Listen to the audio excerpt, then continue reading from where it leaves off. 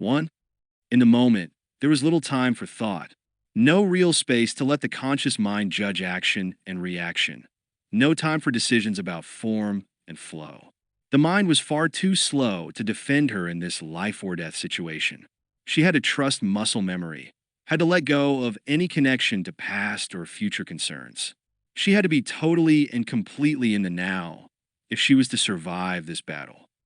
Even these thoughts passed in the space of no more than a heartbeat. Baris offie cut and slashed with her lightsaber, whirling and twirling it, her movements weaving a shield of luminous energy before her, stopping blaster bolts, arrows, swords, even a few slung rocks, without reflecting any directly back toward the attackers. That was of vital importance and the hardest part of the battle. Don't kill any of them. Master Kenobi had been adamant on that. Do not lop off arms or legs or heads. Do not thrust through the bodies of their attackers. Not those of the Baroque, nor those of the Janual. It was much harder to fight and disarm or wound than to maim or kill. It was always harder to do the right thing. Baris fought. Next to her, Anakin Skywalker was displaying a fair skill with his lightsaber, though his technique was still somewhat rough. He had come into training much later than had most Jedi Padawans, but he was managing quite well. She sensed through the Force that he wanted to do more, that he wanted to strike them all down, but he held himself in check. She could feel the difficulty he was having in doing so. However, and that slight smile on his face as he wove a defensive energy web before him bothered her just a bit. He seemed to be enjoying this far too much. To her left, Master Kenobi's buzzing energy blade stitched an ozone-scented tapestry of blurred light, knocking blaster bolts into the ground, blocking incoming arrows, and shattering durasteel blades almost too fast for the eye to follow. His expression was set grim. Moving with that incredibly supple grace that was her hallmark, Master Unduli danced her defense, deflecting the attacks with ease. Baris stood beside her tutor, her blue blade moving in perfect synchronization with the pale green shimmer of her master's lightsaber. Separately, each was an opponent to be reckoned with. Together, merged by and in the Force, they were a fighting unit far stronger and faster than the sum of its two parts. So thoroughly and completely did they complement each other's feints, parries, and blocks that many of the wild Ancionian plainsfolk stared in disbelief even as they pressed their attack. When the Howl Pack had first advanced despite her practiced skill, Baris had felt a surge of fear. There were so many of them, and to control without killing was much, much harder. But now, as she leapt and parried and swung her weapon, the Force guiding her every move, the initial panic was gone.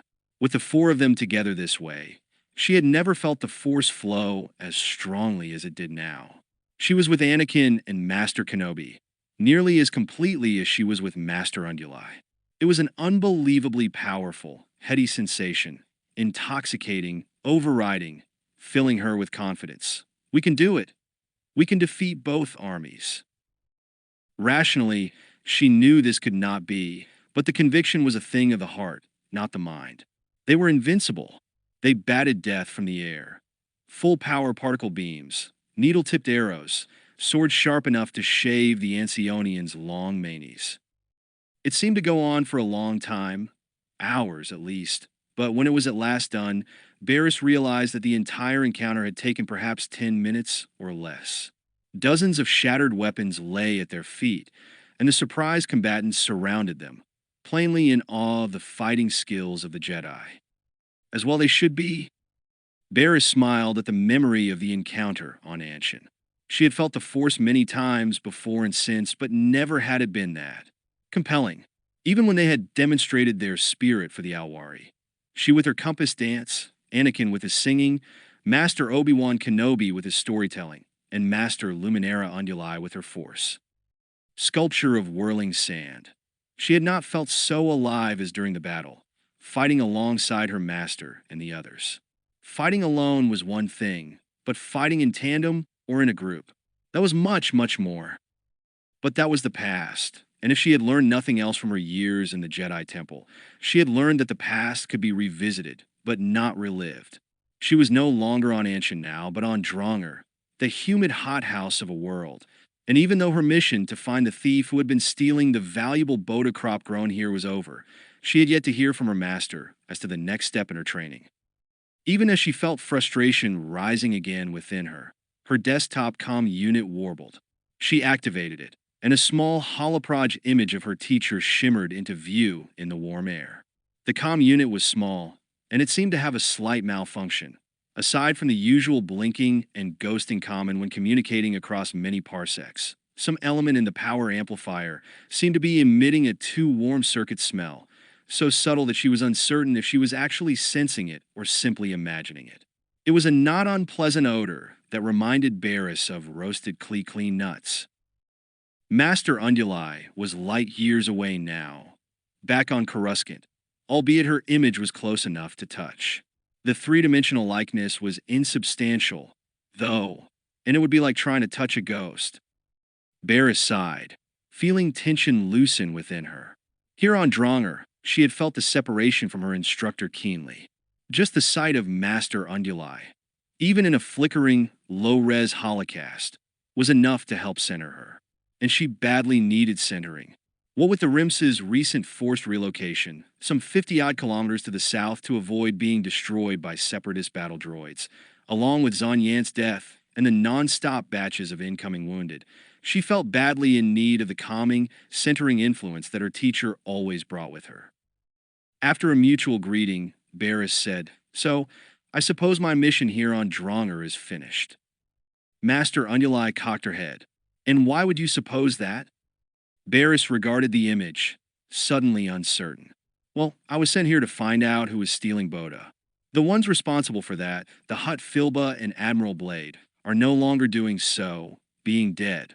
The military has dispatched a new admiral to command MedStar and the Rimsu facilities planetside. He should be here shortly, and I expect he's been selected for his honesty, given the value of the Bota crop." "That was only part of your mission, Padawan. You are also a healer, and there are still people there in need of that. Are there not?"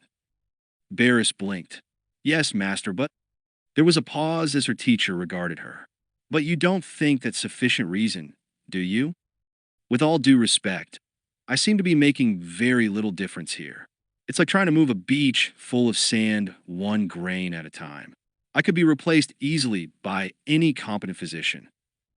And you think that your talents would be better utilized elsewhere." It was not a question. "Yes, my master, I do." Master Unduli smiled. Even in the flickering projection, Baris could see those intensely blue eyes twinkle. "Of course you do. You are young, and your desire to be a shining force for good has blinded you somewhat to things all around you that still need attention. But I sense that you are not done there yet, my impatient Padawan. There are still lessons to be learned. Spirits require healing, too, as much or more than do bodies sometimes. I will contact you when I think it is time for you to leave Dronger." Master Unduli's image winked out. Baris sat on her cot for a time. She reached for calmness of spirit and found it difficult to acquire. Her master's purpose in keeping her here eluded her. Yes, she was a healer, and yes, she had saved a few lives, but she could do that anywhere. There seemed little on this fecund planet that would help her become a fully fledged Jedi Knight. It seemed to her that her master should be looking for some place to properly test her, to challenge all her skills, and not just those of a healer. But instead, Master Unduli had decided to leave her on this soggy dirtball, where battles were fought as they had seldom been fought in the last 1,000 years. On the ground, between armies fielded to wage war cautiously to avoid damaging the valuable Bota plant that grew thicker here than anywhere in the known galaxy. Bota, a miraculous adaptogenic growth from which a variety of wondrous drugs could be made, was easily prone to damage, and even a mild concussion from an explosion too close could kill an entire field of it. Sometimes even the thunder from a nearby lightning strike, of which there were plenty, this being a young and volatile world, could damage the fragile plant. Neither the Republic nor the Confederacy wanted that, so the weapons and tactics of the war here were primitive in the extreme. Battle droids fought clone troopers mostly within hand-blaster range in small numbers and without much in the way of artillery or large power beams. When the plant over which both sides Battle for control was worth its weight in precious gems. Nobody wanted to shock it to death or set it on fire, which was all too easy to do in the high oxygen environment, despite the swampy territory. While it was true that both sides had on occasion fielded heavier weaponry, witness the recent separatist attack that had required moving the entire base. For the most part, the infantries fought and bled for each precious centimeter of ground, all because of the kid glove approach that Bota required. Not for the first time, Baris wondered how an indigenous plant that was so fragile had managed to cling to its ecological niche for so long on such a tempestuous world. Such questions did not matter now. All that mattered was that the Bota thief was dead, and yet Master Unuli still bade her stay. Why? What was the point? She shook off the thoughts. Clarity of mind did not come with too much thinking. Quite the opposite, in fact. She needed to empty herself, to allow the Force to provide the calm and serenity it always did, when she could reach it. Some days it was a lot harder than others. 2. Lying on his bed, Jos Vondar glared at the young man in the lieutenant's uniform, standing in the doorway to his kiosk. Hardly more than a boy, really. He looked like he was about 14 standard years old. What? Captain Vondar? I'm Lieutenant Colonel Davini. That's nice. And you're standing there in the open doorway, letting the heat into my humble home, because... The boy looked slightly uncomfortable. I've been assigned here, sir. I don't need a houseboy, Jos said. The boy grinned unexpectedly. No, sir, I don't expect you do, seeing how neat and clean your kiosk is. Jos didn't reply to that. It was true that things had gotten a little disorganized of late. He glanced around the small living space. His last 2 changes of clothes were hanging on the back of a form-class chair. The drink chiller was dilapidated enough to make even a slithmonger think twice about imbibing, and the mold creeping up the walls was as thick as Kashyyyk wood moss. Candidly, Jos had to admit that a marsh pig probably wouldn't live in a sty as dirty and cluttered as this place. Of the 2 of them, Zahn had always been neater. He would never have let it get this out of control. Jos could almost hear the Zobrik's voice. Look, Vondar, I've seen garbage scows more aseptic than this. What are you trying to do? Max out your immune system. But Zahn wasn't here. Zahn was dead. The boy was speaking again. Jos tuned back in. Been assigned to Rimsu 7 as a surgeon, sir. Jos sat up on his cot and stared. Was he hearing right? This child was a doctor? Impossible. His disbelief must have shown, because the boy said, somewhat stiffly, Coruscant Medical, sir. Graduated 2 years ago, then did a year of internship and a year of residency at Big Zoo. That did bring a smile from Jos. Big Zoo was the unofficial name of Galactic Polysapient, the multi-sentient species med center on Alderaan, at which he himself had interned. It boasted no fewer than 73 separate environment zones and ORs, and treatment protocols for every known carbon-based sentient species in the inhabited galaxy, as well as most of the silicon and halogen-based forms. If it was alive and reasonably conscious, sooner or later you'd see it at Big Zoo. Jos gave the boy a closer, more appraising look. He was human, either Corellian like Jos or some other close variant. Towhead, with cheeks that looked like they had yet to experience the pill cream. You should have had 3 years of residency before they drafted you, Jos said. Yes, sir. Apparently, they were running short on doctors in the field. The vestige of Jos's smile vanished. Zahn had been dead only a week, and this boy was supposed to be his replacement? The Republic was getting desperate if it was snatching babies from their cradles this way. Besides, nobody could replace Zahn. Nobody. Look, Lieutenant. Davini, was it? Uli. Jos blinked. I beg your pardon? Everyone calls me Uli, sir. I'm from Tatooine, near the Dune Sea. It's short for Ulia, the word for sand people children. How I got the nickname is kind of an interesting. Lieutenant Davini, far be it from me to question the wisdom of the Republic. I don't think anybody really could, since they don't have any wisdom to question. So, fine, welcome to the war. You check in with the unit commander yet? Colonel Veets, yes, sir. He sent me here. Jos sighed. All right, I guess we'd better find you a place to stay. He rose from his cot. Young Davini looked uncomfortable. The colonel said I was to bunk with you, sir. Stop calling me sir. I'm not your father, even though I feel old enough for that these days. Call me Joss. Veet sent you to stay here. Yes, sir. Yes, Joss. Joss felt his bottom teeth settle firmly against his upper jaw. Stay right here. Okay. Veets was waiting for him when Joss arrived at his office. Before he could say a word, the colonel said, That's right. I sent the boy to your cube. He's been assigned here as a general surgeon, and I'm not going to have the construction droids drop everything and build a new kiosk when you have an empty bed in yours. He raised a hand to forestall Joss's comments. This isn't a debate class, Captain, it's the Army. You're the chief surgeon in this unit. Show him the drill. Get him set up. You don't have to like it, but you have to do it. Dismissed. Joss stared at Veets. What's the matter with you, Dark? Someone split your head open and drop a regular Army brain in?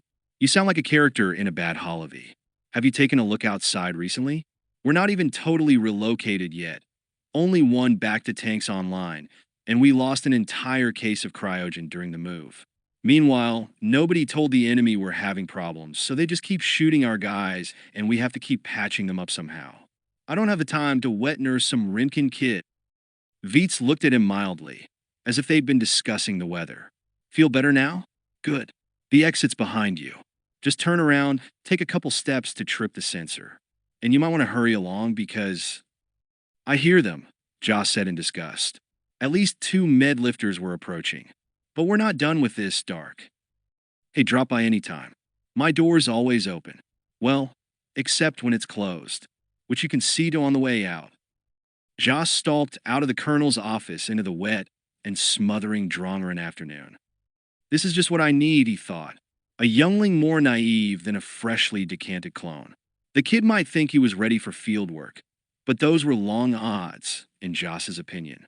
True, things could get intense in any big med center, but he'd seen hardened veterans with years of experience in all the myriad ways that sentients could die have to bolt from a Rimsu OT to keep from upchucking in their masks. Mim-Yet surgery, they called it, after a meat dish of questionable origin popular with the bloodthirsty reptiloids of Barabai. It was a vivid metaphor, illustrating the fast and furious patchwork pace that they had to follow. Stop the bleeding, slap a synflesh patch or spray a splint, and move on. No time for niceties like reg and stim. If someone wound up with a livid streak of shiny scar tissue across the face, it didn't really matter, as long as he or she could still shoot. There were times when Joss was on his feet 20 hours straight, his arms coated with red, with barely any time between patients. It was primitive, it was barbaric, it was brutal. It was war. And this was the sterile hell into which Veets had just plunged a kid who didn't look old enough to legally pilot a land speeder. Joss shook his head. Lieutenant Colonel Uli Davini was in for a rude awakening, and Joss did not envy him it. On the other hand, there was one possible positive aspect to the situation. Toke would probably love the kid. Thinking of her did bring a genuine smile to his lips. His relationship with the Lordian nurse was the one good thing that had come out of this war. The only good thing, as far as Joss was concerned. Den Dur was on a mission. It was a mission that had little to do with the war between the Confederacy and the Republic, except in rather abstract terms. And even though he was a freelance field correspondent, it was not something he was likely to file a story on. No, this quest was to aid a friend, someone whom he'd become acquainted with during his stay at Rimsu 7, and whom he'd come to consider a kindred spirit. Those who knew the hard-bitten Celestin of old would no doubt find it hard to believe that Din would profess friendship for any living thing, which meant that their opinions of him could remain intact, since the being Din was undertaking this favor for wasn't a living one. Not in the traditional sense, anyway. Which made it all the more challenging. Din was sitting with his comrade in the base cantina. He was nursing a particularly potent concoction of spice brew, Celestin gin, an old jank spirit called a sonic servo driver. No one appeared to know why the drink was named that, and after the first 1 or 2 had been imbibed, very few cared. His companion, as usual, was drinking nothing. This wasn't surprising, since he had no mouth or throat, and he'd managed to convince Den earlier that pouring alcohol into his vocabulator was probably not a good idea.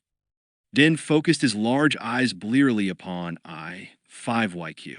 The droid had an annoying tendency, exacerbated by the polarized drop-tack lenses the Celestin wore, to separate into multiple images. Other than that, all seemed normal enough. "We gotta get you drunk," he told I-5. "And this is such an imperative because—" "It's not fair," Den told him. "Everybody else can get blasted out of their craniums. Which they do with alarming frequency, I've noticed. Everyone except you. It's no good. Gotta fix that." "Assuming for a moment that intoxication is a state to which I aspire," the droid said, "I see a number of problems that must be solved. Not the least of which is, I have no metabolism to process ethanol." Right. Den nodded. "Gotta work around that. Don't worry, I'll think of something." At this point, you'd be hard-pressed to think of your own name. No offense, but I wouldn't trust you to rewire a mouse droid's circuits right now. Maybe later, when you've... The Celestin suddenly fluttered his dew flaps in excitement. "Got it. As perfect." "What?" The droid's tone was wary. Den knocked back the rest of his drink, then had to hang on to the edge of the table for a moment until the entire cantina, which had suddenly and unaccountably launched itself into hyperspace, steadied. "Do a partial power down on your core. Scramble th sensory inputs a little bit, loosen up those logic circuits." "Sorry. Multiple redundancy backups. They're hardwired. I could no more voluntarily interfere with them than you could stop breathing." Den frowned at his empty mug. "Blast." He brightened. "Okay. How about we realign the circuitry directly? Just temporarily, of course." That might work if you had the Picadroid engineers needed to do the realignment, which are only available at Cybit Galactica repair centers or their authorized representatives. I believe the nearest one is approximately 12 parsecs from here. Den belched and shrugged. "Well, we'll figure something out. Don't worry, Den Dur's no quitter. I'm on it, buddy." His head dropped to the table with an audible thud, and a moment later, he began to snore. I-5 stared at the unconscious reporter, then sighed. "Something about this," the droid murmured, "feels so familiar." 3. Joss wouldn't have started the kid off this way, had there been any choice, but the operating theater was full of wounded clone troopers. The drone of the medlifters bringing in new injuries seemed as constant as a heat exchanger as they arrived, and anybody who could lift a vibroscalpel was needed. Now, he didn't have time to watch the kid. He was up to his elbows in the chest cavity of a clone full of shrapnel. Count Dooku's weapons research group had come up with a new fragmentation bomb, called a weed cutter, a smart bomb that, when launched, arced up and over any and all defensive grids, came down in the middle of a trooper force, and exploded at thoracic level above the ground, sleeting tiny, smart, razor-sharp Durasteel flechettes in a circular pattern. The weed cutter was deadly for 200 meters against soft targets, and the clone trooper armor didn't stop much, if any of it. Whoever had designed and produced the clone armor had much to.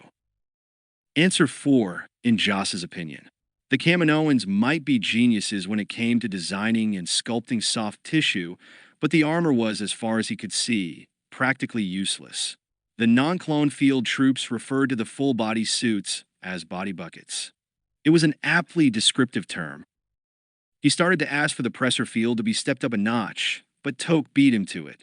+6 on the field, she said to the 2-1B droid managing the unit. Toke Latrine was a Lordian. Her kind had an uncanny ability to read most species' microexpressions and to somehow sense emotions, to the extent that it almost seemed like telepathy. She was also the best surgical nurse in the Rimsu. And more, she was beautiful, compassionate, and Joss's sweetheart, despite her being Exter, non-perms, an outsider, not of his homeworld clan, which meant there wasn't supposed to be any future for their relationship. The Vanders were Inster, and that meant marriage had to be with someone from one's own system, preferably one's homeworld. There were no exceptions. Temporary alliances with Exters were allowed, with a wink and a nod about sowing one's wild grains and all, but you didn't bring a non-perm's girlfriend home to meet your kinfolk. Not unless you were willing to give up your clan and be permanently ostracized. Not to mention the infamy such an act would offer your family. He married an Exter. Can you imagine? His parents keeled, over dead from shame. Joss glanced at Uli, and then at Toke, who said, Uli seems to be doing okay. The orderly droids just wheeled his first patient out, and they weren't heading toward the morgue. He's a cute kid. Joss shook his head. Yeah, cute. He risked a quick look around. There were still 2 doctors and 3 FX, 7 surgical droids short of a full unit, and that was going to cost them today.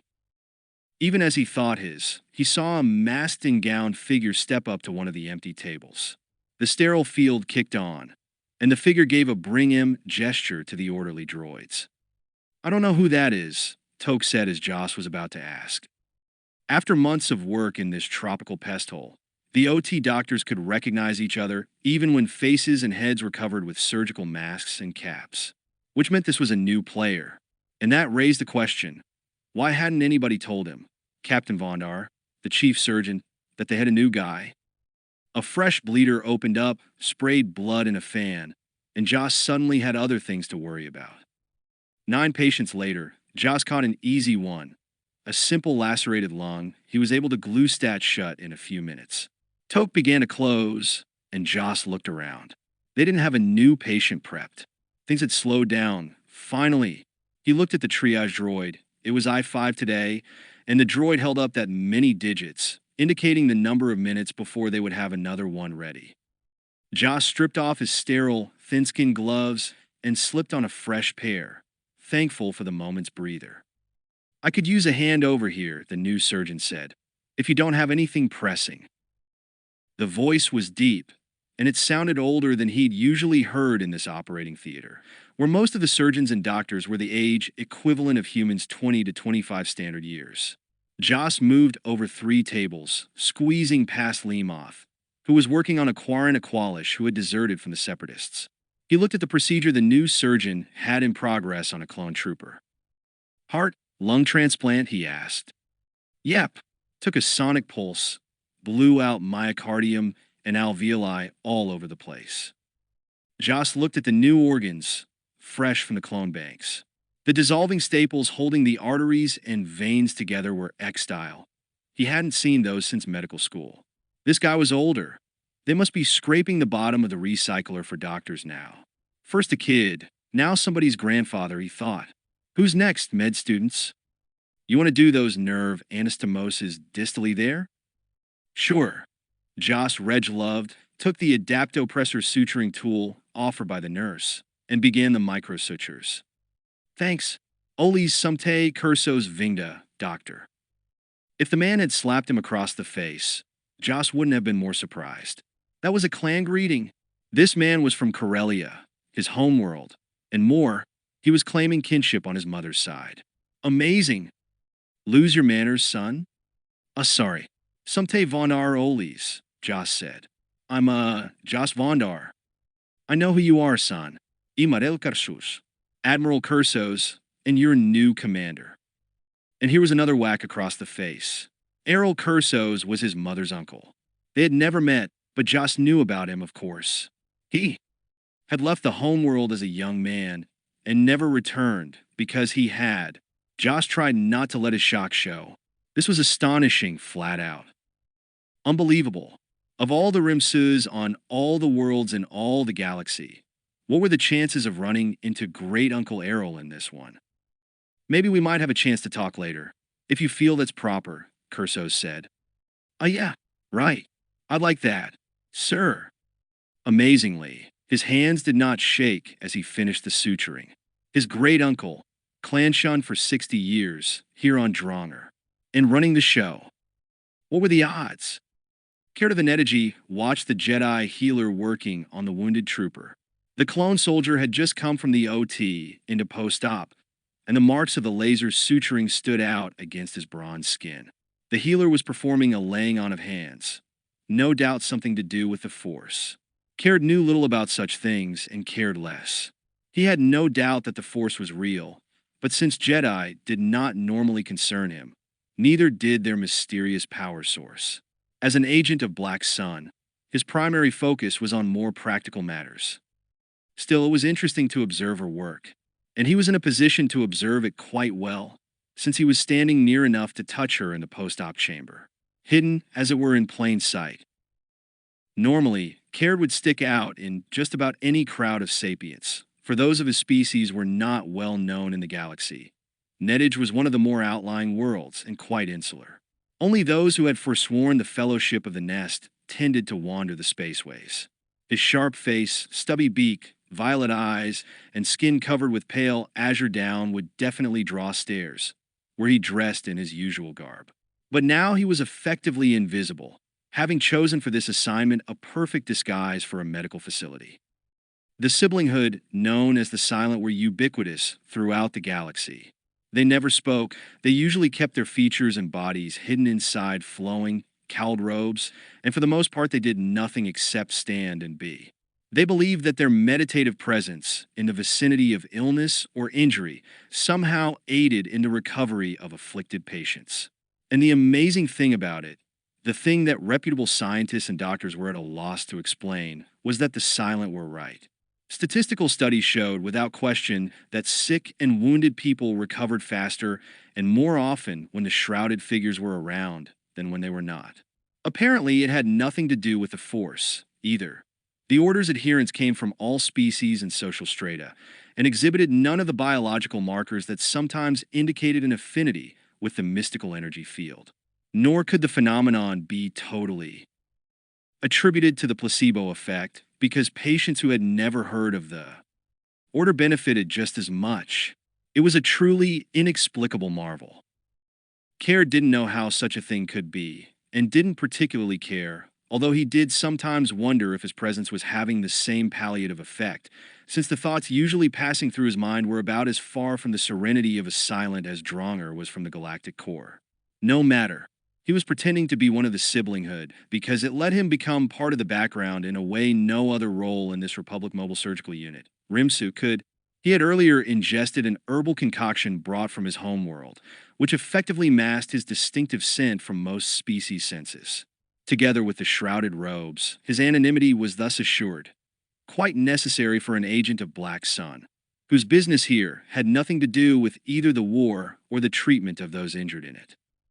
Caird was here because of the Bota, pure and simple. The rare plant would be a heavyweight addition to any physician's armamentarium. It could be an antibiotic, a narcotic, a soporific, all manner of things, in fact, depending on the species using it. It was a more effective curative than Campbellictus leaves or Bacta fluid for the Abyssin, a more potent psychotropic than Santherian tenorute if you were a Falline, and an anabolic steroid that could help Whiffids attain their personal bests. Black Sun could make a fortune moving as much Bota as they could get their hands on. It was a product with true universal appeal. Ironically, use of the wonder plant here in the Rimsus on Dronger had been interdicted. The official word claimed it was in order to discourage black marketeering, but it was generally felt that the real reason was economics. The farther one traveled from Dronger, the more valuable Bota became. Why waste it at the source on clone troopers?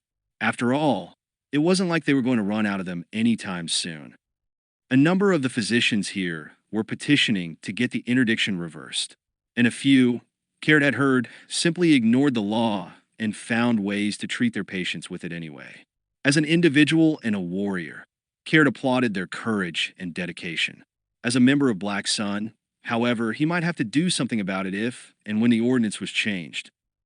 Up until recently, the crime cartel had been able to obtain fair amounts of carbonating case Bota, which could be smuggled without detection or damage, from a pair of black marketeers in the local Republic forces.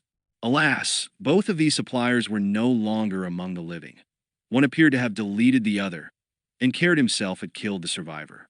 Thus, Black Sun needed another local contact, and until he developed one, the Vigos had decreed that he would remain here. Black Sun did have a contact on planet, in this very Rimsu, in fact, but unfortunately, it couldn't utilize this op, who was a double agent, working also for Count Dooku's breakaway factions.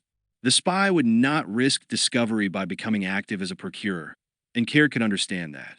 Furthermore, Lenz's current task of leaking information about both sides to the criminal organization was far too valuable to them. He shifted uncomfortably, feeling the robes sticking to his skin. The air coolers on the base operated only sporadically, and the osmotic fields kept some, but not all, of the heat and humidity at bay.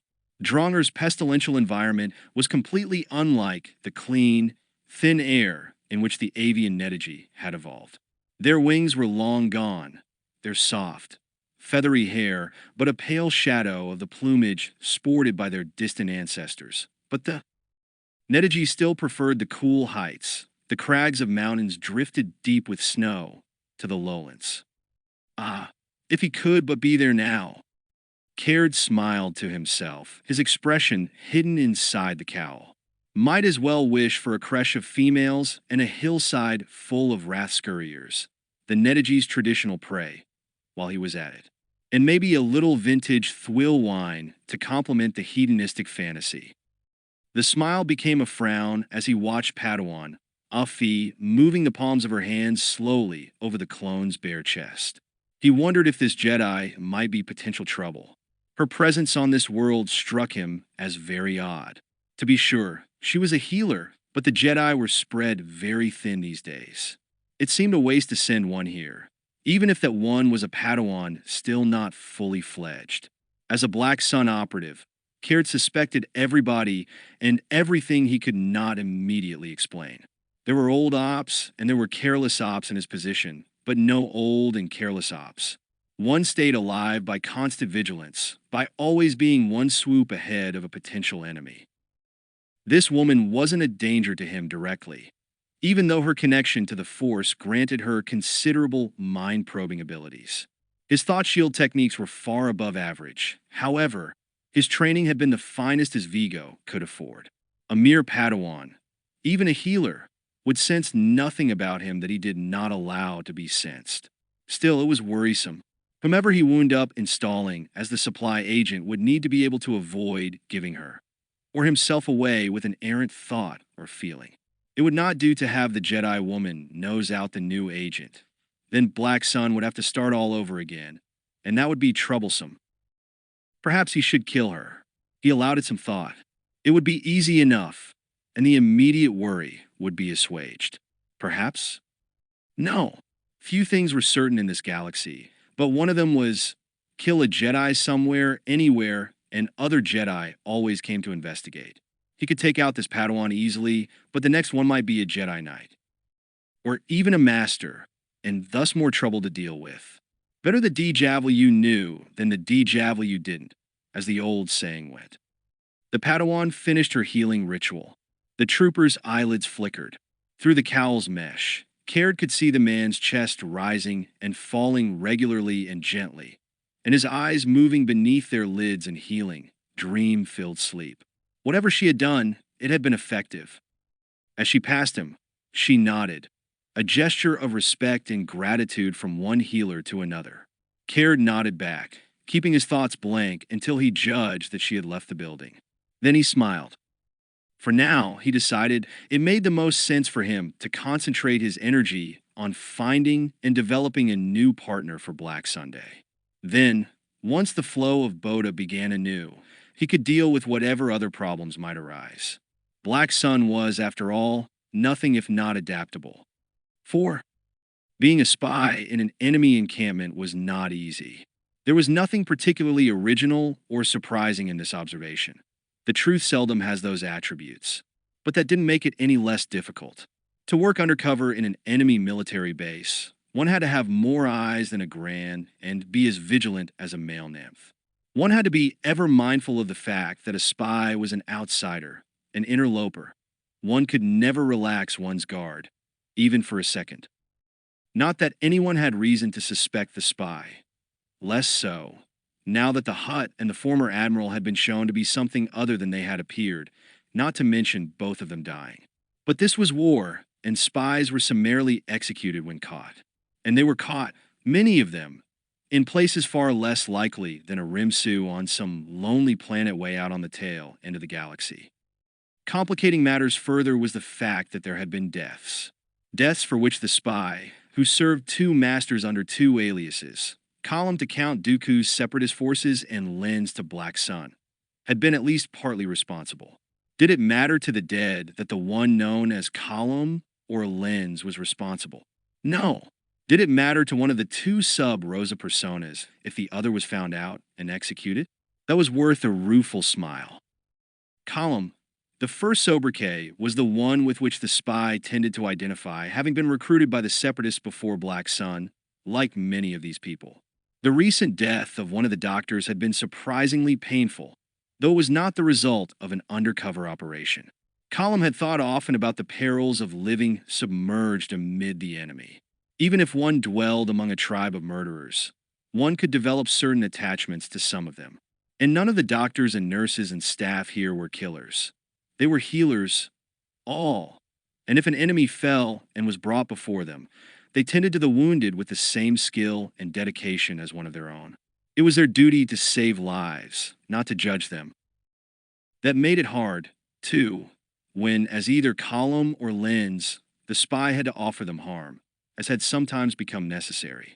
It was true that the long-anticipated end would come from righteous justification, still painful after decades. But sometimes the goal seemed impossibly far off, hidden in a fog as thick as the vapors that wafted from the endless swamps, and the little details of day-to-day life, as well as friendships, concerns, alliances, tended to get in the way. Column sighed. One could not build wooden houses without chopping down trees, but that didn't make it any more pleasant when a giant bluewood fell on those who considered one a friend and colleague. Yet there was no avoiding it. As painful as it was sometimes, it was duty, and it had to be done. There was no help for that part of it. None. Column stood before the window of the cubicle, looking out at the base. Rimsu 7 had been mostly rebuilt by now. The move from the lowlands to the highlands had been accomplished with relatively few problems. The admin center, supply buildings, and most importantly, the medical and surgical structures had been put up by the construction droids in less than 2 of the local day cycles, a Drongarian day being just over 23 standard hours. The cantina and the chow hall had been completed before nightfall of the 3rd day. On the surface, at least, things seemed to be back to normal. But not without cost. The move, made under heavy separatist fire, had incurred the loss of 3 patients, all from trauma associated with relocation, the wounding of 15, and the death of 1 doctor, Zon Yant. A great pity that Yant had been not only an excellent doctor, but also a superlative musician, at times holding the entire base spellbound through the magic of his katara. He could make that instrument sing, truly, melodies so hauntingly beautiful that they seemed capable of calling dying troopers back from the threshold of eternity. But there were no compositions, no fugues, no rhapsodies that could call Zon Yant back. Column turned away from the window, toward the desk that took up most of one wall. The Separatists were waiting to hear the latest, and it was necessary to work up one of the complex coded messages and send it to Dooku's forces. The process was unwieldy and complicated. Once the cumbersome code had been used to encrypt the message, the security protocol required transmitting it via sublight waves through a hyperspace wormhole connection rather than the usual subspatial carrier pulse. A complex and boring exercise, all in all, but necessary. Failure to decode such messages in a timely manner might be fatal. The warning of the attack that had killed Dr. Yant had been carried in just such a message, and had Column decoded it quicker, Yant's life might have been prolonged for a short while longer. That was a lesson to remember. However laborious and time-consuming the process might be, Column needed Dooku's resources and helped to defeat the Republic, and some things had to be suffered for that. Best get to it, then. It wasn't going to get any easier. Den had to hand it to Clone Merritt. The Aani therapist had not so much as twitched a whisker in surprise when the reporter had shown up in place of Jos Vondar. In fact, of the two, the counselor was probably much more comfortable with the situation than was Den, this being the first time he had ever so much as set foot inside a Minder's office. It had been a last-minute decision, he told Merritt nervously. He didn't feel that he needed to unburden his troubles, not on the Aani's broad shoulders or on anyone else's.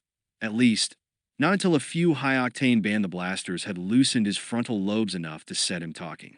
Den was firmly of the opinion that pub tenders made the best therapists, and he told Merritt so.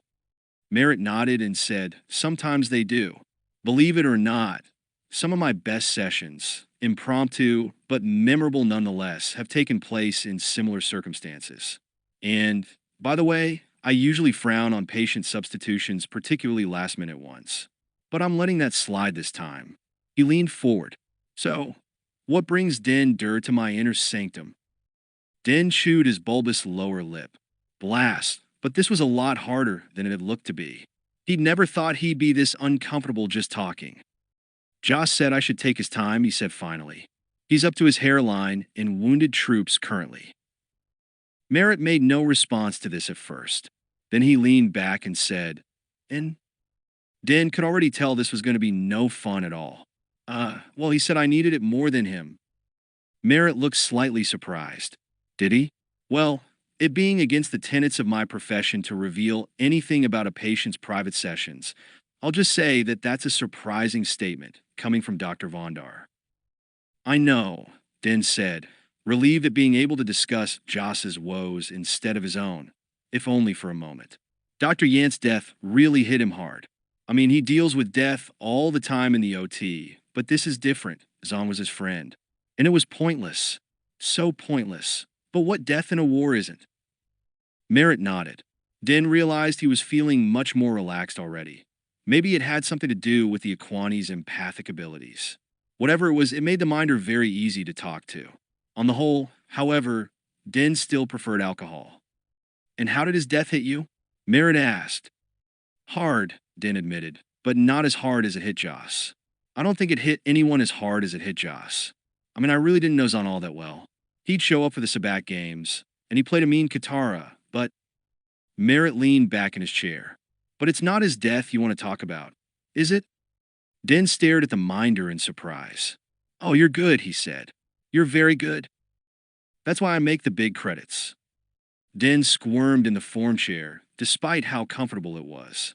"Well, it's just that recently I came across some more intel about the men that Fao Ji killed. You remember he died in his one-man assault." Merritt didn't move, but something about him warmly invited the reporter to continue. "The twirl pundits managed to sell him as a hero. No one wanted to touch my story with a 10-meter force pike. G was a killer, cold as vacuum, when he was alive. Now he's a milking hero.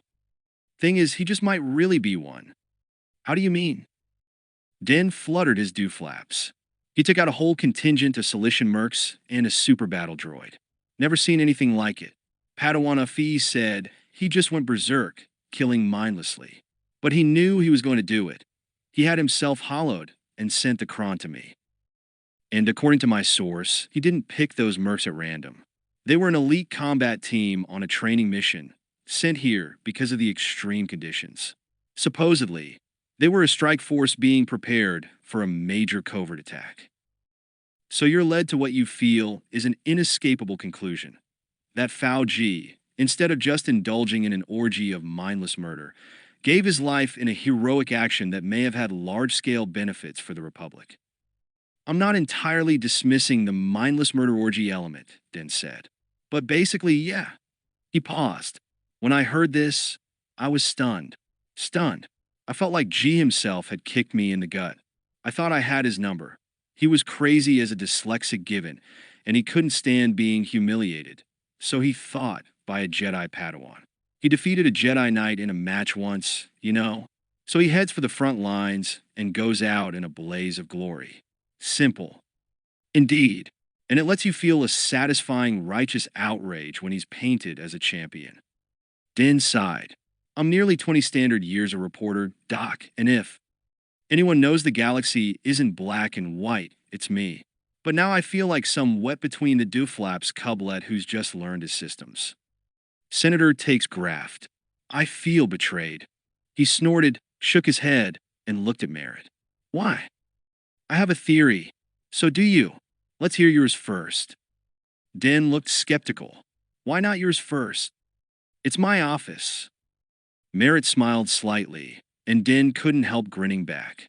A Minder, a Jedi, and a Silent in the same camp, he thought. No wonder the psychic energy around here's thicker than swamp gas. He pursed his lips, then shrugged. Padawan Afi told me I had the aura of a hero, he said. You certainly proved that when you rescued Zahn's Katara for him. A lot of good it did him. Nobody to play it at his funeral. Look, I don't want to be a hero. Document heroes may get medals, but mostly they get dead in my experience. No one's insisting you be a hero, Denver. Good, cause they'll be disappointed. But I don't want some rabid Nexu idolized as one, either. I just want people to know the truth. Your truth, Merritt said. Your version of events. And you want them to do more than know. You want them to believe. Din frowned at him. You sound disapproving. I neither approve nor disapprove. This is just the view from here. But, Merritt added, in all modesty, it's a view that's backed by considerable expertise in reading people. Din was suddenly feeling very uncomfortable. He didn't want to hear Merritt's theory. He wasn't interested in spacing down the lane the minder was going. He stood and turned toward the door. Look, I gotta go. It's nearly dark, and I haven't had one drink yet. Don't want to fall behind. You can hide from this behind a mug for a while, Din, Merritt said. If you do, two things can happen. One, the mug will have to get bigger and bigger to keep shielding you from whatever it is you don't want to look at.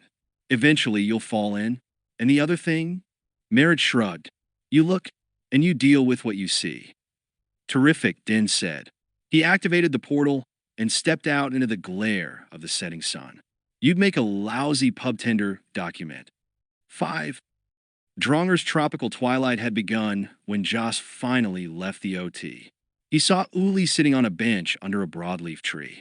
The kid had dumped his gown into the recycler and was wearing a Republic Army one-piece that looked too large for him. A small cloud of fire gnats buzzed about him, but he was evidently too tired to even wave them away. Joss ambled over. He pulled a chunk of spy stack from a pocket and held it out. Here, you look like you could use this. The kid hesitated. Go ahead, Joss told him. It's safe enough. A mild rejuvenant. You'll still feel like you've been dragged through a thorn needle bush, just not backward. Uli took the spy stack and wadded it into his mouth. Are you kidding? He asked around his chewing. I lived on this stuff during my residency, like everyone else I knew. Joss sat down. Yep, I remember it well, he said with a sigh. Stim calf and spy stack, the diet of champions. He nodded toward the OT. You handled yourself pretty well in there. Better than I thought you would, frankly. Uli rubbed his eyes. Joss noticed that his hands were trembling slightly. Is it always like this? And please don't say no. Usually it's worse. Okay, but it is. The youth glanced at him with eyes far too old for so young a face. The first one I worked on had been hit by an agonizer. Joss nodded grimly. The agonizer was new, an experimental hand weapon that targeted the limbic system with a high collimation microsonic beam that somehow stimulated runaway prostaglandin formation. The result was intense pain without any physical trauma.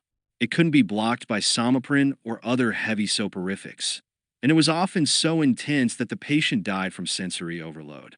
The only way to override it was to sever the nociceptor synapses in the thalamic cortex.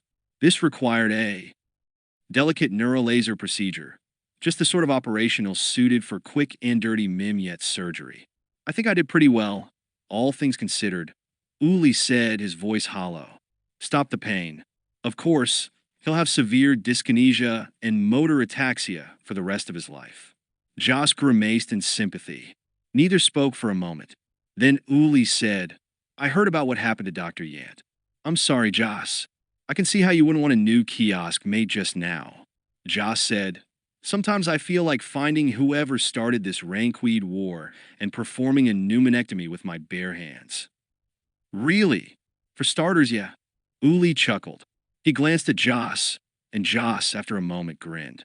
Then suddenly, they were both laughing, hard gusts and whoops that were not about mirth so much as about anger, loss, frustration. After a minute, they subsided, although neither was really laughing anymore. I know how you feel, Uli said, wiping his eyes. I lost a good friend nearly 2 years ago in Mos Espa on Tatooine. There was some battle going on between a couple of bounty hunters, and she was too close to it. He hesitated. It never goes away, does it? No, Joss said. No, it doesn't. But it does get easier to bear. I can't do anything about it, Uli said. That's right. And you need to understand that you can't. Blaming yourself because you couldn't save your friend or stop this war is a waste of effort and energy. It isn't your fault, Uli. None of it is your fault. Joss stopped, realizing that he was speaking more to himself than to the boy. He shook his head again. Easy to say that. Harder to believe. But maybe, just maybe, easier with time. Caird was again uncomfortable. The robes disguising him as a silent had been bad enough in this weather. But this new masquerade was worse, since he was now wearing a flex mask as well. Such precautions were necessary, however. One of the reasons he was successful as a Black Sun operative, despite being someone who tended to stand out in a crowd, was his skill at camouflage. He had hidden his distinctive features and form behind a number of different identities in his years of service, all to good degrees of success. He had even worn a Hutt suit once, a plastoid frame with synth flesh skin and face. By the egg, that had been a chore. Compared to that, this Cubaz flex mask and robes weren't all that bad. His choice of species to impersonate was somewhat limited, due to the shape of his own features. The truncated trunk of a Cubaz nose hid his own beak-like mouth very well, however, and the goggles that the bug-eaters wore in bright sunlight covered his violet eyes. No one glanced twice at him at the spaceport. Cubaz were ubiquitous throughout the galaxy. Caird was waiting for the latest transport to land. Along with the supplies and material it was delivering, it was also bringing a team who had been highly recommended to him. One was an Umbaran, the other a Falleen. According to Lenz, they were not cheap antenna breakers, but possessed subtlety and skill. They were opportunists, con artists who made their way along the space lanes from world to world by virtue of various scams. Like most grifters, Lenz had said, they had had periods of solvency, even wealth, and periods of desperation. The latter was their current lot in life, which meant that they might be useful to Caird. The transport, lowered on repulsor beams down through the crimson and copper spore clouds, was admitted through the force dome's interrupt, then settled on its pad. Droids and binary load lifters began unloading the cargo. Caird watched the disembarkation ramp. There were only a few passengers on this trip, a Kaminoan there for some sort of biological inspection, and a trio of human officers to discuss the Bota plant shipment quotas with Colonel Vietz. Some droids and his 2 potential employees rounded out the list. His 2 prospects were the last to debark, followed by an RC-101 red-cap droid carrying their luggage. Neither seemed disturbed by the hot, soupy air, even though the spores were particularly bad today. Caird appraised the prospects. They appeared as different as it was possible for 2 carbon-based humanoids to be, so dissimilar as to be almost ludicrous. The Umbaran was short, perhaps 1¼ meters, bald, and pallid. The Falleen, on the other hand, was more than a head taller and wore her hair gathered in a top knot.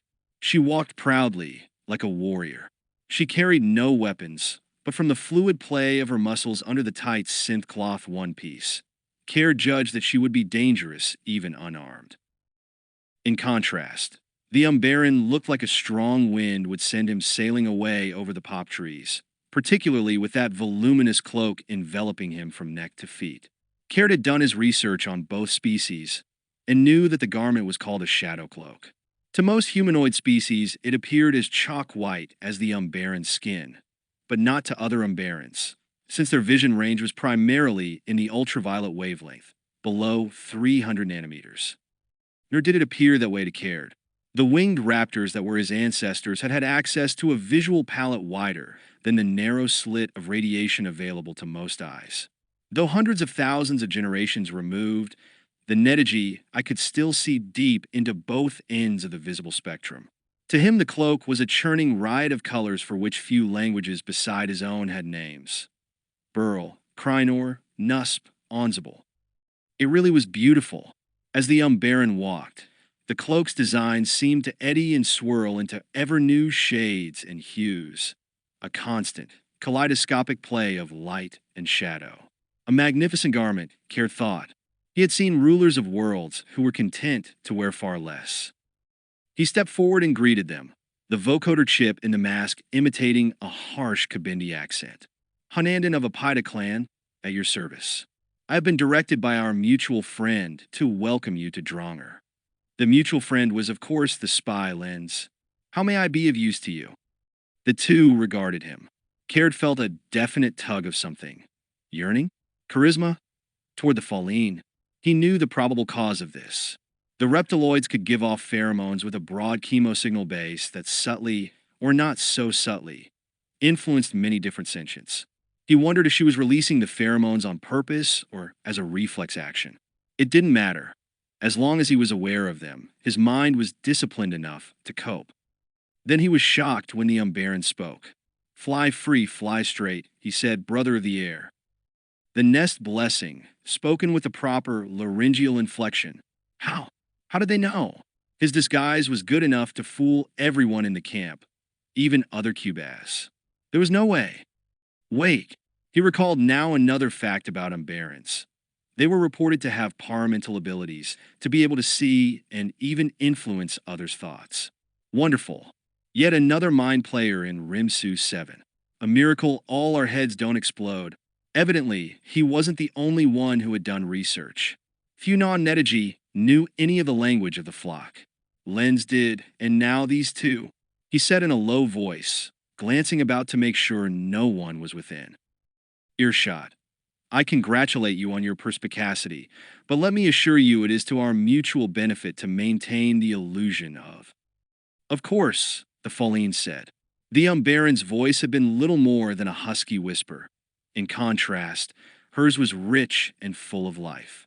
Your secret identity is safe with us, Hunandan. There was a slight twist of sarcasm when she spoke the name. And excuse our poor manners. We have yet to introduce ourselves. She drew herself up, and Caird realized that she was slightly taller than he was. My name is Thula. She gestured to the Umbaran. This is my associate, Sqatron. Delighted, the Umbaran whispered dryly. Might there be some place on this forsaken world where one can get a drink? Inside his mask, Caird smiled. Certainly. Come with me, we have. Much to talk about. 6. Perhaps half a dozen meters behind Baris's kiosk was a small clearing bounded on three sides by thick and verdant waxy leaf croaker bushes, so called because of the odd sound the leaves made when rustling in a breeze. The thick plants were half again her height, and it was here Baris came to practice various fighting techniques with her lightsaber. Such training wasn't something Jedi ordinarily did in public, but this place was as private as she could find. The only way somebody would see her was if they happened to pass by the open end of the little clearing. Since the local swamp started a dozen meters past that, it was unlikely anyone would be walking around in the ooze for their health. The heat lay upon the small open space like a sodden blanket. Under it, and under the loose brown robe she wore, she sweated, the perspiration soaking hair and skin, hardly evaporating at all in the high humidity. Unpleasant, but a fact of life on Dronger. She'd gotten used to carrying a hydropack with her at all times.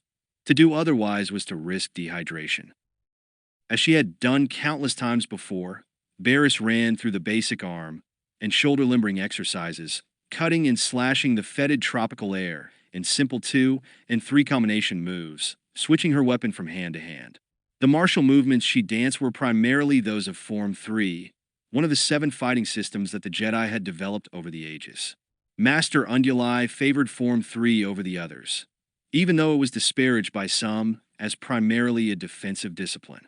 It was true that it had been developed originally as a response to blaster fire and other projectile weapons, but over the centuries it had developed into much more. Of all the 7 forms, her master had told her, Form 3, with its emphasis on anticipating and blocking light-speed energy blasts, requires the greatest connection to the Force. The road is long, but it is worth the journey, for a true master of Form 3 is invincible. The lightsaber's power hum was a comforting drone, the hard-edged energy beam as familiar to her as her own arm. She could not remember a time when she had not wielded a lightsaber. As a child, there had been the low-powered practice models, with which she and other young Padawans had dueled. They were strong enough to deliver a powerful jolt. When one of them stung you, You knew it. Pain was a most tasking instructor. When she turned 16, she had built her own fully powered unit, choosing a blue crystal as her beam's signature hue. It had been hooked to her belt ever since. She knew every part of it as well as she knew her own fingers. As part of her training, she had taken it apart and reassembled it using only the Force. It was more than a weapon. It was an extension of her body, an almost organic part of her. She smiled as she stepped forward, spinning the lightsaber rapidly before her, creating what seemed a solid shield of light. Thinking too much again? Concentrate on the moment. At that instant, there came a blast of cold air, as if someone had opened a freezer door just behind her, shocking in its intensity. It was gone almost before she knew what it was, but the combination of her drifting thoughts and the frigid breeze startled her. She knew immediately that the lightsaber, now moving across her lower body and headed up and around, was too low. She heard rather than felt the tip of the pulsing blade slice through the top of her boot. The boot was spun-plast orthotic, pliable yet extremely tough. When she'd bought the boots, they'd come with a guarantee. Wear them out and the manufacturer would replace them, free, for as long as the original owner lived. Spun-plast would turn the edge of a sharp Durasteel blade, or even a vibra knife. There were few material objects proof against a lightsaber. However, and tough as it was, spun-plast wasn't among those. Baris quickly extinguished the lightsaber. She looked down and saw blood welling in the surgically neat slice across the top of her boot. She was astonished, not by the wound, but by the error that had resulted in the accident. How many times had she done this form? 5,000? 10? This was a beginner's mistake, a blunder that would be inexcusable in a Padawan child nowhere near her skill level. Had she imagined it?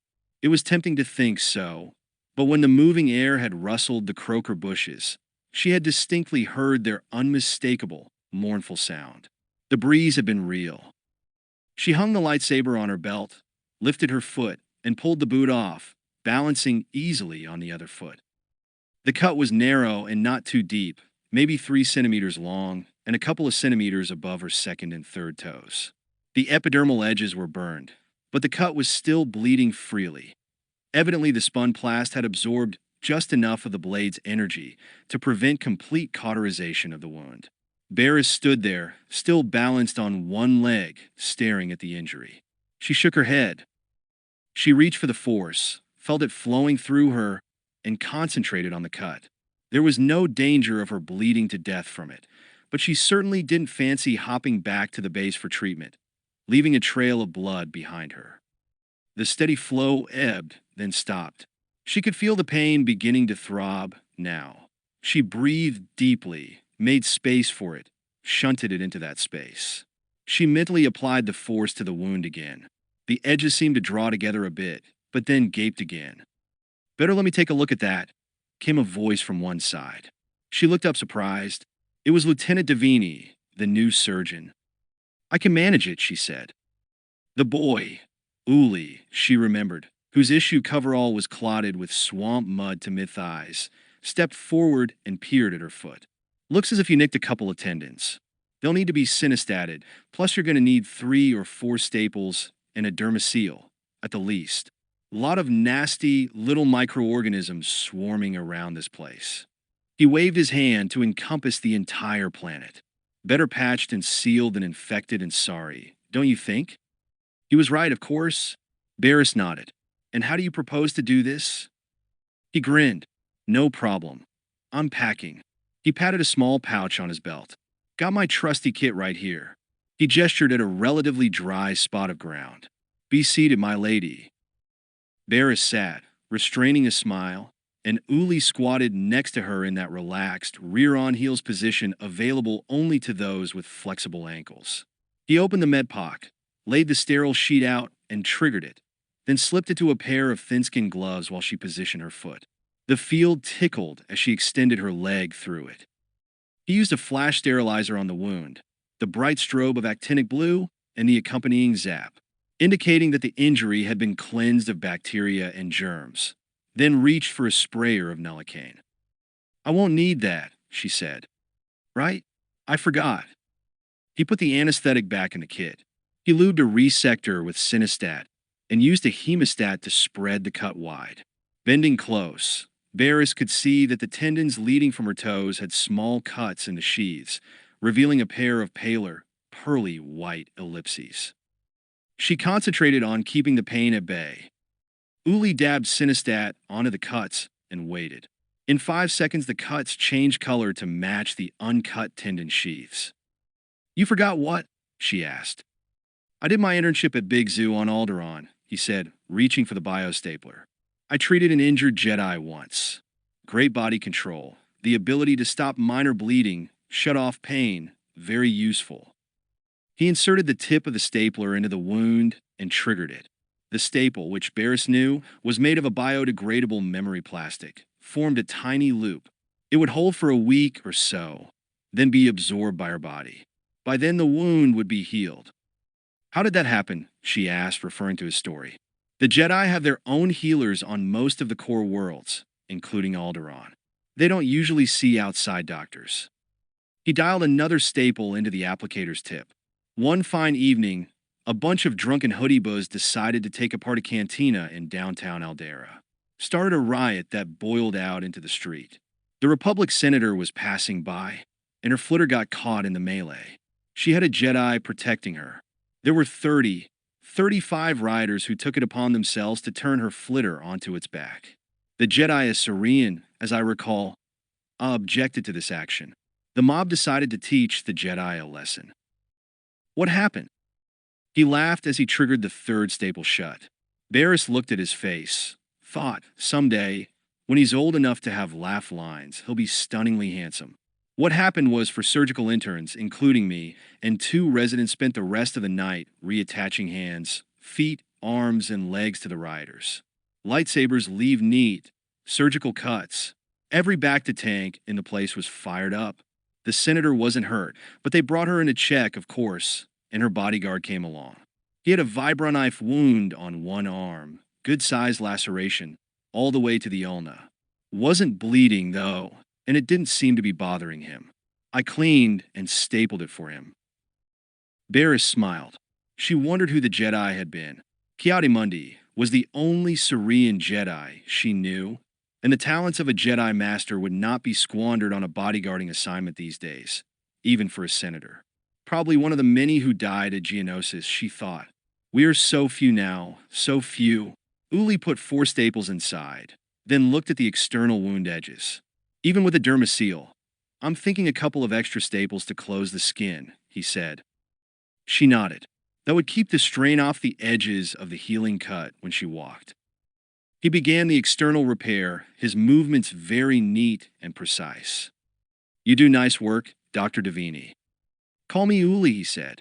"Dr. Davini is my father, also my grandfather, and my great-grandfather, all of them still in practice together. Disappointed them when you didn't go into the theater, did you?" He laughed, a Jedi with a sense of humor. "Will wonders never cease?" After he finished, she thanked him. He stood and gave a grandiose bow. "Glad to be of service," he said. "It's what I do." He watched her with a speculative frown as she put her boot back on. Now, an ordinary human or humanoid, it'd take 5-6 days to heal. With you what? 3? 2. 2.5, at the most. Uli shook his head. "Wish we could bottle that." The unsettling image of beings dying in the OT arose unbidden in her mind, and she could see by his expression that it had in his as well. She changed the subject. "You spend much of your time slogging around in the swamp?" He smiled, and once again he looked about 14. "My mother collects Alderanian flare wings," he said. "Some of the bugs on this world look very similar. Might be panspermic relatives. Thought I'd bag a few for her." Suddenly his name sounded a chord of recognition. "I saw a display once in the Coruscant Xenozoology Museum. The most extensive collection of flare wings in the known galaxy. Filled up 3 of the biggest rooms in the building. Presented by the renowned mudopterist Ilana Davini. Any relation?" "Mother never does things halfway." He looked at his chrono. "Gotta run. I'm back on duty in 10 minutes. Thanks again for the stitchery. Thanks for the opportunity. After he was gone, Baris walked around the clearing. Her foot was fine, and it would heal quickly. But that sudden cold wind she had felt was nowhere to be found now. She'd been on this hothouse world for so long, she'd almost forgotten what cold air felt like. How could a cold breeze possibly be produced anywhere on Dronger without mechanical aid? And inside a force dome? It was human body heat temperature out here within moments of sunrise, and it never got much cooler than that, even at night. More importantly, even if a chill breeze had touched her, how could she have allowed her concentration to lapse to the extent that she had cut herself with her lightsaber? The last time that had happened, she had been 9 years old, and it had been a nick on her wrist, nothing nearly as bad as this. No two ways about it. She had reacted like a rank amateur. Baris started back to her kiosk. This was a bad sign. The longer she stayed on Dronger, the more she seemed to be moving away, not toward her goal of becoming a Jedi Knight. She shivered. For a moment it seemed that she could feel that chill breeze again. Not on her skin this time, but in her heart. 7. The cantina was fairly busy, it being one of the rare times when the spore-ridden skies were not full of medlifters, themselves full of wounded clone troopers. At their usual table sat Dender, Clomerit, Tok Latrine, Jos Vondar, I5, and Baris Afi. These were the regulars for the twice-weekly Sabat game. Occasionally others, like Lemoth, would sit in, but for the most part it was the same 6. The game was a way of relaxing, of rebuilding themselves for the next onslaught of blood and pain. They could never forget about the war, but for an hour or two it would not be uppermost in their minds. The air coolers were working fairly well, which was also unusual. The filters in the refrigerating units were especially susceptible to spore rot, and because all the other roomses on Dronger had the same problem, replacement parts were on constant backorder. Even though spores couldn't penetrate the force dome when it was lit, there were pass-throughs for incoming and outgoing vessels, plus all the local flora and fauna that were already there when the dome was first triggered. Consequently, most of the time, rooms filled with cool, clean, and dry air were few and far between. In addition to the heavenly coolness, the cantina had recently acquired a few other luxuries, either by accidental consignment or through the efforts of a new core master, a Twi'lek named Nars Doja. One was a Dejuric game, complete with Holo Creature Generator, which was being played at one table now between 2 human female nurses. Another was a new autochiller for drinks. But the most impressive was a perky TDL, 501 Unipod waitress droid, whom Den had promptly nicknamed Teetle, and who scooted adroitly around the crowded room on one wheel while balancing trays of drinks. Teetle pulled to a quick stop in front of the Sabak table and placed drinks before Joss, Tok, Klo, and Denver, 1 Coruscant cooler, 1 Bana Blaster, 1 Alderaanian ale, and a Jorian whiskey, she said briskly. 17 credits, folks. Den waved one hand in dismissal. On the tab. Whose tab, hon? Your bill's higher in a skyhook already. A static pop accompanied every sentence, sounding almost like a wad of dream gum cracking. Den turned slowly and looked at Teetle. I beg your pardon? Teetle jerked a Durasteel thumb toward the bar. Morris says he can't float you anymore, so you either pay up or bring a repulsor next time. Joss saw that the other patrons of the table, with the exception of I5, were having just as much trouble holding laughter back as he was. Put his on my tab, he told Teetle. He's covered for tonight. You got it, Captain, the waitress droid answered and zipped away. Den gave her a sour parting look, then said to Joss, Thanks. It's hard to program good help these days. Joss was about to respond when he noticed I5 staring after Teetle. The others had noticed it as well. Anything wrong, I5? Clomerit asked. She's beautiful, I5 said reverently. Everyone stared. Joss put his cooler down, so hard it splashed on his pile of chips. I5, are you saying you're attracted to Teetle? The droid continued to look at Teetle, then abruptly turned back to study his cards. No, he said lightly. He glanced up, and Joss would have sworn that those immobile features had somehow contrived to look sly. Had you wondering for a second, though, did I not? The others burst into laughter. Joss grinned. Why, you chrome-plated water heater. I ought to. You ought to shut up and play. Toke interrupted good-naturedly. She looked around. Where's that card shark? The cantina's other new droid.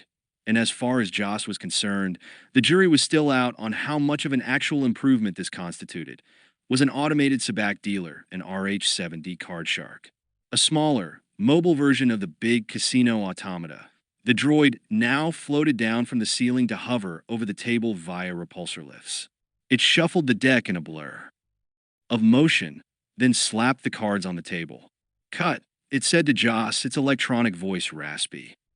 Repressing his annoyance at the droid's tone, Joss cut the cards. The card shark quickly dealt 2 rounds with its manipulator appendages. The spin standard, it announced. First hand. Place your bets, gentle sires. Hey, Toke said sharply, looking up at it. Clean your photoreceptor and try again. Your pardon, madam, the card shark said crisply. Bets, please, gentle beings. Not much improvement, Toke grumbled as she checked her cards. They had been talking about the newest addition to the surgical team. One problem with the new guy that's obvious from the start, Den observed as he tossed a cred chip in the pot. He's too young to come into the cantina, so I guess he won't be playing Sabac anytime soon. He's not that young, Baris said, and he's a long way from home. She added her bet to the hand pot, then noticed Joss, Toke, Den, and Chloe grinning at her. What? For shame, Den said with mock severity. And you a Jedi. I'm shocked, Joss added. His grin grew wider at the blush that spread over her cheeks. It contrasted nicely with her facial tattoos. I didn't mean, she started, then glared at Denver, mind in the gutter, she said. Again. The reporter shrugged. Hard not to be when the whole planet's a gutter. I just meant, Baris continued, that we should do our best to include him in things like this. Make him feel welcome. She's right, of course, the Aani said. Adolescence, particularly human adolescence, is hard to endure without support. Just how old is he? I-5 asked. I confess that estimating age differences isn't something I'm extensively programmed for. You'd make a terrible nanny droid, Toke told him, for which I thank the maker devoutly. He's 19 standard years, Clomerit said. Something of a prodigy, I'm told. Aced all his courses, graduated with the highest honors. Interned at Big Zoo, Joss finished. Hey, most of us have seen Wonderboy work. He's very good. I can vouch for that, Baris said. I fold. Please shift hands, ladies, the card shark said. Everyone stared at the hovering droid. Sweet Suki, Joss said, shaking his head. Whoever dumped this one on Nars saw him coming. Den looked around. Maybe the new droids will earn their keep, he said. More people in here now than I've seen in a while. And some of them I don't even know. He indicated a corner table, where 3 beings were engaged in intense discussion. Clomerit looked and frowned. I recognized 2 of the species, though not the individuals. The Cubaz, of course, and the Umbaran. But the other I'm not familiar with. She's a Foline, Joss said. They tend to be insular, outside of some. High mucky mucks on Coruscant. You don't see a lot of them off-world. Wonder what she's doing here. Just don't get too close to her, Toke warned him with a grin. Den looked puzzled. Foline exude pheromones, Joss explained. Strong stuff, crosses most species boundaries. Usually signaled by chromatophoric changes in pigmentation. It's said that they can mix precursors and influence endocrine levels. Thanks. It's all clear as swamp water now. They can manipulate how you feel by what they sweat, Toke told him. Den blinked. They must be real charismatic in this weather. I-5 dropped a chip in the Sabac pot. Raise. Joss looked at his cards, frowned. I think you're bluffing, Tin Man. And I think you're sweating, puny human. Who isn't? I call. The players spread their cards. Joss grinned. He was holding a commander of coins, a mistress of sabers, and an endurance of staves. He put the hand into the interference field broadcast by the card shark, freezing it. Anyone closer? No. That's what I... Unless my math module has suffered severe damage.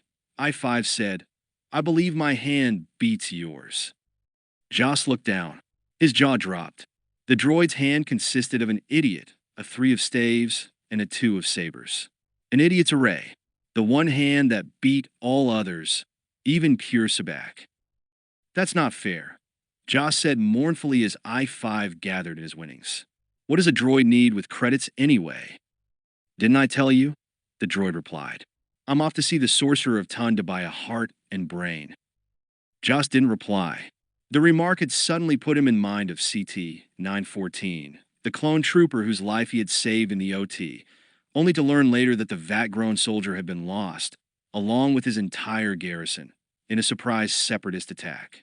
It had been 914 and, to a lesser degree, I-5 who had raised Joss's consciousness to a level including the awareness that clones, and even under certain circumstances, droids and other artificial intelligences, should be considered self-aware sentients, and thus deserving of the same rights. This was something he had known all along, but he'd unconsciously kept it at a lower level, not really considering all its moral implications. Clones were created to fight wars. The desire for little else was encoded in their genetic programming. They had no fear of death, a sense of fulfillment and contentment when engaged in battle, and just enough pain receptors to warn them away from actions that could result in injury or death.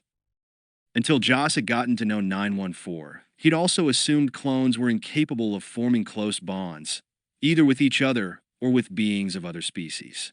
But CT-914 had felt a sense of brotherly affection for his vatmate CT-915, and when the latter had been killed, Joss had watched the clone grieve. Similarly, I-5, with his enhanced cognitive module functions and deactivated creativity dampers, had impressed them all repeatedly with his humanity. Though initially his world had been turned upside down by all this, Joss now was grateful because this wider definition of what was human had led directly to his being able to embrace, literally and figuratively, Toke as a potential life mate, even though she was a non-perm Zesker. He loved Toke, he now knew. No matter the consequences of espousing an outworlder, he was determined to follow his heart in this matter. But he could not help but wonder what the new commander, Great Uncle Errol, would think of this. It wasn't long before he found out. As the casino droid set up for another game, a Bothan corporal approached the table. Admiral Curso's requests your presence, Captain Vondar. Please come with me. 8. Oli Sumte Curso's Vingda, the admiral said. Then Doña Sinin. Sumte Vondar Oli's Don Doña. Joss responded, hesitating just a bit. It had been well over a standard decade since he had spoken in the high tongue.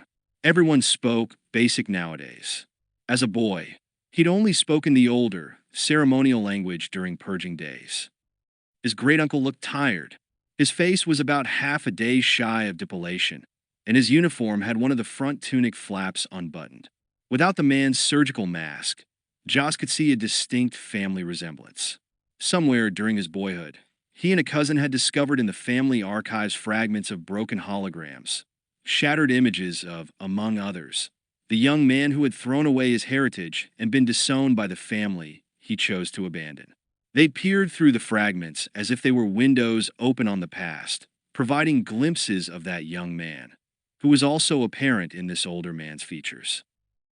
By all that was strict and proper, Joss knew he ought not to be speaking to Errol Cursos at all, save as a military subordinate replying to a superior officer. Great Uncle Errol was still non-perms. The social and personal invisibility did not diminish with time, or even with death. But then again, given Joss's current status with an Esker female and his determination to keep it that way, the prohibition against speaking to a shunned relative didn't seem quite such a major infraction.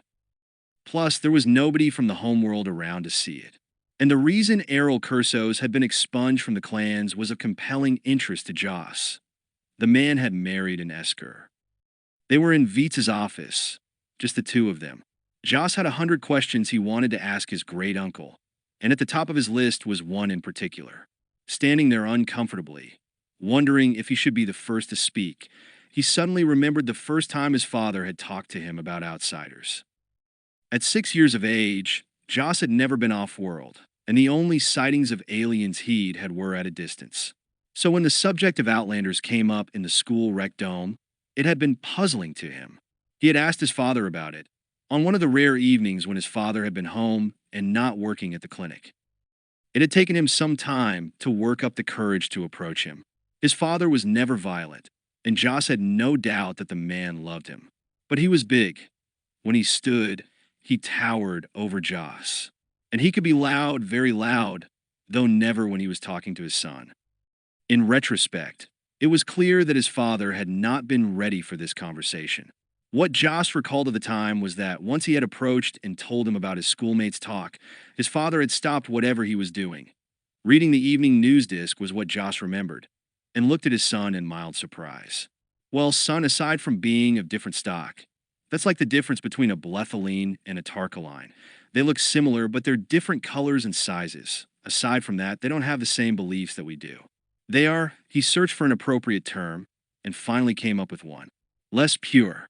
They mix things together that we don't mix together, and that includes who they, marry.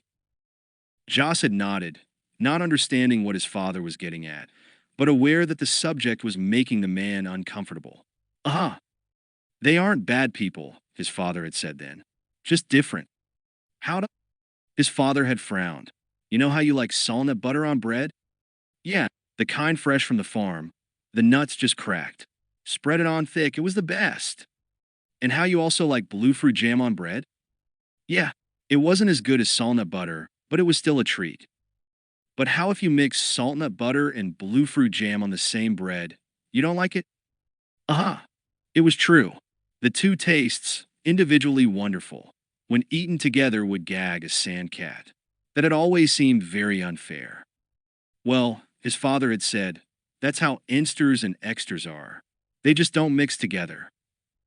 But, people aren't all the same like walnut butter and blue fruit jam, are they? His father cut him off. You'll understand this when you're older, Joss. Don't worry about it now. Now, sitting with his shunned great-uncle decades later, Joss now had a much better idea of what his father meant. At home, this attitude was normal, but to outsiders it was called xenophobia, speciesism, or worse. For years he had shrugged that off. Outsiders didn't understand the complexities of perms, so they spoke from ignorance. They were to be pitted more than feared or scorned. Even after his rotations on Coruscant and Alderaan, during which dozens of sentients had been laid open before him, even though he no longer spoke the high tongue or observed the purging days. Even then, though he fancied himself fairly galactopolitan, the interdiction, the barrier between his kind and all others, had worked for him on a deep level, so deep he hadn't even realized its power. But then he'd fallen in love with Toke, a Lordian nurse who was not of his planet or even his system, a fact that was supposed to be the death knell for any possible long-term relationship. In the words of many older and infirm beings he'd treated, he'd fallen and he couldn't get up. And he wasn't sure he wanted to. Go ahead, his great-uncle and admiral said then. His voice was strong, a voice that knew how to give an order but kind as well. Go ahead, ask. Joss looked straight at him. Was it worth it? Silence for a long moment, the two of them looking straight at each other, and the older man gave him a small smile. Yes, and no. He sat down with a sigh in Vitz's chair. For 6 glorious years, I was sure it was. Joss raised an eyebrow. His uncle gestured for him to sit as well, which he did. Philema, my spouse, died in a maglev accident on Coruscant 6 years after we married. So did 400 others. It was quick. A superconductor failed, the safeties malfunctioned, and the train left the rail at 300 kilometers per hour and rammed into a row of deserted industrial buildings in the southern hemisphere. No survivors in any of the cars. I'm sorry. His great-uncle nodded. Thank you. It's been more than 30 years. No one from the family has ever said that to me, or anything else. Joss was quiet, touched by the man's sense of loss. So, there I was, Errol Cursos continued. A fresh lieutenant in the service of the Republic, my wife gone, and my family and culture no longer available to me. We had no children. I couldn't go home. So I applied myself to my work. I made a career for myself in the military. He smiled, and Joss thought there was a slight bitterness in it, which is how I wound up here nearly 40 years later. You could have recanted. I would have had to deny my dead wife to do that. I could not do so. and could not abide a family that would have demanded it. There was another silence, not one that was particularly comfortable to Joss. Then Errol Cursos looked him square in the eyes and made it worse. He said, "Joss, you need to think about all this very seriously." Joss blinked. Was the old man a mind reader? Didn't they have enough of them here already? "I found out you were on this world before I applied for this duty. I inquired about you. I know why you were willing to talk to me. I know about you and the Lordian nurse." Joss felt his temper rise abruptly. Cursos must have sensed it. He shook his head. "Don't blow a major vessel, son. I'm not telling you what you should or should not do. I'm only offering my experience. When I elected to marry Philema, I never looked back. I was young, brave, and she was, in my mind, worth all of my disapproving family put together. I had her. I didn't need them. Then, suddenly I didn't have her, and I didn't have them either." He paused. Family is sometimes more important than we think, especially when they are still there, but denied to you. Things happen. People change, they separate for all kinds of reasons. And they die. The woman you love today might turn into somebody you can't stand 5 or 10 or 15 years from now. Or she might not be here at all. There are no guarantees. Joss nodded. "I know. Just tell me this. If you had it to do over again, knowing what you know now, would you do the same thing?" His great-uncle smiled, and it was not a happy expression. "I'm not you, Joss. My mistakes were mine. Yours will be your own." Not a responsive answer. The older man shrugged. "Maybe not, but it's true." He paused. "There are times when there is no question in my mind. Yes, I'd have done it exactly the same. 6 years with Philema was better than 600 years of my family. But there have been other times when I wonder, what would it have been like to see my brothers' or sisters' children grow up? The nephews and nieces I never met, never saw, never even knew were born? I couldn't go home for my father's funeral. My mother is still alive. I've kept track through the census databanks, but I am dead to her. The choice I made was simple as it was irrevocable. But it wasn't easy, and it never got any easier.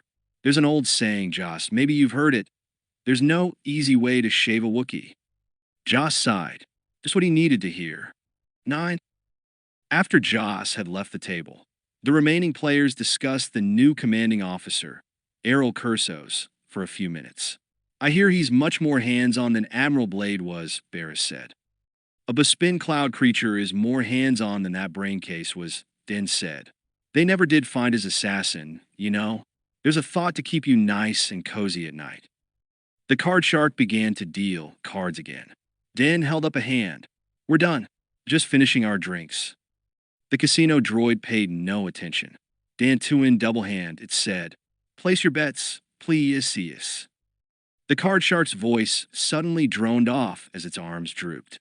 It slowly spiraled to a resting place on a nearby empty table. The players looked at each other in puzzlement. Then, as one, they turned to look at I-5. "What did you do?" Baris demanded.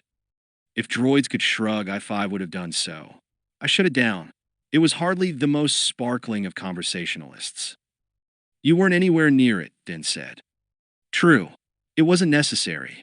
I simply aimed a microwave beam at one of its EM receptors and overloaded a capacitor. I knew it would go into emergency shutdown mode." "Maybe trying to get you drunk isn't such a good idea," Den mused. "You're dangerous enough as it is." The other three looked at the Celestin and the droid skeptically. "Why would you want to get a droid drunk?" the Padawan asked. "Not just any droid." Den stood and threw an arm around I-5's shoulders, an accomplishment made possible only by the fact that the droid remained seated. I-5 needs to let his dew flaps dangle a little. "Thanks for that," I-5 said. "It's a thoughtful gesture, but I think we've already decided that it's impossible." "You might be able to accomplish it," Clomera broke in, "by varying the oscillator signal so that the phase harmonics shift into a multipulse instead of a standard pulse configuration." Everyone turned and stared at the minder. Merritt spread wide, for fingered hands, the short fur on their backs shading to dark leathery palms. "What? I can't have more than one skill." "It might work," I-5 said thoughtfully. The nonlinear feedback pattern established could create a new heuristic response. Your synaptic grid processor would have to be in electron depletion mode, the Aani pointed out. Of course, that goes without saying. Perhaps programming could be devised. Den cocked a suspicious eye at Merritt. Where did you pick up all this esoterica? And don't lie to a reporter. We always know. Merritt smiled. I've had a number of jobs before I settled into minding, including 6 months working as a boson wrangler for Industrial Automaton. Den shrugged. Who knew? He turned back to I-5. Let's say we give it a try. And just to make sure you're not flying solo, I'll be your co-pilot. He gestured to the serving droid, who swerved her single wheel and headed in their direction. Hey, Teetle, bring me a Pangalactigar. Quiet. Toke had her head cocked in a listening pose, a pose they all knew all too well. In the sudden buzzing quiet, a sound slowly became audible, a sound they also all knew too well. Lifters! Toke headed out of the cantina at a fast trot, followed by Baris. Merritt, moving his bulk with surprising ease and speed, left as well. Looks like we'll have to temporarily forego pushing back the boundaries of science, I-5 said to Dan as he started for the door. Hold that thought. Others at nearby tables were also leaving, heading for their various stations. Only the 3 sentients in the corner, the Cubaz, the Umbaran, and the Foline, stayed put. Dan shrugged and settled back to wait for his drink. They sat in the cantina, in the middle of the midday meal crowd, hidden, as Caird liked to think, in plain sight. Caird still in his Cubaz disguise. Thanked the egg for a working air cooler. Finally, leaned back and looked at his 2 potential employees. They returned his gaze, both faces noncommittal, as far as he could tell. He'd always had trouble reading those fleshy blobs and gashes that served as faces for most humanoids. There was no question as to whether they would take the job. However, if you were an outlaw and Black Sun made you an offer, it was not in your best interest to refuse. Whether they could do the job was the question. They ordered drinks, and then, before Caird could say a word, the Foline female said, Okay, we'll do it. What would our end be?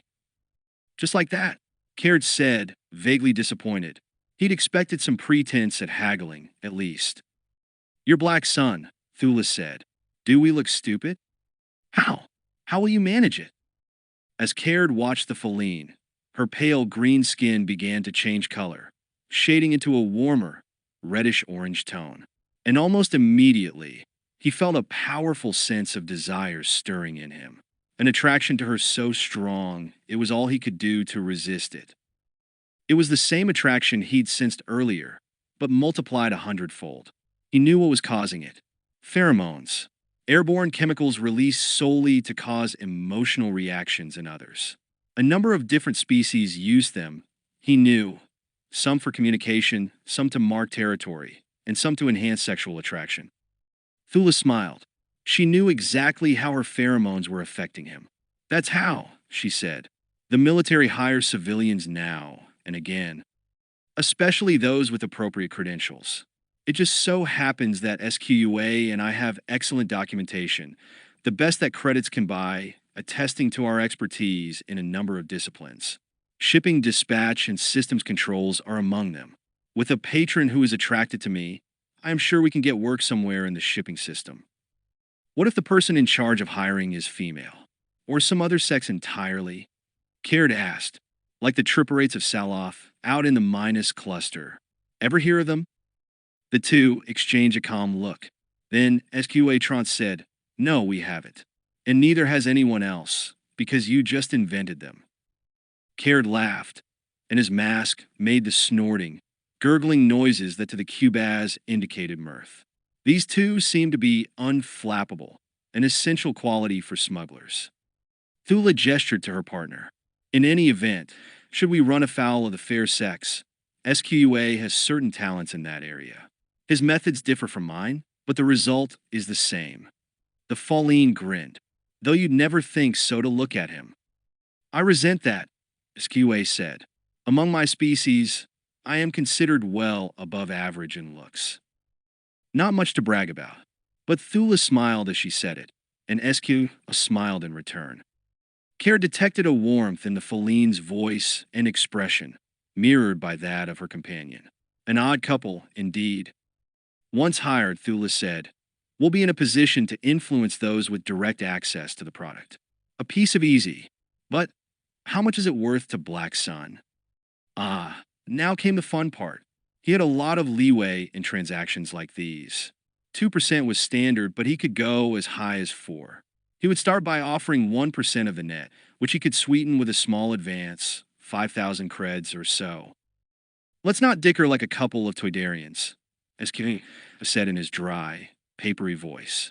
What say we get 4%, and a small advance?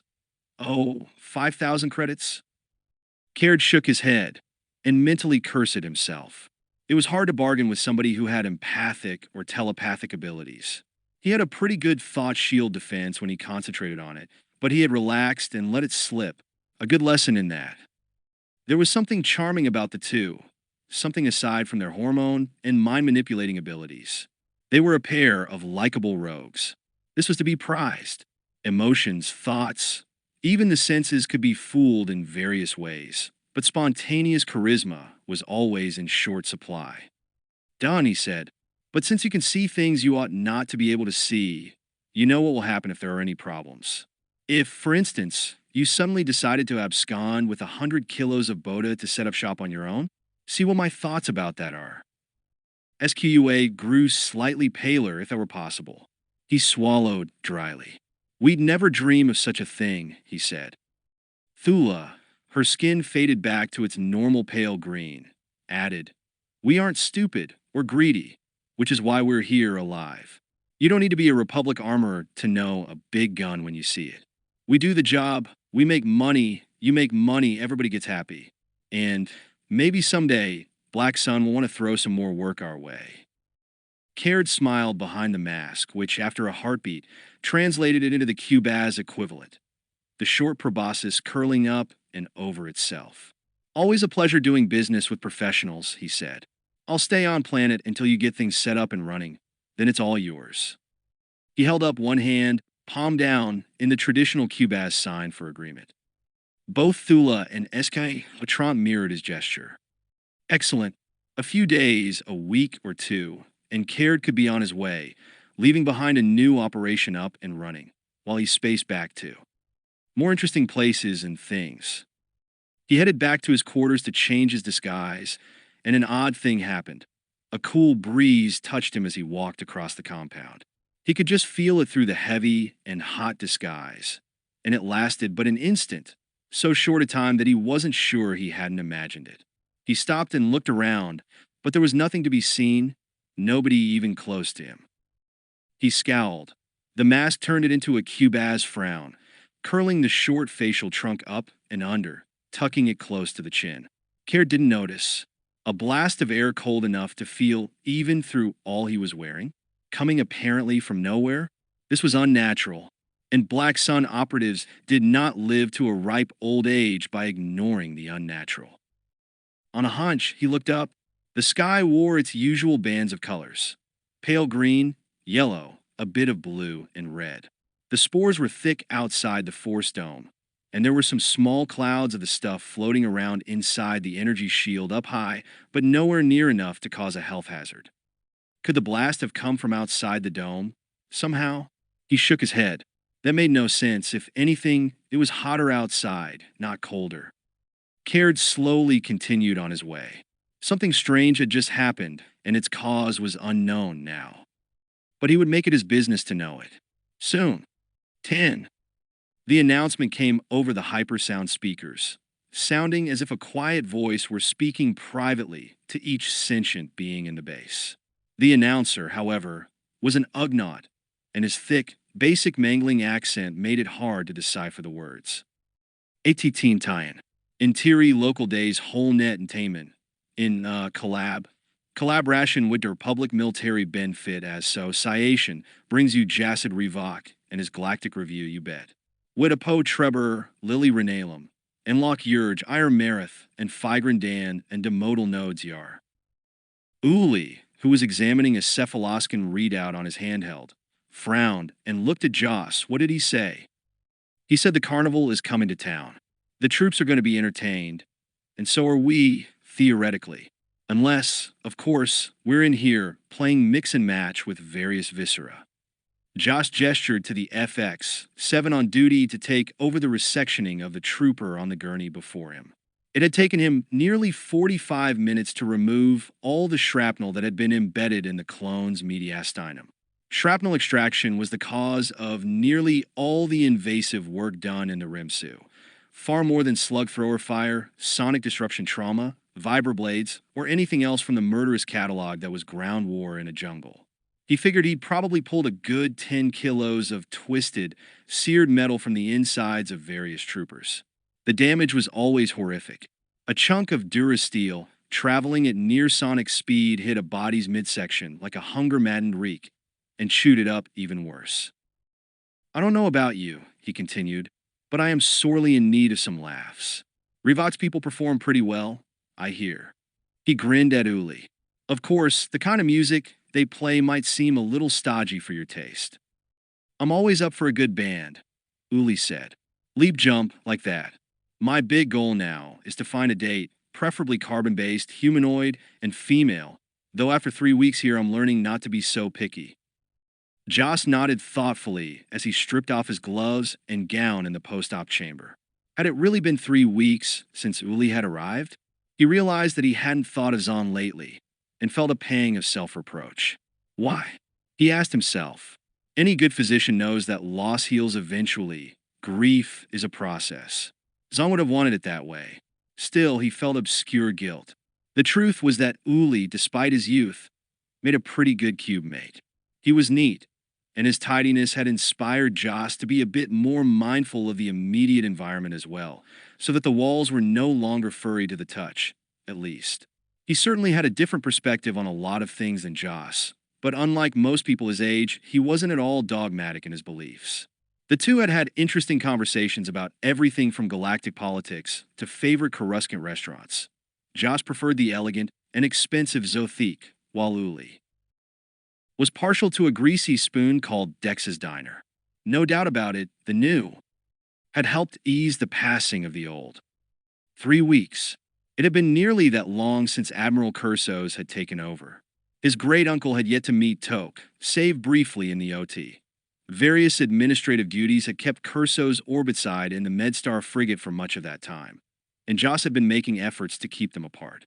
Even though Cursos had been guilty of the same sin Joss was contemplating, Joss was afraid that his uncle would not like her, or that Toke might not like him. He was honestly not sure which eventuality would be worse. Well, the two would undoubtedly encounter each other socially at the HoloNet entertainment show, and he wasn't at all sure he wanted to be there or anywhere on the same hemisphere when they did. Column stared at the decoded message on the flat screen, feeling somewhat queasy at the content. As much as the spy hated the idea, the powers that be had ordained a course of upcoming action that would involve violence. Extreme violence. The Separatists wanted this world and its valuable Bota. They intended to try to swing the precarious balance of power their way, and the manner in which they planned to accomplish this was, in a word, despicable. Just the thought of the consequences of this action was enough to cause nausea. It would not fall entirely to Column to implement this sabotage. Still, the spy would have to instigate a vital element of the plan at the appropriate moment. And as a result, some of the Republic's forces were certain to die. Perhaps many of them, and among their number would be quite a few non-combatants. Yes, they were mostly military personnel, but this was largely by virtue of conscription. Column had met very few medics who elected to join the Army or Navy by choice. While there were always those who thought military service was a valid idea, helping the wounded and sick, by and large surgeons, medical doctors, nurses, and techs were draftees. They had no choice in the matter. It was be inducted or be imprisoned. Some made the latter choice, though they were in the minority. Eventually, the war would be over, win or lose, and if they survived, the conscripts would go home, back to their lives. But electing to go to prison in lieu of the military could follow a person for a lifetime. It was not an easy choice. Before this war had begun, Before there was an agent with the alias of Column or Lens, the bearer of both names had known moralistic objectors in other wars who had taken stances against the concept. Some could withstand the onus. Some broke beneath the weight of that choice, crushed like a winged stinger under a heavy boot. Column sighed. In times like these, only the distant goal could remain clear. The objects and people near to hand were fuzzy, and like the tiniest parts of matter, did not bear close examination. To peer too closely at them while knowing what was inevitably going to happen was to court madness. How could a being smile at those close by, interact with them, share their hopes, dreams, and frustrations, while simultaneously taking part in a plot that would end in the deaths of at least some of them? No, the immediate ugliness had to be ignored. When all this was done, when the Republic had been roundly defeated and old but not faded wrongs had been righted, then there would be time enough to grieve.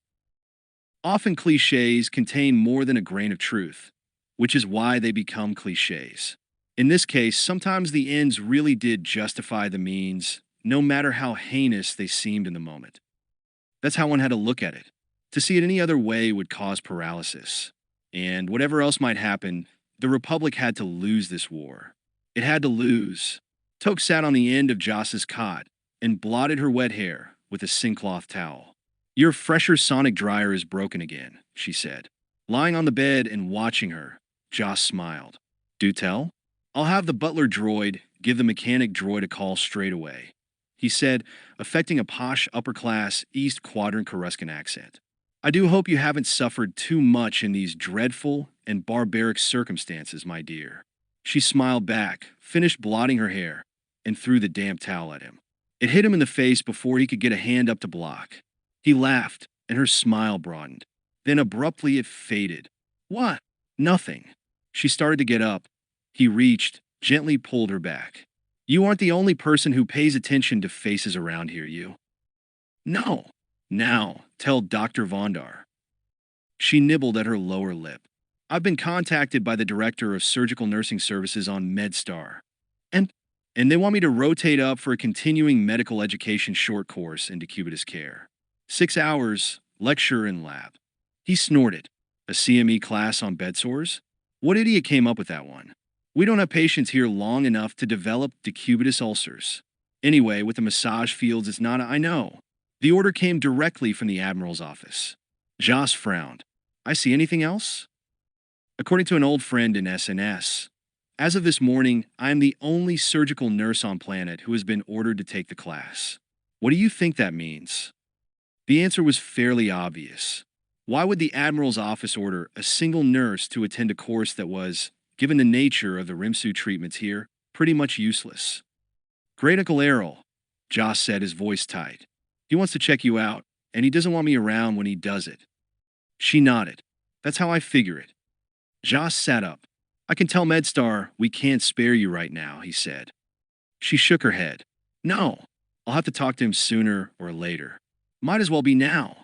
I've been holding my breath ever since you told me who he was." "Toke, you don't have to."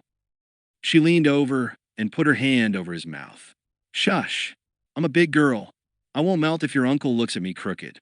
If he's going to be family," she stopped. "Are you having second thoughts?" He put one hand on her cheek. "Never." She smiled. "All right, then I'll go see Uncle Admiral and we'll find out what's what. It'll be fine." "Are you sure?" "I'm a face reader, Joss. At least we'll know where we really stand with him." He was still worried, and obviously she could see it in his expression. She grinned, took his hand from her cheek, and kissed his palm, and worrying about his uncle suddenly fell off the top of his to-do list. 11. The MedStar frigates were the acme of the Republic Medical Corps fleet. Equipped with state-of-the-art Xenoan biomedical facilities that would rival those of many planet-side hospitals, MedStar-class vessels were designed to accept RIMSA-stabilized ill or injured patients and, when necessary, continue their treatment. Such ships were extremely expensive, and there were but a handful of them presently in active service. Given the nature and length of the war, others were being built as quickly as Quat drive yards could turn them out. In war, the roads to victory or defeat always wound through mountains of bodies. "Column," seated in the transport headed for MedStar, gazed through the small, thick porthole at the verdant landscape rapidly dwindling below. The ship's agrav field ensured that the crew and passengers remained at a comfortable planetary constant, but judging by the quickness with which Dronger fell away from them, the spy estimated that the transport had to be pulling at least 5 Gs. The reason for the swift descent was to pass quickly through the spore strata. Column watched as colonies of the single-celled proto-animalcules splashed against the transparisteel port like insectoids against a windscreen. Smears of color, most of them various shades of red or green, were turned into liquid streaks by the transport speed. Drongeran life was both mutagenic and adaptogenic, and its rate of evolution seemed to be constant, rather than punctuated, as well as extremely rapid.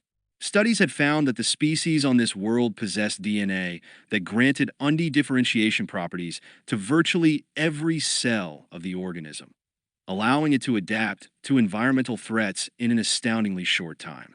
The swift mutability posed a real threat to the aliens who had come here to harvest Bota. Spores, bacteria, viruses, RNA ersatz, and no doubt millions of other tiny life forms, yet undiscovered, roiled through and clogged everything on Dronger. A ship traveling through the spore clouds had to hurry, tarry too long, and the teeming protolife attacked and overcame the seals, sometimes digesting material as quickly as might a strong caustic. It could do much the same and frequently did to alien biological systems such as lungs, livers, kidneys, gut sacs, spiracles, and so forth. Fortunately, the most damaging concentrations of spore swarms stayed just above the treetops, high enough to allow people relative safety at ground level. No one was sure why. It might, Column mused, have something to do with wind patterns, or perhaps it was the heat. Whatever the reason, everyone was grateful that the myriad fold of Drongeran life was not more inimical to offworlders.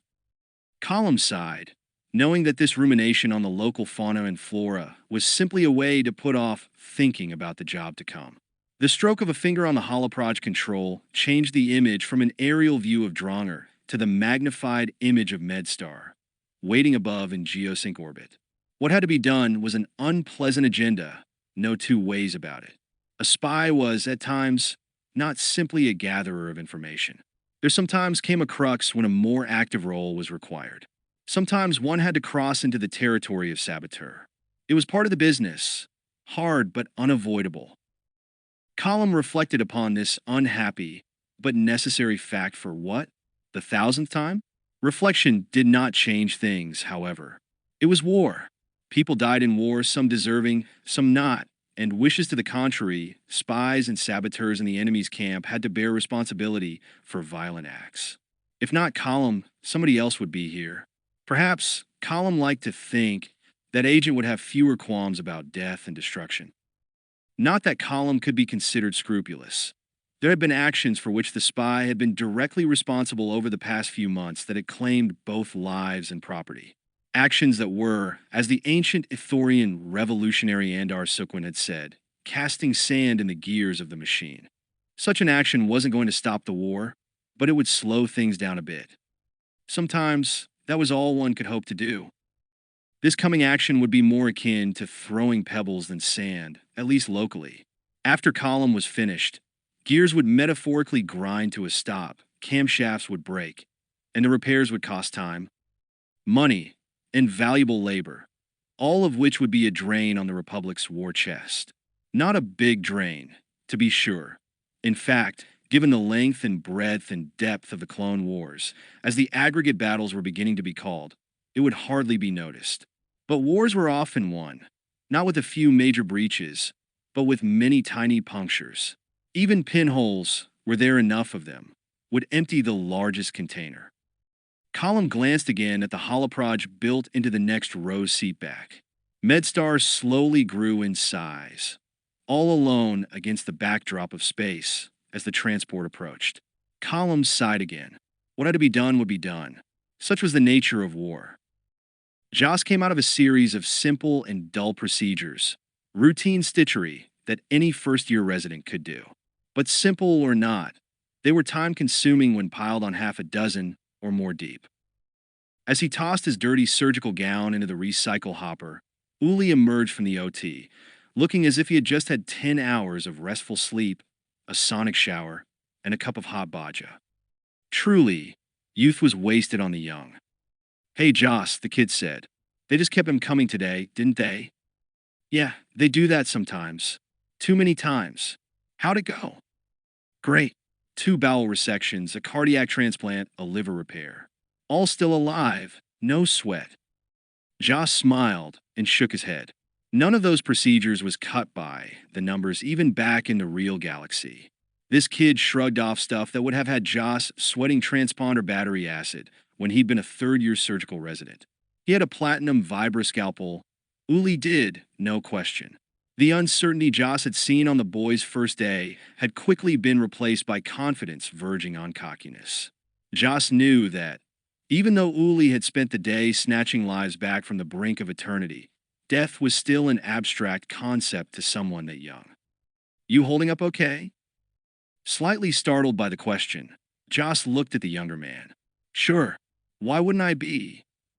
Well, Toke being gone and all. She's not the only surgical nurse on the rotation. True, but she's the only one you're, involved with.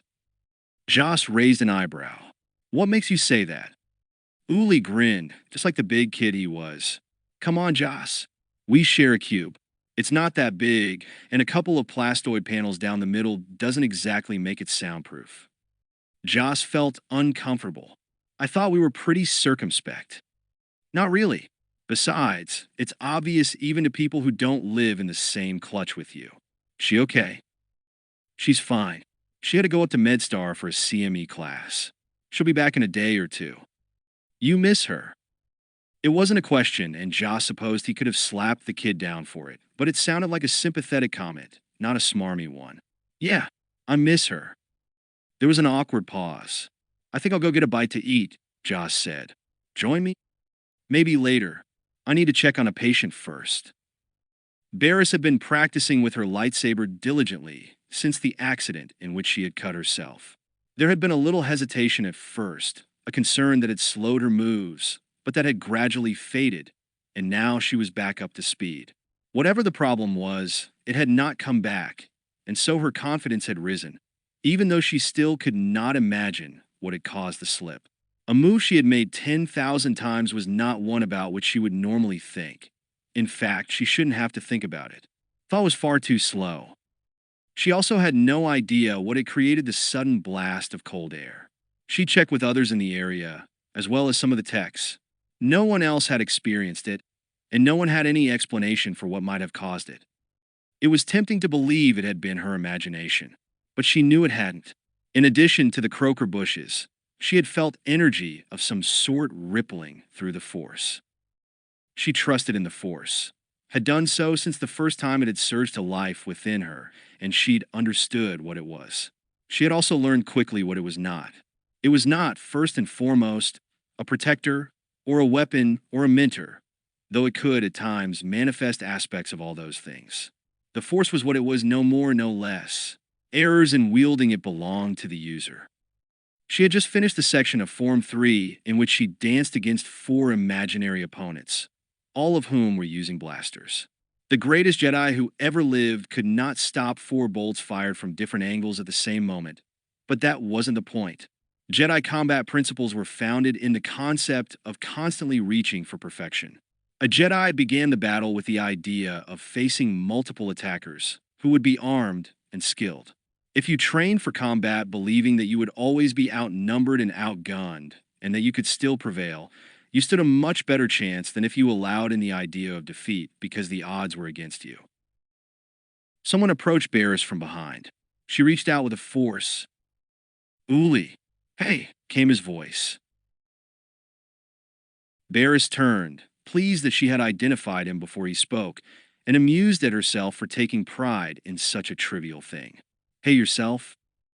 How's the foot? No residual impairment? No, it's fine. Completely healed. As he smiled in rueful admiration of her healing abilities, she asked, Are you going off to hunt for flare wings? Again? He shook his head. Just finished my shift in the OT, and I needed to move around a little. He looked at her, not quite meeting her eyes. May I ask you something? Baris extinguished her lightsaber. Sure. How can you be a healer and use that lightsaber like you do? Practice. Lots and lots of practice. Uli smiled and shook his head, but before he could reply, Baris said, You really mean why, not how, right? He nodded. Right. A wing stinger buzzed past, looking for prey smaller than the two people standing in the hot sun. Baris pointed to the hard shade of a nearby broadleaf tree, and they walked to it. Since these wars, the Jedi have become primarily warriors, she said, made more powerful by their abilities to use the Force. Throughout history, as guardians, we have always sought to use our powers for the good of the galaxy, thus for defense rather than aggression. Even so, a warrior must know how to fight at levels from full-out battles to one-on-one personal combat. And part of that is taking responsibility for our actions. We believe that if you must slay someone, if you must snuff out a life, then you must be willing to look that being straight in the eyes while you do it. The killing of a fellow sentient, even one who richly deserves it, is not a thing to be done lightly, nor should it be a thing done easily. You should be close enough to see what it takes to understand the pain and fear that enemies suffer when you dispatch them. You must feel some of their death. So that's why the lightsaber, he said. That's why the lightsaber, because it puts you next to an enemy, face to face, not at some far remove. You can use a holoscope blaster to put a bolt through your opponent a kilometer away. It's more efficient, and there's much less risk to you in so doing. But you don't hear the death rattle. You don't smell the fear. You don't have to wipe your enemy's blood from your face. If you must kill, then you need to know how great the cost is to your opponent and to you. Okay, I understand that part. But how can I be a healer and a warrior at the same time? He nodded. They are but opposite sides of the same coin. Take a life, spare a life. There's always a balance. Most cultures teach that people are a mix of good and evil, seldom all of one or the other. In most folk, there is an innate decency. They live lives that are more virtuous than not, but there's always an option to choose bad over good. I can't create life, Uli, but I can restore it. Being a healer helps me keep in balance the fact that I have, and no doubt will again, taken lives. Sometimes, an opponent doesn't deserve the ultimate penalty. If I amputate a hand or an arm, I will have accomplished what needed to be done. Allowing this enemy to die, then, is wrong. Being able to repair what damage I've caused can thus be of value. But not all Jedi are healers, Uli pointed out. True, but all Jedi are taught basic medical skills and first aid techniques. And sometimes, of course, we are called upon to heal our friends, and our own, as well as our enemies. He nodded again. Yes, I can see that. Then why the question? He looked at the ground, as if his boots had suddenly become fascinating. Then he looked back at her. I'm a surgeon. It runs in my family, but it's also what I've wanted to do ever since I can remember. Fix patients, cure them, make them well. And yet, he was quiet, thinking. Baris waited. She already knew what he was going to admit. The Force had told her, loud and clear, but it was important that he say it himself. And yet, Uli said, there's a part of me that wants to kill, to hunt down the people who set this war in motion and exterminate them by any and all means. I can feel it, that killing anger. That's not how I want to see myself. Baris smiled, a small and sad expression. Of course not. Decent folk don't want to travel that path. Good people, people who love and care, would rather not have those feelings. So how do I get rid of them?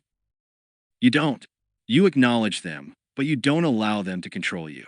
Feelings don't come with right or wrong labels, Uli. You feel how you feel. You are only responsible for how you act. That's where choice comes in. Even the Force, a great power for good can be used for ill. That's the dark side I've heard mentioned. Baris frowned. Jedi refer to the light side and the dark side. But really, these are only words, and the Force is beyond words. It is not evil, just as it isn't good. It simply is what it is. Power alone doesn't corrupt, but it can feed corruption that already exists. A Jedi must constantly choose one path or the other. Tell me, if you actually had a chance to meet Count Dooku face to face, and you had it within your power to kill him, would you? He reflected on that for what seemed a long time. Baris could hear the rurp-rurp of the nearby croaker bushes, the high, thin buzzing of fire gnats swarming around her, the leathery slap of an Ishi-Tib's bare feet striding through a nearby mud puddle. Probably not, Uli said. There you are. But I'm not certain I wouldn't. After all, he's been directly or indirectly responsible for planetary genocide, the destruction of things like the Museum of Light on Tandy's 4. This is true. On the other hand, are you familiar with the Visinkat Variations by Banshu Shah? He nodded. Less than 2 years old, and already considered one of the great musical works of the millennium. They were a great favorite of Zonyant's. The music was written to celebrate the Shusha family's escape from Brental. Had that battle not taken place, Baris said, the variations might never have existed. Uli looked troubled. But is any work of art worth thousands of lives? Probably not. I'm not saying it is. I'm just saying things aren't simple. That's really what it's all about, isn't it? Making choices and living with the consequences. I guess. He still sounded doubtful. Baris relit her lightsaber. Well, she said to Uli, as she resumed her practice, that's all we've got. 12. Seated near the top row of the hastily constructed bleachers, Joss, Din, and Uli, along with several others of the trauma team, watched as various species filled the rest of the seats rapidly.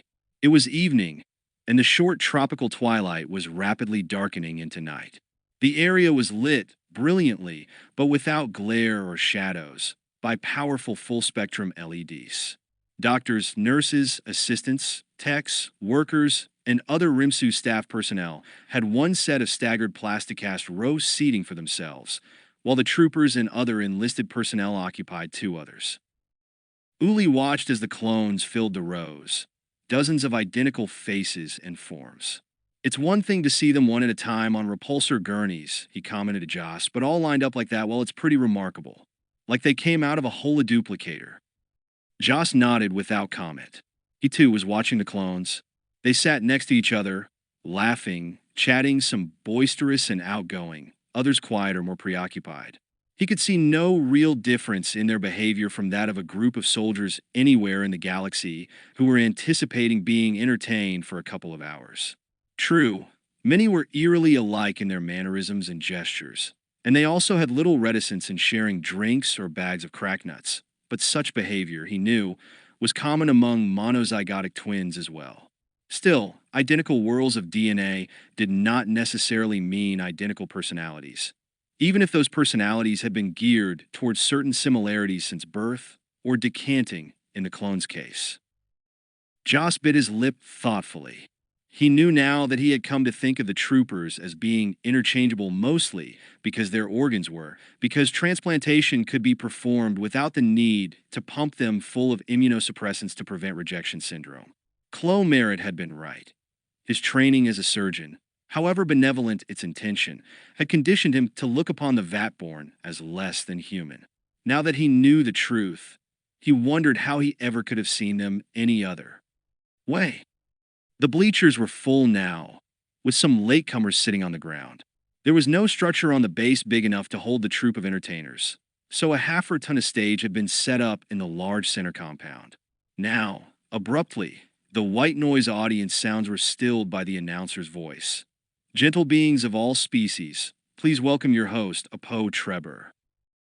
On one side of the stage, the modal nodes, with their leader Figrin Dan, struck up the well-known theme music for Trebor, a Bith composition that translated into basic as appreciated reminiscences.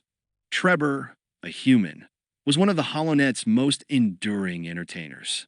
Revok was the current younger and popular Holovid star whom HoloNet Entertainment had insisted have top billing, but Trebor had been doing this in various venues for decades. Since the beginning of the current conflict, he had been one of the driving forces behind these tours to various battlefronts to entertain the troops and, as he put it, the other unsung heroes of the war. Joss had never particularly cared for Trebor's brand of humor. He found it overly sentimental and a bit too party line. But there was no denying his popularity, judging by the applause. Good evening, fellow sentients, and a special greeting to our troops. This brought renewed applause and cheers from the troopers. You know, I hear the Kaminoans feel that the entire Clone Army project has been so successful, they're thinking of branching out into other areas. They're planning on cloning Folines as marriage counselors, Zeologians for farm and gardening aid, and Gungans to teach elocution. The laughter and applause continued as Trebor delivered his opening monologue. Most of his quips were somewhat funny, but Joss's mood continued to be somber. He wished Toke were here with him, instead of high overhead on MedStar enduring some ridiculous and unnecessary tutoring, and possibly well-meant but equally unnecessary interrogation by Admiral Great-Uncle. He found it difficult to get into the festive spirit with her circumstances weighing on his mind. He wondered how long this war was going to continue and what their lives together would be like afterward, always assuming that there would be an afterward. Like Errol Curso's, if Joss espoused an extra he could never go home again. He had no worries about making a living. With his skill as a surgeon, he could find work just about anywhere there was a med center, as could Toke. They could even have children, since Lordians and Corellians were both basically human. But to never see his homeworld, his friends, his family again, that would be hard, brutally hard. Errol Cursos had lived the life of an exile, and Joss could read the regret in the lines of the man's face. He felt his mood growing darker. He wished Merritt were here so that he could unburden himself to him, but the Minder was also away from the Rimsu on some errand. No, he would have to deal with these sorrows himself. And the only reliable way he knew to do that was, of course, to drown them. The cantina was probably close to deserted, but Teetle would be on duty, and his mood would be best served by drinking in solitude anyway. Thank the stars he didn't have to worry about becoming addicted to alcohol. 500 milligrams of a new drug called Syntanol before the first drink prevented the potent concoctions from having long-lasting effects on the brain. It also sometimes helped alleviate hangovers, and the times that it didn't he could always go to I-5. The droid had recently discovered in himself the ability to soothe headaches and other post-party symptoms with sonic tones. Two clones walk into a cantina. Joss felt suddenly impatient.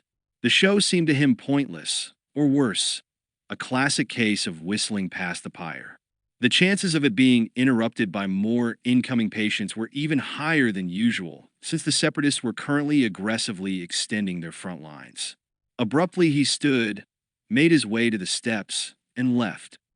Den and Uli watched Joss leave the bleachers. Uli scratched his head. I thought he was looking forward to this. Probably so did he. After you've been here a little longer, you'll realize that our good captain, while not exactly bipolar, can sometimes be a little moody. I think he misses Toke. Of course, but he's also been waxing existential of late about the whole war effort. I get the feeling Joss was pretty much apolitical when he was conscripted, maybe even leaning toward war a bit. But I'd say his sensibilities have taken a sharp turn away from the party line since he's been on Dronger. Uli snorted. Show me one person who hasn't made that turn. I could have, but he's dead now. Went out in a blaze of glory, mowing down separatists and probably, it looks now, preventing an assassination attempt that might have cost the Republic dearly. Din shrugged, but he was definitely in the minority. Around here, in fact, he pretty much was the minority. Fauzi, Uli said. The martyr of Dronger, they're calling him. HoloNet News is doing a documentary. Of course they are. For a moment, Din thought about joining Joss in the cantina, for that was surely where the captain was headed. But then a Poe Trebor introduced Ire Marith, a most comely Celestin singer and dancer, and he decided to stay for a while longer. Nothing wrong with watching a good-looking femme wearing next to nothing, was there? Nevertheless, it was hard not to brood on the cosmic injustice of it all. True, G was dead, and thus unable to enjoy his brief notoriety. But that only deepened the irony as far as Den was concerned. While all fame is fleeting, he watched Ire Marith prance about the stage, belting out the lyrics of one of the songs that had recently made it onto the Galactic Top 40,000. She was beautiful, of course. She was hot plasma now, but where would she be in 10 years? And the band backing her up? What were they called? The modal nodes? Were also rocketing high now. But if 20 years later, they wound up playing for pouch change in a dingy spaceport bar somewhere, he wouldn't be at all surprised. It was the nature of the business. No matter how bright the spotlight on you, sooner or later it went out. At that point, all the lights in the camp went out. A surge of panic enveloped the crowd. Den heard cries of shock and surprise, and the uneasy babble of questions. Both he and Uli were small enough to hunker down and roll under the bench, and he was about to tell the young human to be ready to do so if the crowd around him panicked. Better an uncomfortable squeeze than being trampled. But before he could open his mouth, the emergency generators kicked on, washing away the darkness. Den could see Trebor, Marith, and some other members of the troop looking about in puzzlement and apprehension. The collective stir of fear ebbed with the light. But then things got really interesting. Den felt a cold draft touch the back of his neck. Then, in the somewhat dimmer but still sufficient to see lighting, fat white flakes began to drift down upon the gathering. One of them landed on Den's hand. He stared at it, watched it melt. Snow. Holy milking Sith. Snow? 13. Joss had just settled himself at a table in the cantina. He had plenty from which to choose since nobody else was in the place except the serving droid Teetle. When the lights blinked off, the emergency generators rumbled online and quickly replaced the darkness with a slightly dimmer, more hard-edged lighting. Now what? He wondered. Teetle rolled up on her gyroscopic single-wheel platform. Hey, document. Wallaby? The usual? Sure. Keep him coming in. He stopped, staring at one of the windows.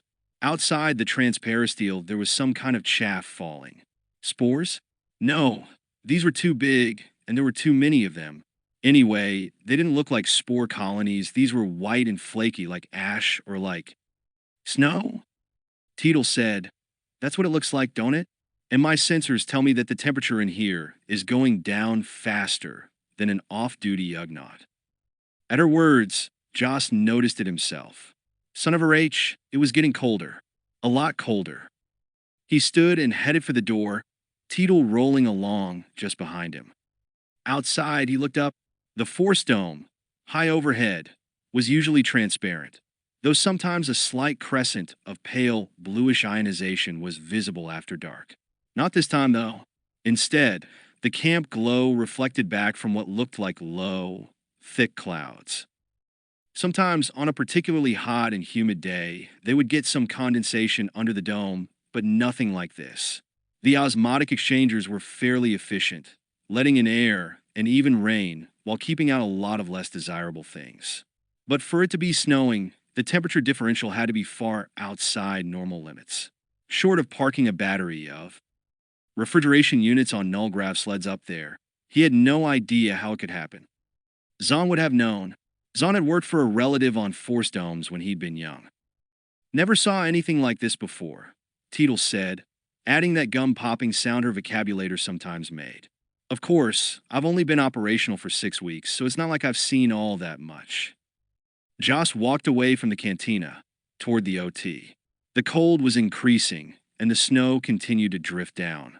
The ground and most of the other exposed surfaces were still too warm to allow it to pile up, but if the temperature kept dropping like this, it wouldn't be long, he estimated, before they would have to start shoveling the stuff. He remembered hearing or reading somewhere that the dome was in fact a spherical bubble, rather than a hemisphere, with half of it underground. He wondered if that would have any effect on the soil temperature. Josh shivered. He needed a jacket. Had he even brought one to Dronger? Had anybody? The sticky wet heat that had hit him like a personal insult the moment he'd stepped off the transport had never stopped.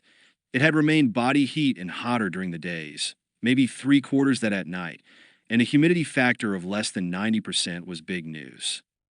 Even so, the current ambient temperature, in defiance of all the laws of thermodynamics, was fast approaching freezing.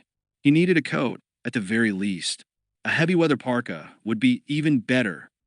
"Attention, all personnel," came Veitz's voice over the public address system. "There has been a heat exchange malfunction of the camp's osmotic force dome. There is no cause for alarm. The shielding aspect of the dome remains in effect. Technicians are working on the problem and will have it repaired shortly. Until they do, you are advised to don warm clothing or to remain indoors." Joss stared around him. The flakes were turning to slush and mud upon contact with the still warm ground. Even so, the sight was pretty. Unbelievable. He'd seen this place in the lowlands practically every day for the past year and a half, and it had looked no different after the move here. Yet it now seemed completely transformed.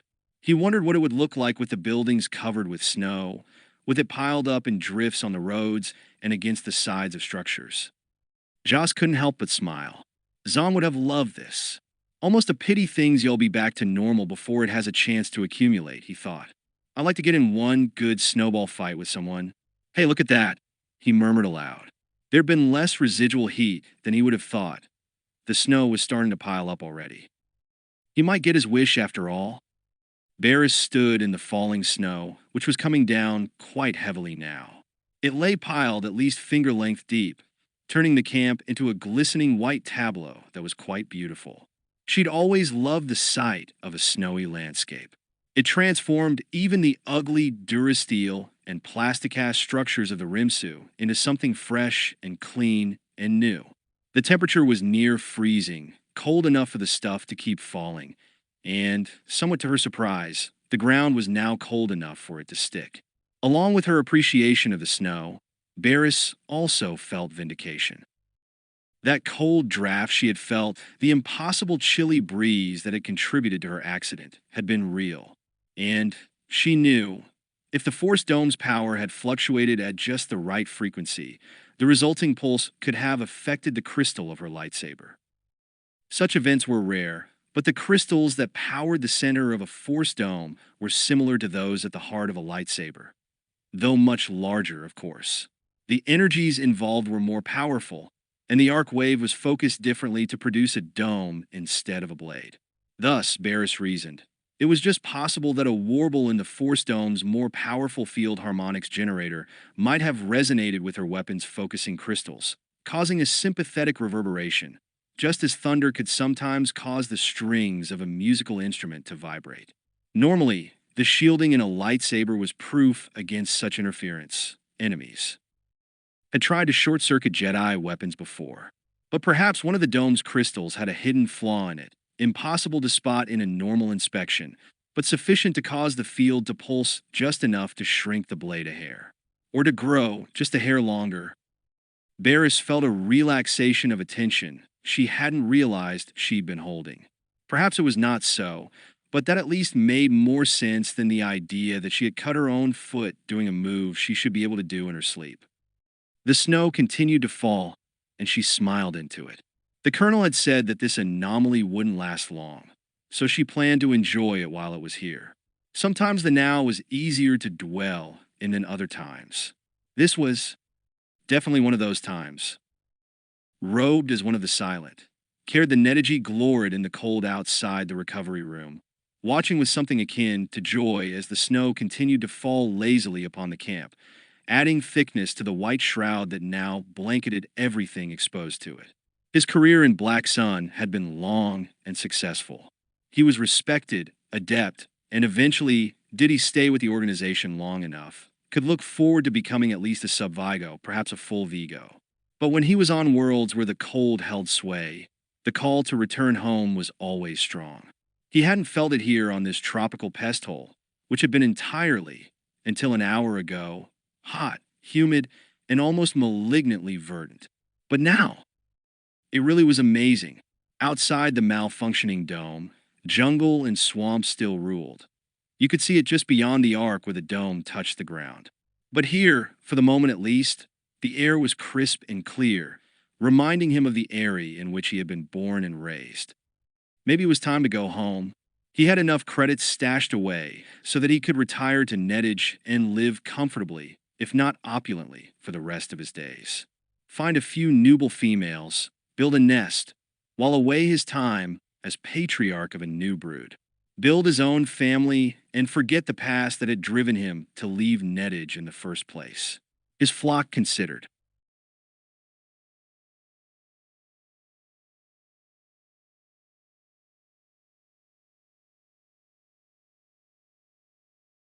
That this anomaly wouldn't last long, so she planned to enjoy it while it was here. Sometimes the now was easier to dwell in than other times. This was definitely one of those times. Robed as one of the silent, cared the Netigi gloried in the cold outside the recovery room, watching with something akin to joy as the snow continued to fall lazily upon the camp, adding thickness to the white shroud that now blanketed everything exposed to it. His career in Black Sun had been long and successful. He was respected, adept, and eventually, did he stay with the organization long enough, could look forward to becoming at least a sub-Vigo, perhaps a full Vigo. But when he was on worlds where the cold held sway, the call to return home was always strong. He hadn't felt it here on this tropical pest hole, which had been entirely, until an hour ago, hot, humid, and almost malignantly verdant. But now, it really was amazing. Outside the malfunctioning dome, jungle and swamp still ruled. You could see it just beyond the arc where the dome touched the ground. But here, for the moment at least, the air was crisp and clear, reminding him of the eyrie in which he had been born and raised. Maybe it was time to go home. He had enough credits stashed away so that he could retire to nettage and live comfortably, if not opulently, for the rest of his days. Find a few nuble females, build a nest, while away his time as patriarch of a new brood. Build his own family and forget the past that had driven him to leave nettage in the first place. His flock considered.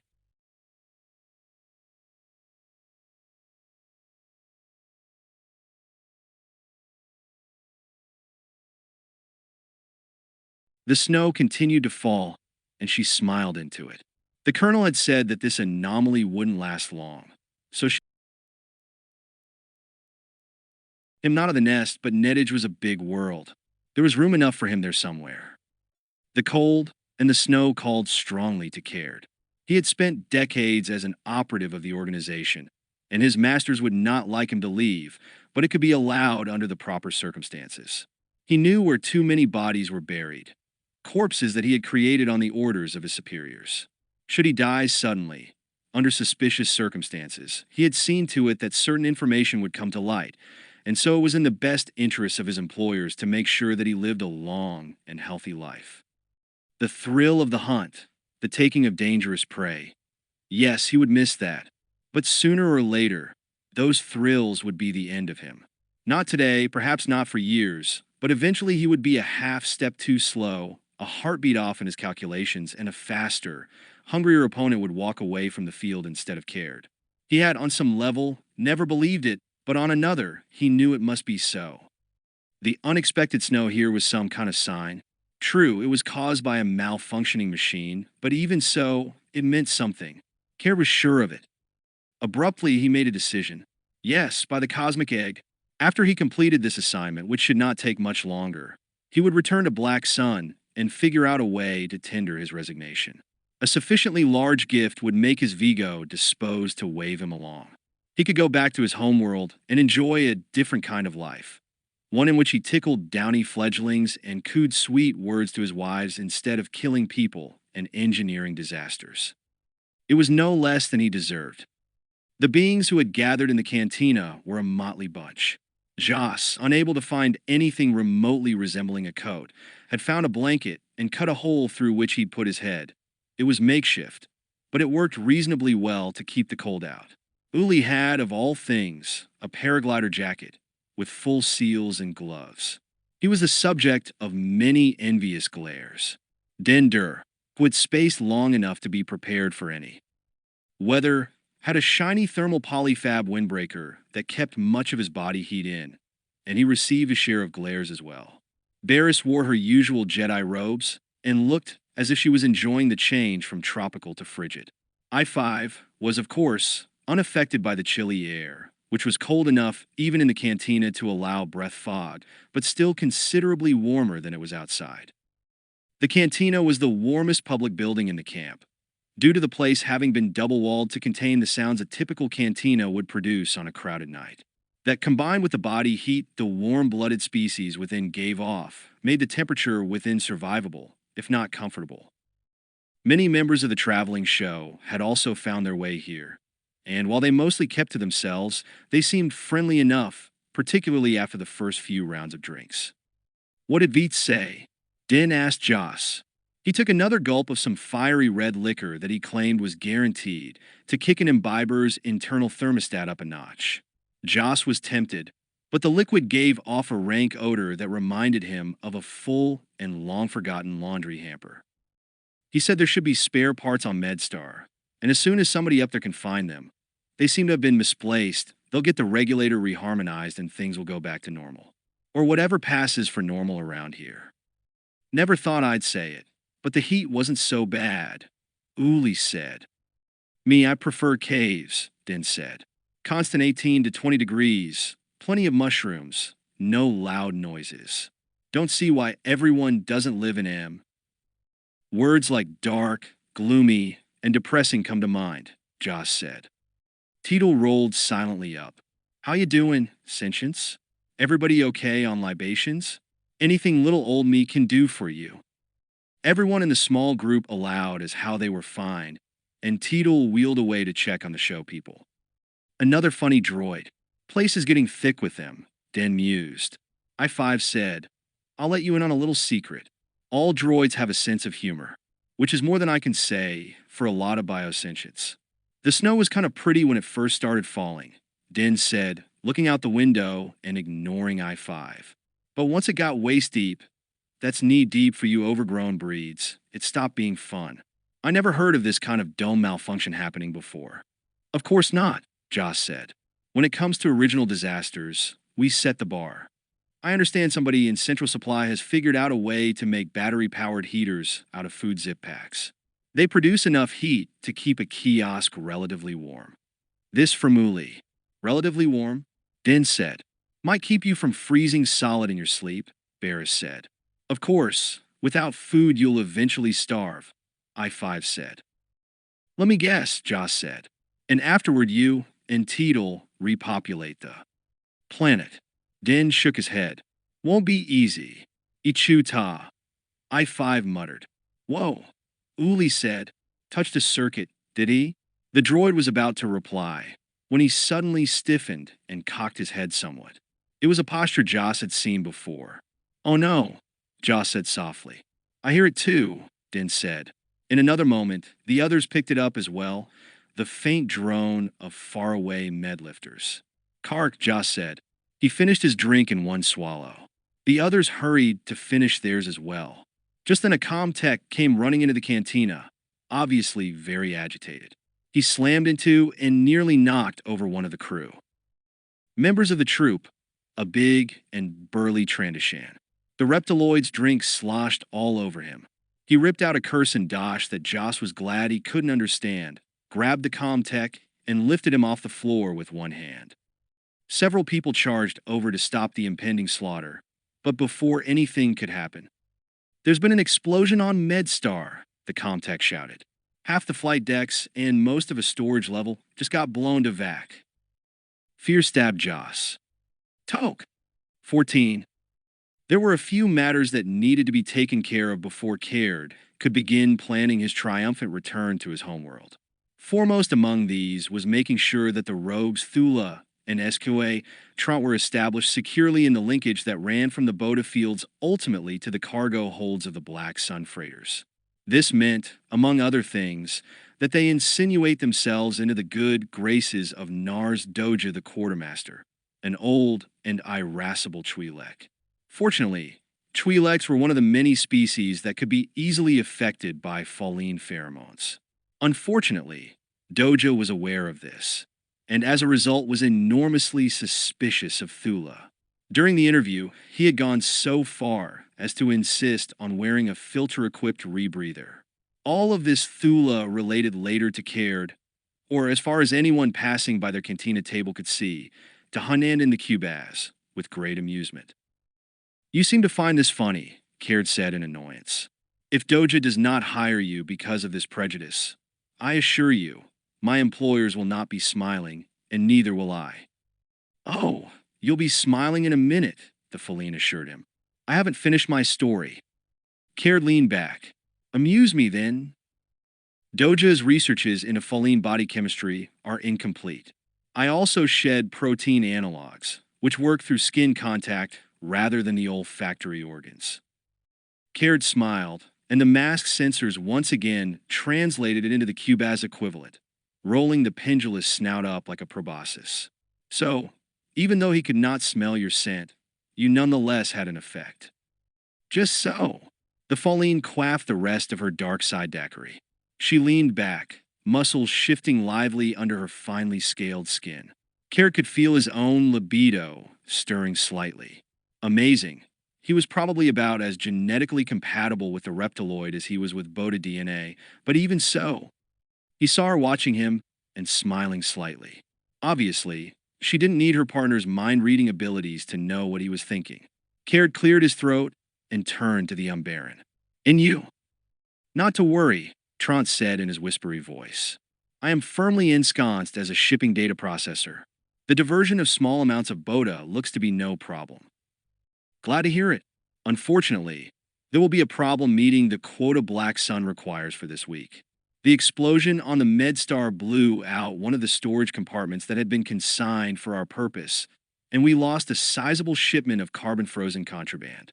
In addition, as you are both no doubt aware, the extreme temperature fluctuation has decimated much of the local crop base. We will need another 200 kilograms of processed material in the next 3 days. Fortunately, the harvests from Rimses 6, 9, and 14 are usually routed through here for shipment. Trant's eyes widened slightly.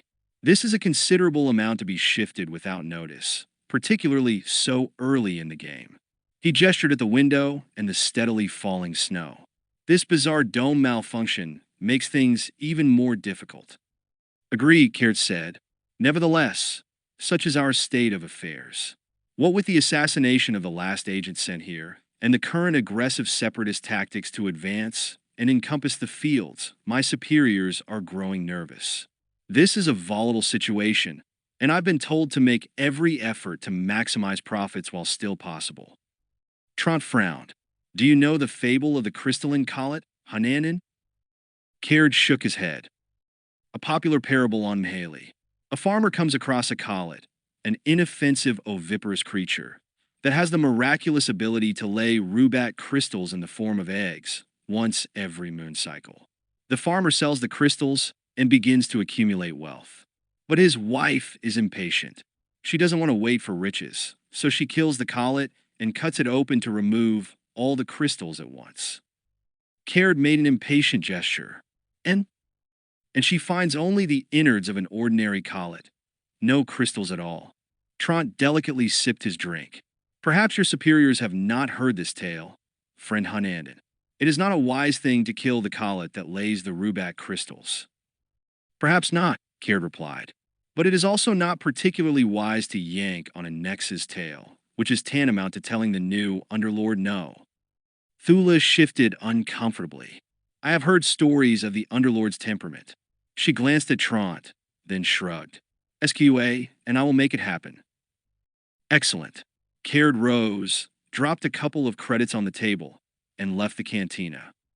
He strode across the snow-blanketed compound, thinking. For their sake, Thula and Trant had better meet the smuggling quota. Now that Caird had determined to quit Black Sun and return to Nettage, he was impatient with anything that smacked of hesitation or obstruction. The sooner he raised ship and left Dronger behind forever, the better. And may the cosmic egg crack for anyone who got it his way. I-5 had managed to rig enough of the battery-powered heaters in the operating theater so that at least the patient's blood wasn't freezing anymore. A small AG droid had been reprogrammed and dispatched to the roof, to plane the snow down to a level where it wouldn't cave in the thin structure and bury everybody.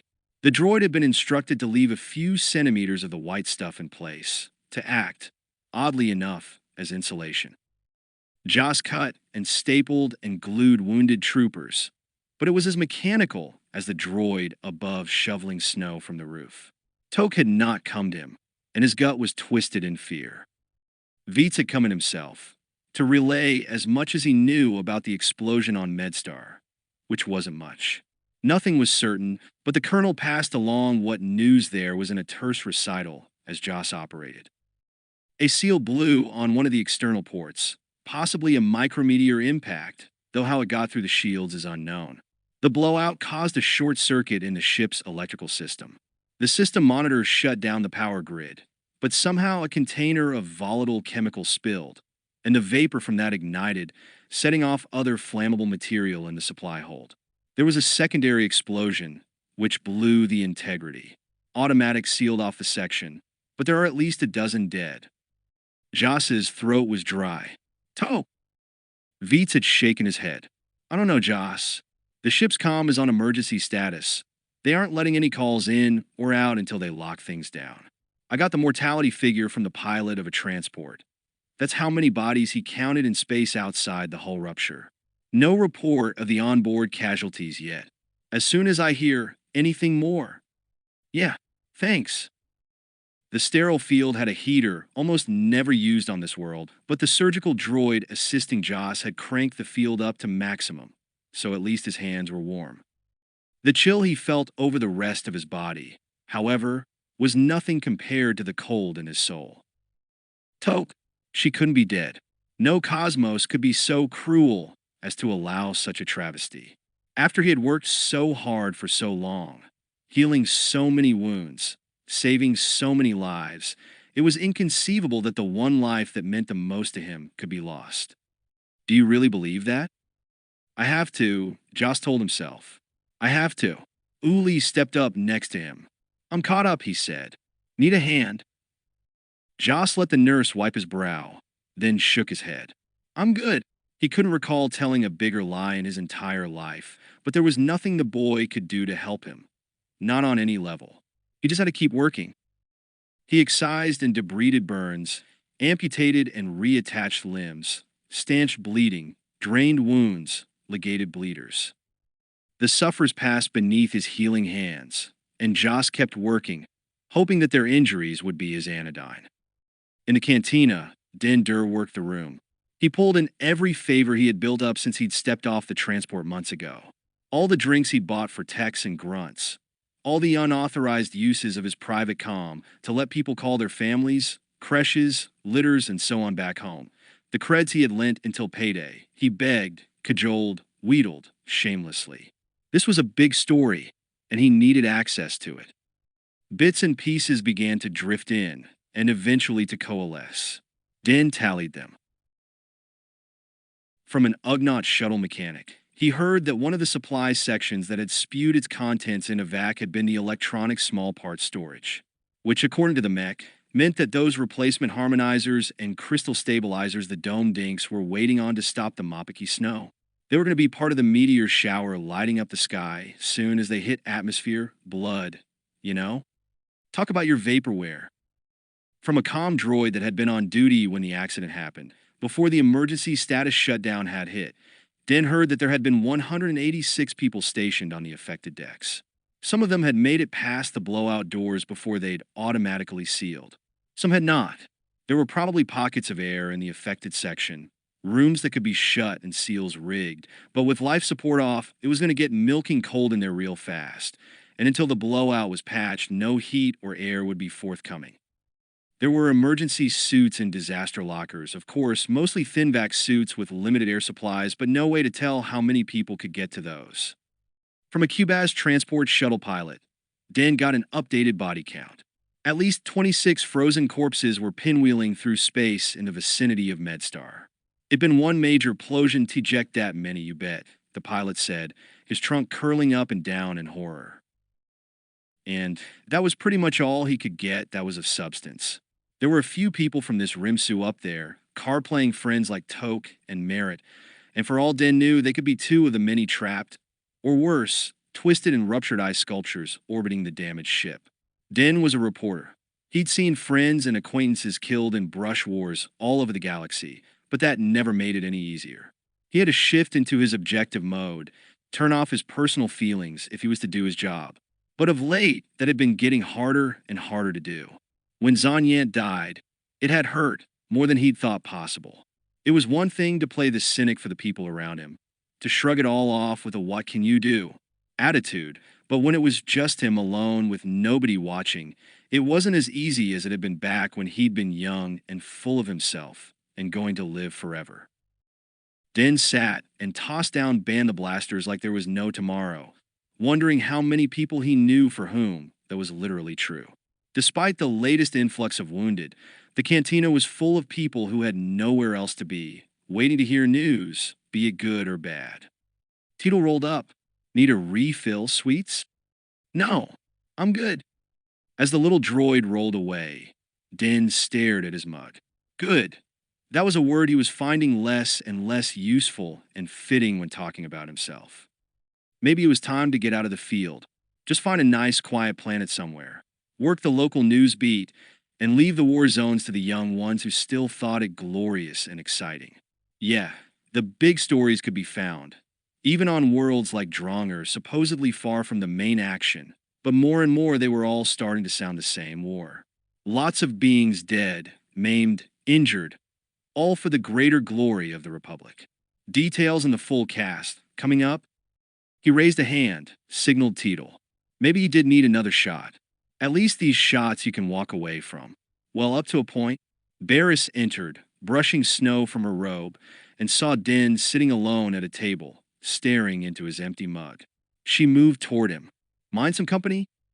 He smiled tipsily at her, waved at the chair across from him. What's your pleasure, Jedi?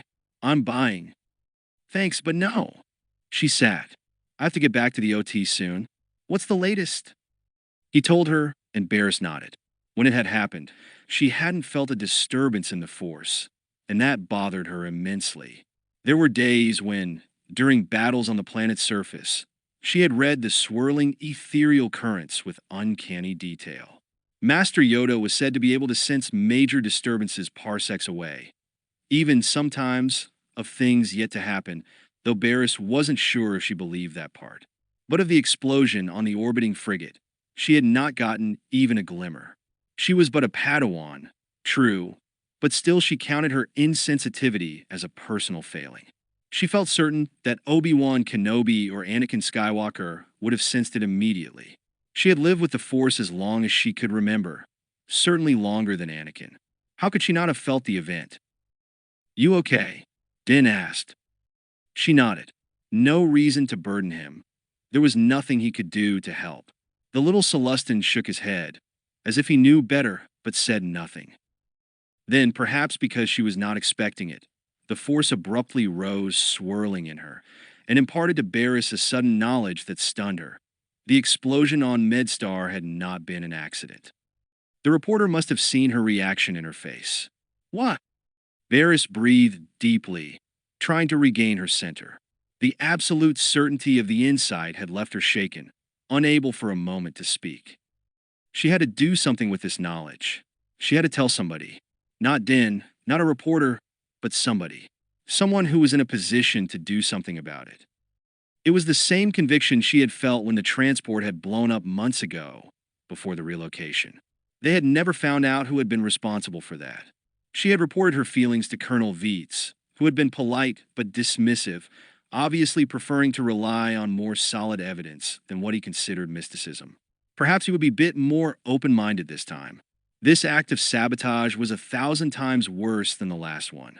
Something had to be done. 15. Jas, exhausted but still too worried about Toke to rest, wandered through the medical ward. The surgical patients in recovery were all as stable as they were going to get, and the operating tables were empty for the time being. The thought of going back to his kiosk, of being by himself in the cold silence, was anathema. He needed something to do. Ahead, one of the silents stood impassively near one wall, a faint cloud of breath fog issuing from within the cowl at slow and regular intervals. It was cooler here than in the OT, but at least they had enough blankets and heat packs to keep the patients warm. The silence seemed unaffected by the cold. Baris stood next to the bed of a trooper who had some new kind of infection. One of the local microbes had apparently undergone a mutagenic shift and become deadly, a cause of considerable concern. What could afflict one trooper could afflict them all. Hey, Joss said. Baris looked away from the sick trooper, who was either asleep or in a coma. Hello, she said. How is he? No change. None of our antibiotics, antivirals, or antimycotics seems to be working. Specticillin? Specticillin was the current reigning champ, a broad-spectrum RNA polymerase inhibitor capable of stomping on the most virulent of the Drongran bugs. She shook her head. He's got a fever we're barely keeping down with analgesic suppressors and coma induction, a white blood cell count off the charts, and his kidneys are starting to shut down. He's got fluid in his lungs, an erratic heartbeat secondary to cardiac tamponade, and his liver is working overtime and getting tired. Only good thing is he doesn't seem to be shedding pathogens, so he's not contagious. Joss moved in, looking at the patient, whose chart identified him as CT-802. Fast as everything mutates here, it might cure itself. It better hurry if it doesn't want to kill its host. I've done what I can, but it isn't enough. I've been keeping him stable by working on him through the Force, but I can't keep that up forever. Baris's voice was calm and even, in contrast to her strained and haggard expression. I don't think he'll see another sunrise, Joss. Joss stood there for a moment, remembering a conversation he'd had with Zon Yant in this same room. He hadn't known Baris that long, but here in the swamps, among the dead and dying, fast kinships were established among the medics. The war was the problem, and they all did their best to be part of the solution, any way they could, as little as that might be. He took a deep breath. There might be something else we can try. She looked away from the patient to him, her gaze questioning. When Zon had died, it had fallen to Joss to clean out his friend's belongings. He had packed up most of the stuff, the Katara, clothes, book readers, and the like, and had it shipped to Zon's family back on Talos. But hidden away under Zon's cot had been something he hadn't included in the personal effects package, Zon's supply of processed Bota. It was illegal to possess the stuff here. All the harvested and stabilized Bota went to other worlds and systems, where it was worth its weight in precious gems. Like outworld plantations where the locals produce fruit and crops too expensive for them to eat, or firestone pits where everyday miners found stones worth more than a year of their pay, or any place else where those who did the scut work reaped none of the rewards, Bota was deemed too valuable to waste on troopers. But Zon hadn't accepted that. He'd managed to get hold of a small amount of the miracle growth and field-tested it as much as was feasible, given the necessarily clandestine nature of his protocols. Even under less than ideal conditions, Bota had cured every resistant infection a Fett clone had developed on this world. The irony of being on a planet where the plant grew like a weed and not able to use it to save lives had not been lost on. Either Zon or Joss-On had risked his career and liberty to secretly treat patients with it. Joss hadn't been willing to go that far, but he had turned a blind eye to his friend's illegal actions. He became aware that he had been standing there too long without responding. Time to make a decision, Joss. Can you do anything less than what your friend did? Wait here, he said. I'll be right back. He left the ward and headed for his kiosk. The snow was knee-deep and still falling, but some of the maintenance droids had been set to clearing walkways, so it wasn't that big a problem. Yet, a far more immediate concern was the lack of warm clothing for everyone. Joss was an ectomorph, tall and thin. His body radiated heat very effectively, which was useful in a tropical climate. But right now the temperature under the dome was about 10 degrees less than either of the planetary poles. And for the first time in his life, he found himself regretting his lack of body fat. He was wearing practically his entire wardrobe. 2 pairs of army-issue pants and socks, a heavy shirt, a Dernis hide vest, and a blanket as a makeshift poncho. He had 2 surgeon's caps keeping his head warm, a sweatband worn low to cover his ears, 3 pairs of thin-skin gloves, and he was still cold. if that harmonic malfunction wasn't fixed soon. On his way to his quarters, Joss noticed several members of Revok's retinue heading for the cantina. He waved, and they waved back. Most of them were taking the unexpected exile fairly well. Trevor and the other headliners had been bivouacked in a quickly constructed barracks, and there they had mostly stayed. No one had been allowed to evacuate yet, either to another Rimsu or to MedStar, because the more the malfunctioning dome was attenuated to allow transports through, the more discombobulated the harmonics seemed to become. The majority of the incoming lifters were being rerouted to Rimsus 5 and 14, the closest nearby units, but they could only handle so many extra cases, so some still had to be allowed through here. Zahn's supply of processed Bota was now under Joss's cot. He'd kept it, not quite sure what to do with it. Now he knew that, on some level, he'd been waiting for an opportunity like this. What the Republic didn't know wouldn't hurt them, and it could save a trooper's life, a life that Joss now knew was worth as much as anyone's. At some point, you had to start taking a stand. Joss wasn't certain of much in his life, but he knew one thing for sure. Letting a man die when you could save him was wrong. In fact, take anybody who said otherwise. Joss! He looked up and saw Veets approaching. His blood went icy faster than a cryovascular transfusion. He tried to steel himself for the news that Toke had been in the wrong place at the wrong time on MedStar, that they had confirmed the ID, that he would never see or smile again. Toke's okay. I just got word. Joss' relief was so great that he almost sobbed. He felt like the legendary world carrying giant Salta must have felt when he had transferred his burden to a pedestal of platinum cast for him by his brother Ural. Thank you was all he could manage. Alive. Toke was alive. She won't be coming back down anytime soon, I'm afraid. The explosion took out 4 decks in the ventral hull area, including, as I'm sure you know, the docking bays. She's helping tend to the injured. Doesn't matter, Joss said, as long as she's safe. Merritt's okay, too. I knew he was off base, Joss said. Didn't know he'd gone upstairs. He noticed then that the colonel still wore a grim expression. What? I recently spoke with Jedi Alfie, and based on some tests we ran pursuant to her suggestions, we've confirmed that this was not an accident. It was sabotage, probably the same person or persons who blew up the transport. Joss stared at him, unable to process, for a moment, what Veets had just said. Sabotage? Again? They'd never found out who had destroyed the Bota transport, and now the same thing had happened, this time on a much larger scale. The news was shocking. There were supposed to be some rules, some accords, even in war. Hospital ships had been considered inviolate ever since the Great Hyperspace War. Even though the orbiting ships were easy targets, the concept of damaging or destroying one was anathema to civilized beings. Or had been until now. 16. Din seemed to be spending pretty much all his time in the cantina lately. He wasn't 100% okay with that, although it had its advantages. For one thing, it was the warmest place in the Rimsu by far.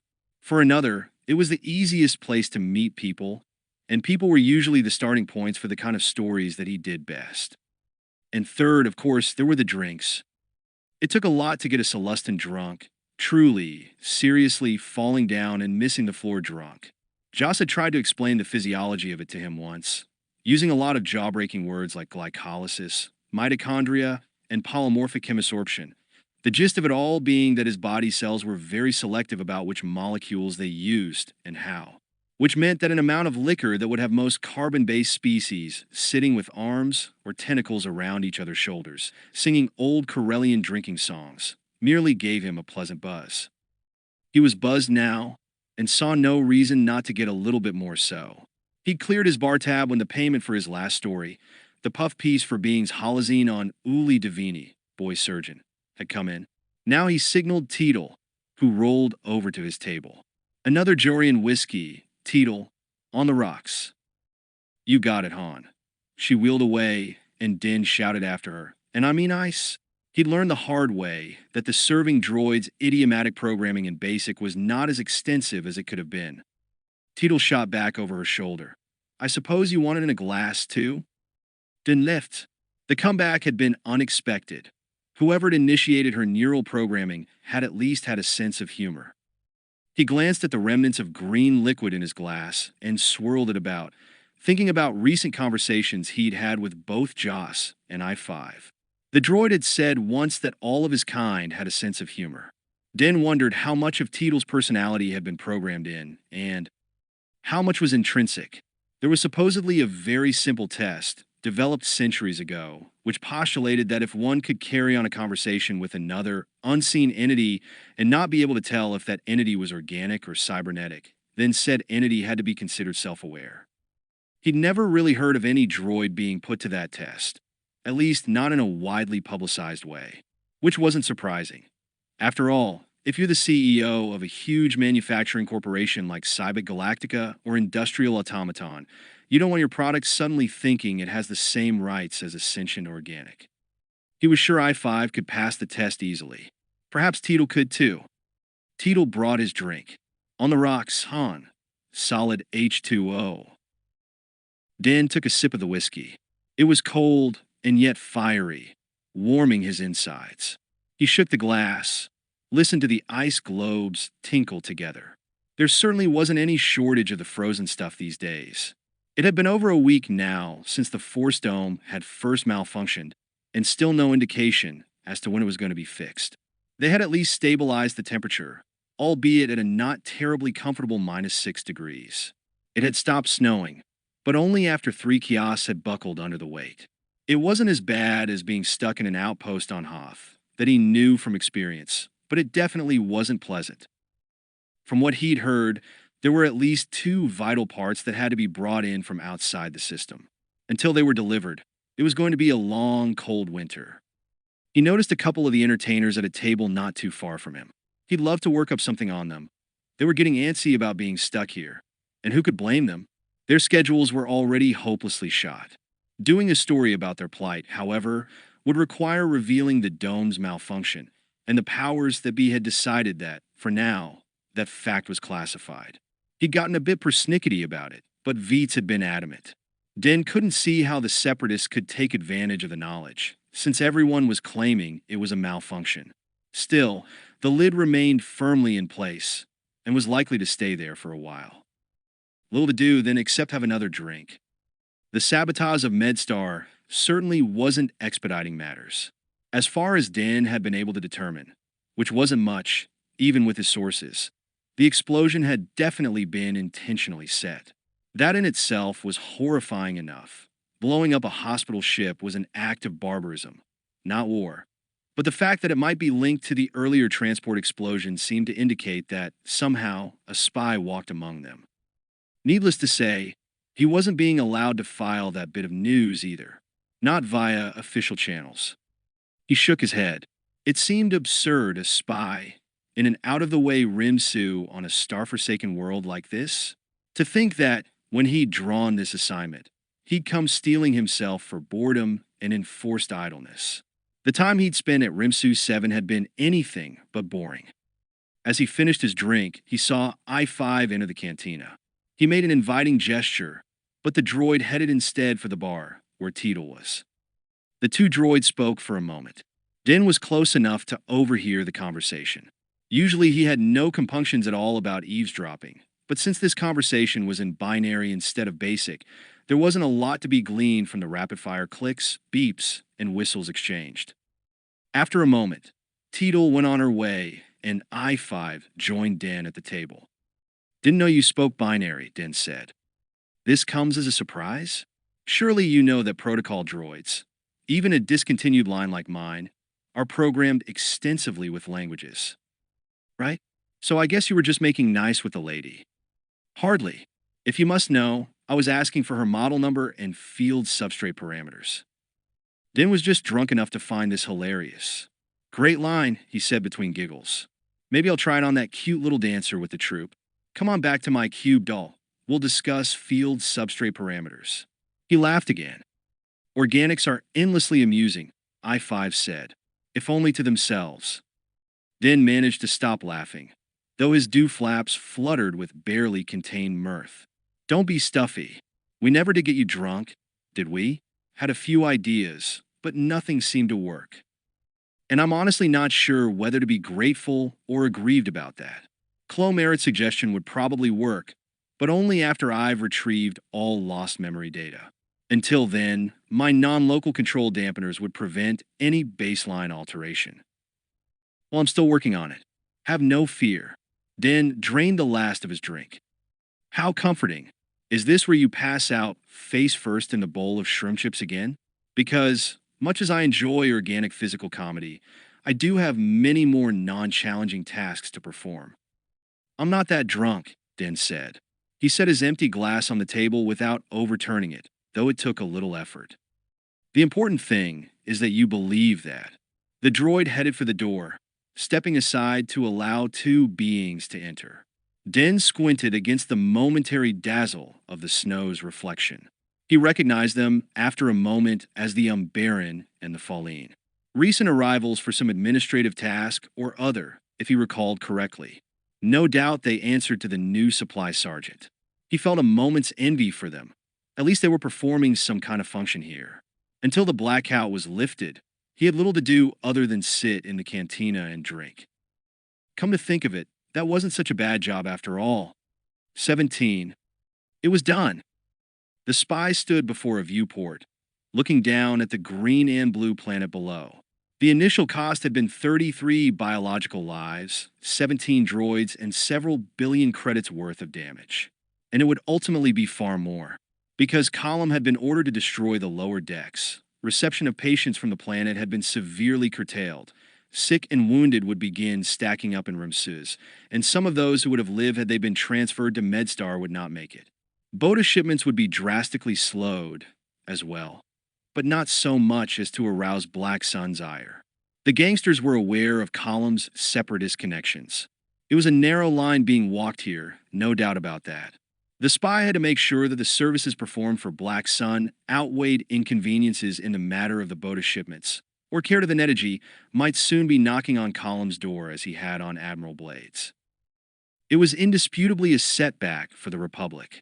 Enough by itself to win the war? No, of course not. But it was another block on the Bantha's back, as the saying went. Who could say that this might not be the one that made the creature's burden too great, or the one just shy of doing so? Still, Column felt no satisfaction, no closure. To blow up a medical ship, or even part of one, was vile, heinous, reprehensible. There were people on Dronger who thought well of Column, and, if they knew what the spy had done, would turn away in disgust. Or, more likely, cheer were Column to be executed in a sleet of blaster fire. Those who didn't clamor to be the ones who pulled the triggers. Best not to dwell on it, the spy knew. Painful experiences left scars, and even years later, they could throb and blaze if one paid them too much mind. Best to put them in a closet and close and lock the door. They would always be there, but if one didn't look at them, there in the dark, they didn't hurt as much. Sometimes it was the only way to move on. They still thought it was an accident, as far as the spy had been able to determine, so they weren't looking for a saboteur. Eventually, operations between the ship and the planet would return to normal, and Column would be allowed to leave and return to the Rimsu, to contemplate the next inevitable blow against the Republic. To call the results of the intramuscular injection of Bota extract into the dying trooper a miracle was perhaps stretching the meaning of the term as Baris understood it. Still, there was no denying that the man had been calling on death's door a few hours earlier. Yet he was now awake and alert, his fever was gone, and his rapidly failing organ systems were on the mend, if the telemetric monitors were functioning correctly. His white cell count with its bacterial shift was markedly decreased, though still slightly elevated. He was, for all intents and purposes, nearly well. Amazing. Baris had 6 more of the Bota muscle poppers given to her by Joss, and she knew several patients who could certainly benefit from them. Those who were more human in their species tap seemed to derive the most antibacterial and antiviral benefits, but those for whom the drug functioned primarily as an analgesic and who were in extensive pain that was unabated by ordinary narcotics would appreciate the injections as well. There were a lot more patients in the Rimsu than usual. The explosion aboard MedStar had slowed their transfers, and while most of them were stable, some still needed more care than the Rimsu could provide. The Bota would help that. Problem was it wouldn't last long. Even as she made her rounds through the medical ward, Baris was already wondering how she might get more of the miracle plant. The larger crops were, of course, guarded, but Joss had told her that there were smaller clumps still growing wild. These patches Zahn had found and used for his preparations. If she could find a wild patch and harvest even half a kilo or so, she could make a suspension that might treat 50 or 100 patients. She didn't know the precise dosage and proportions of active ingredients to carry her solution, but she could analyze one of the remaining poppers and figure that out. Chemistry and pharmaceutical preparation hadn't been her two favorite subjects during medical training, but she had managed to learn enough in both to pass with honors. She would find a way to make it work. Too bad Zahn didn't leave notes, she thought. That would have saved some time and trouble. Of course, leaving such notes around could get one in deep trouble if somebody found them. What Zahn and Joss had done, and what she had in mind to do, was technically illegal. It was not, however, immoral, and her Jedi and medical training were in complete accord on such matters. There were laws, and then there were laws. Some of them had been passed for the wrong reasons, and many were flawed. Nearly every rule had some exception. When the choice came down to a legal act or a moral act, the Jedi making the choice would ideally do both. But circumstances were seldom ideal, and in such cases one should always choose the moral way and be willing to suffer the consequences, if any. In this case, it wasn't complicated. Saving lives was the right thing to do. If the means to do that were at hand, and one allowed people to die because of a law that had been passed to favor the rich and powerful, well, that was wrong. She heard a low moan and turned to see one of the several non-clone patients, a Rodian lieutenant called Zepho, thrashing in his bed, struggling against the pressor field holding him in place. Zepho had chronic smash bone fever, which had apparently been dormant for years, but had recently recurred. The intensity of the muscular contractions caused by the pathogen, a form of microorganism not quite a bacterium, nor exactly a virus, but somewhere in between, was such that the infected's ligaments would tear and bones sometimes snap during the more violent episodes of tetany. The illness carried a 50% mortality rate, even when treated. There was no cure, and most of the muscle relaxants they had on hand were not effective on Rodians. A brainstem surgical disconnect would stop both afferent and efferent nerve conduction, but besides the small matter of leaving the patient totally paralyzed as far as voluntary movement was concerned, it wouldn't stop the convulsions because the infection was in the muscle tissue itself, not just the CNS. Maybe the Bota would help. Zepho was in much pain and could soon die if something wasn't done. In over half of the cases, the infection spread to the organs and something vital, heart, liver, or lungs, most likely would shut down. Baris had checked, but the literature, at least what she could access here, held no mention of the effects of Bota on Rodians. But it wasn't as if he had much to lose. There were no fatal side effects of Bota on any known species, and the continued episodes of tetany could very well damage Zepho beyond the RIMS's ability to properly treat, even if he survived the illness itself. She approached the thrashing Rodian. She'd have to drop the pressor field to inject him. A deltoid or thigh jab would do the job. The popper would blast the aerosolized drug right into the muscle tissue, if she could do it before he spasmed again. She might have to use the force to hold him still. She reached the bed. "Zepho," she said. "I'm Baris a Jedi. Healer. Excusing me if I don't GG get up. HH healer," he managed to say between gritted lip plates. "I have a treatment here that might help you," she said. She held up the popper. "But there is some risk which I can't calculate properly." The Rodian clenched all over, tightening like a giant fist. The spasm lasted 20 seconds. Blue-green perspiration broke out on his tense body. When the spasm subsided, he croaked, "Right in now, healer. I would gladly take PP poison, if why you offered it, Another contraction gripped him, shorter this time. "I'll have to drop the field. Try to hold as still as you can." "No PP problem," he managed. She felt less confident than she sounded. She couldn't do this by swaying his mind, since the spasming muscles weren't under his control. She'd have to hold him in place physically with a controlled and sustained force push, and that would be tricky to do without injuring him, especially given the fragile condition he was already in. She found the connection with the force that she needed and thrust forward with her mind, pinning him down. He lay still, and she readied the popper. She dropped the restraining field, reach in fast, hit him, and be out in a second or two. Ready to go. She thumbed off the presser field and reached in with both hands, using one to steady his leg. She pressed the popper to his thigh and reached for the trigger. A major spasm racked the Rodian. The unexpected severity of it shook Baris's grasp of the force. Hurry! But as she triggered the fire button on the popper, Zifo's leg jerked, as if 1,000 volts of electricity had galvanized it. The popper bounced off his thigh. She was still gripping his leg as a second spasm hit him, throwing her momentarily off balance. Baris lurched forward, and the injector came down on the back of her other hand. The popper sprayed the suspension extract through her skin. Some of it went into a vein. She could feel the cold rush. Quickly, she pulled back, relit the presser field, and grabbed another Bota popper from her pocket. As Zifo's muscles relaxed, she killed the field again, jammed the popper at his leg, and fired it. This time her luck was better.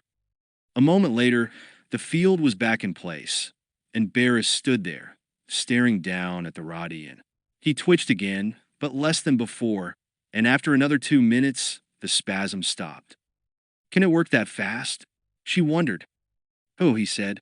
Thanks, healer. I don't know what you did, but I'll take a barrel of it. She smiled. I'll come back and check on you in a little while. The Rodian had been in the green bed, the last one in this ward. Baris walked through the sterilizing field and turned into a supply chamber.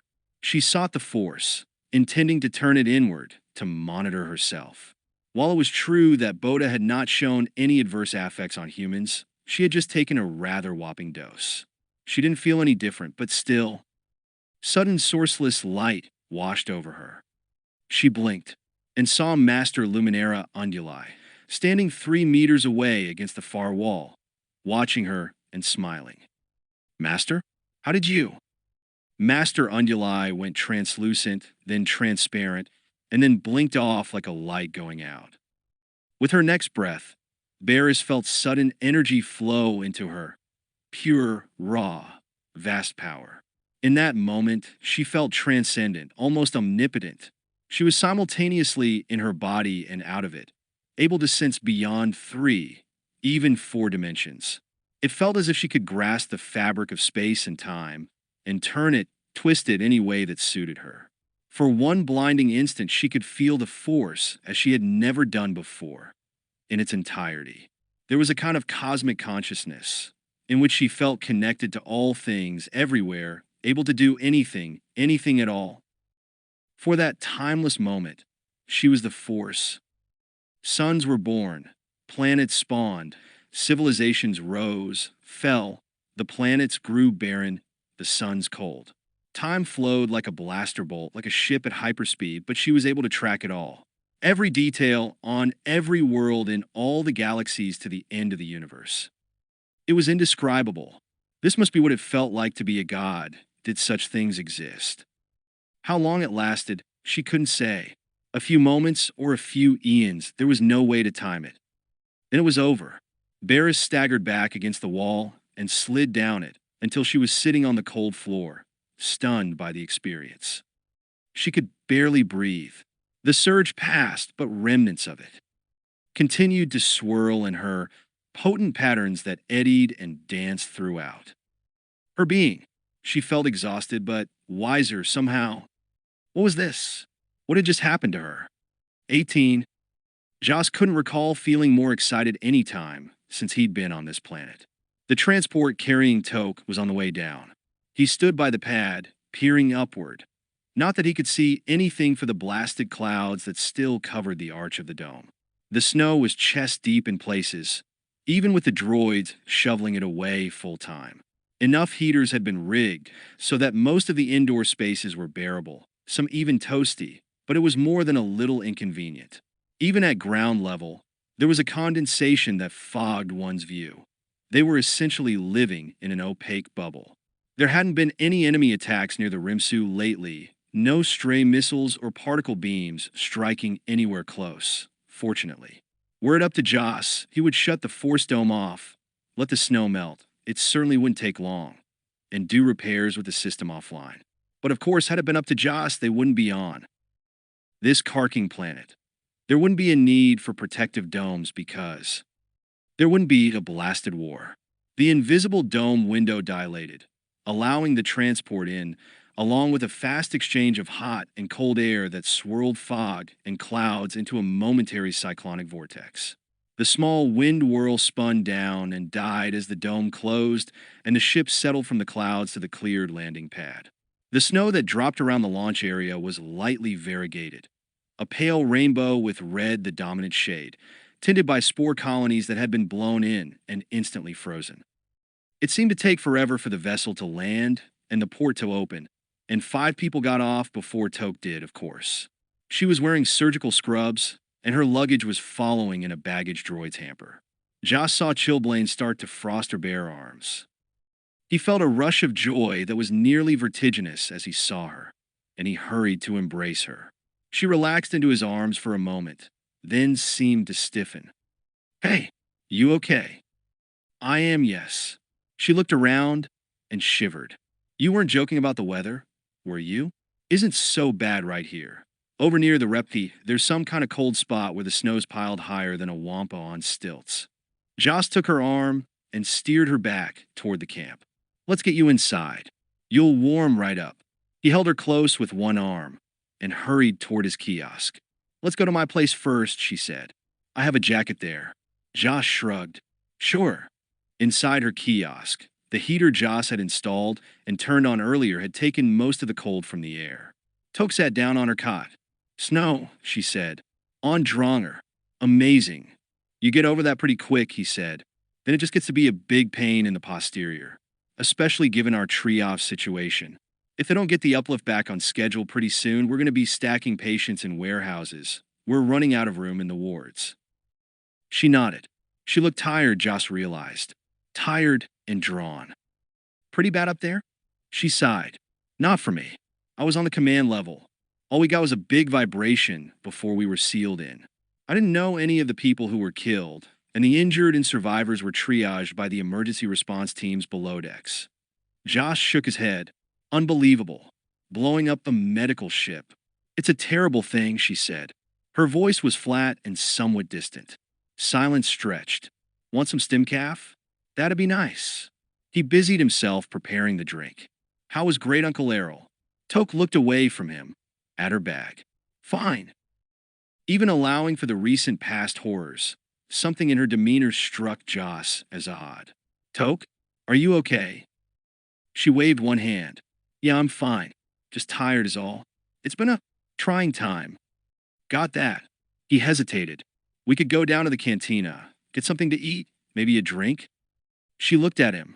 "You know, Joss, I'm really not up for it." "Okay, sure. We could stay in, no problem. I can go pick something up at the chow."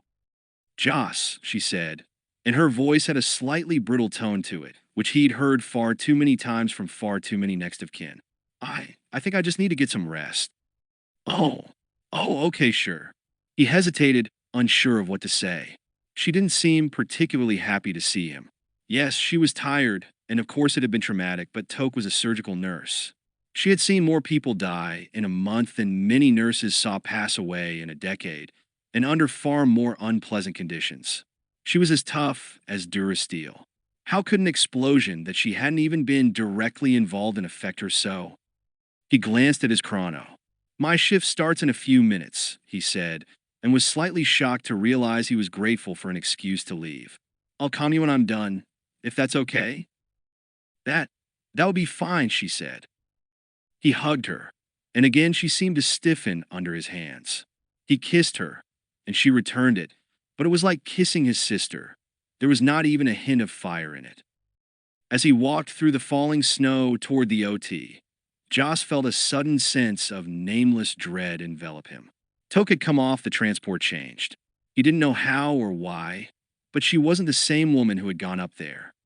Something was wrong. Something was very wrong. Den sensed that something was different when he took his usual place at the sabacc table. It took him a moment to identify what it was. Then he started to order a drink and realized that Teetle wasn't on duty. That was odd. Droids didn't work in shifts like organics. Teetle was always there whenever the cantina was open, except that she wasn't today. Neither were Joss and Toke, but that was to be expected, given that the latter had just made the drop from MedStar. The players, besides himself, were Chloe, Baris, I-5, and a new face, one he was rather pleased to see, Ire Marith, the Celestin singer from the troupe. Din took his seat, which was right across the table. She looked up from her drink at him and smiled. Din smiled back. He'd been wondering how to casually run into her, and now here was a platinum opportunity. It had been so long since he'd seen another of his own species that he'd probably find the hag witch of Toonok attractive. No problem here, though. Ire was drop-dead gorgeous. She was young, true. He was probably old enough to be her father, but judging from the look she was giving him, she wasn't thinking of him in that way. She had lustrous eyes, dark as obsidian and large even for a Celestin. Her ears were delicately shaped, with large whorls and lobes. Her jowls glistened with saliva. They flushed a deeper shade of pink as she smiled at him. "Oh yeah, what a sugarcane this one was." "Wa luda mega new," she said. "Me nama ire atram." Din blinked. She was speaking in the inferior inflective, just as a femme would to a mate. "Wa denga, si boozy. Me nama dender." She smiled again, and suddenly Din wasn't the least bit cold. Not the least bit. Nobody's father at this table. "Where's Teetle?" he asked the table at large. He felt a sudden urge for a drink. No one answered. He glanced at Merritt, saw the big Aani looking slightly discomfited. He said, "She is no longer with us." "What? Reassigned?" "She just got here." He wanted a blaster or two to loosen him up. It wasn't like he needed it, but still. There came another uncomfortable silence. Then I-5 broke it. "The TDL-501 unit has been disassembled." "Come again?" It was necessary to obtain the central drive component. The TDL-501 unit was one of the latest models from Cyber Galactica, and its YX90 drive's technical specs were compatible with the phase harmonics generator secondary drive of the Force Dome. It was... Dan held up his hands to stop the droid. "Hold up a minute. You're telling me she's been cannibalized?" I-5's expression and voice seemed flatter than usual, if that were possible. Engineering section learned that it would be a minimum of 5 standard weeks before a replacement drive for the damaged generator could be delivered, so they sought some suitable replacement and requisitioned the TDL-501s. "Teetle," Din said. "Her name's Teetle." I-5 paused a moment, then continued. "They requisitioned the unit's YX90. Its field parameters are within the range needed to realign the phase harmonics generator." Din stared at the droid, his jaw sagging. "I don't believe this. They broke her down for parts? How could they?" She was more than just. He stopped as the full implications of I-5's statement hit him. "Field parameters. I remember. You asked her about that." Baris said, "Din, I-5 isn't." Din ignored her and stared at the droid. "You fingered her?" I-5 said, "I was ordered to determine the potential usefulness of the unit's drive." "I can't believe it. One of your own kind." "As much as I hate to rain on your righteous indignation," Baris said, "there are 1 or 2 things about this that you don't know." There was something odd in her voice. Din noticed, but he didn't have time to worry about that. His best server was gone and her friend, I-5, had been responsible. "I know all I need to know." Teetle volunteered, "Denver. That for Merritt." He stared at the minder. "Huh?" Merritt said. She knew what the consequences would be. It was Teetle who noticed the range compatibility. I-5 merely confirmed it. It wasn't his idea. Din shook his head. Gutted her. As sentient as anybody at the table, and funny besides, but rip. Just like that. "I believe you owe I-5 an apology," Baris said. Again, there was something in her voice, something he couldn't quite pin down. She seemed well older. Much older.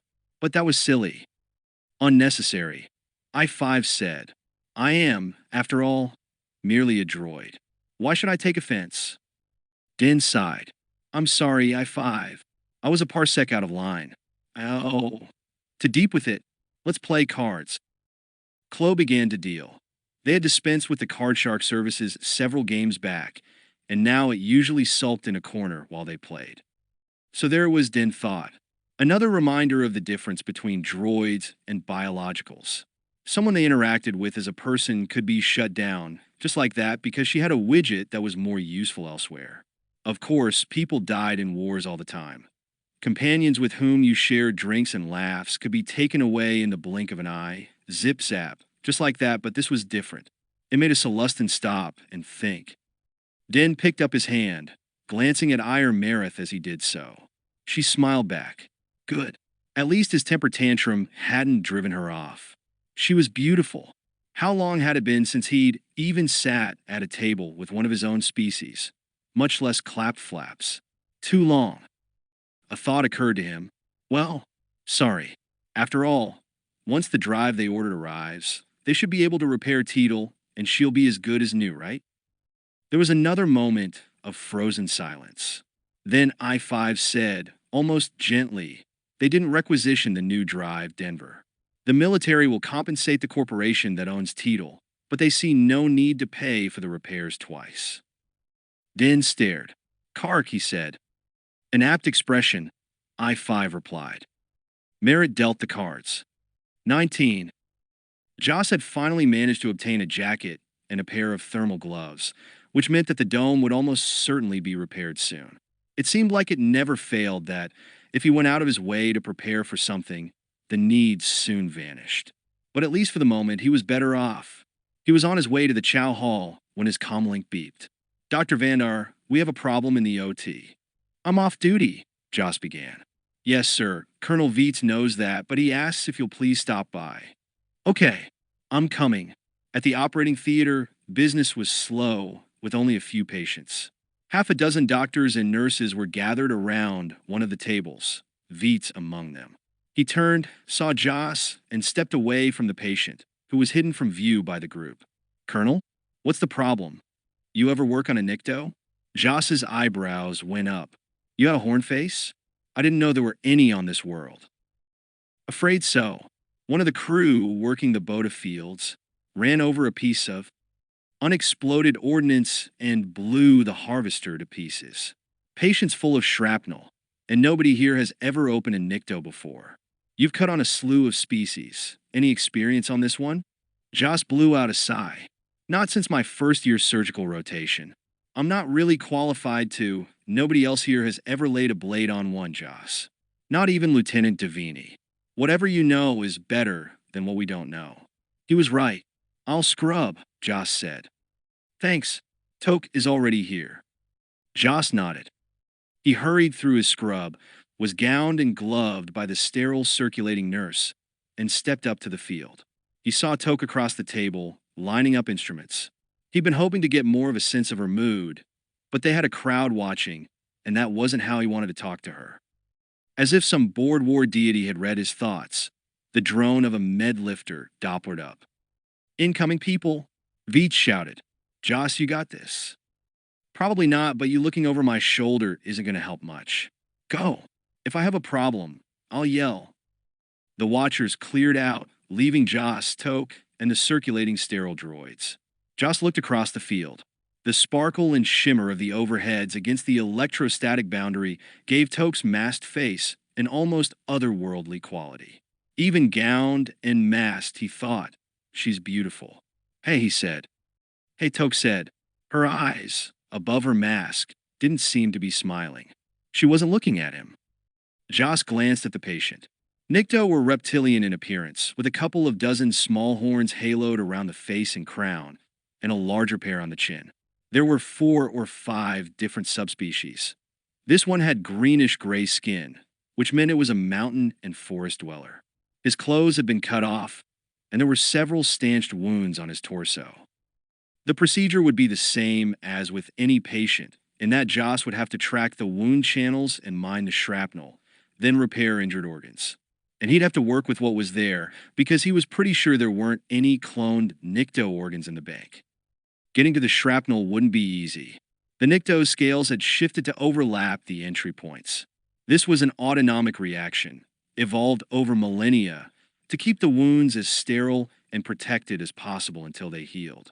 Usually that worked quite well, but usually there weren't several big chunks of durasteel sealed in a Nicto's viscera. We need to relax the muscles enough to be able to lift his abdominal scale plates, he said to Palil, the circulating nurse who wasn't scrubbed sterile. Find out what is that to a Nicto. Already got it, the nurse said. Myoplexeril, variant 4. 3 milligrams per kilo of body weight for... Okay, what does he weigh? 60 kilograms. Joss did the math. Give him 180 of myoplexeril, V4, for push. Somebody had started an intravenous big bore, TKO, which was good. Running IVs was a primitive process at best, and on top of that, Joss had never enjoyed starting them on reptiloids. Finding a vein under scaled skin was always a challenge. But all the osmotic drips were in use at the moment, so he had to make do with what was available. Threndy, the other nurse, filled an injector with muscle relaxant, double-checked the medicine vial and dosage, and pressed the injector against the IV's RX portal. It would take a moment for the pharmaceutical to do the trick. Joss said, Threndy, why don't you finish the instrument sort? Palil, go and get a second reptiloid kit, just in case. Toke, over here and help me categorize wounds.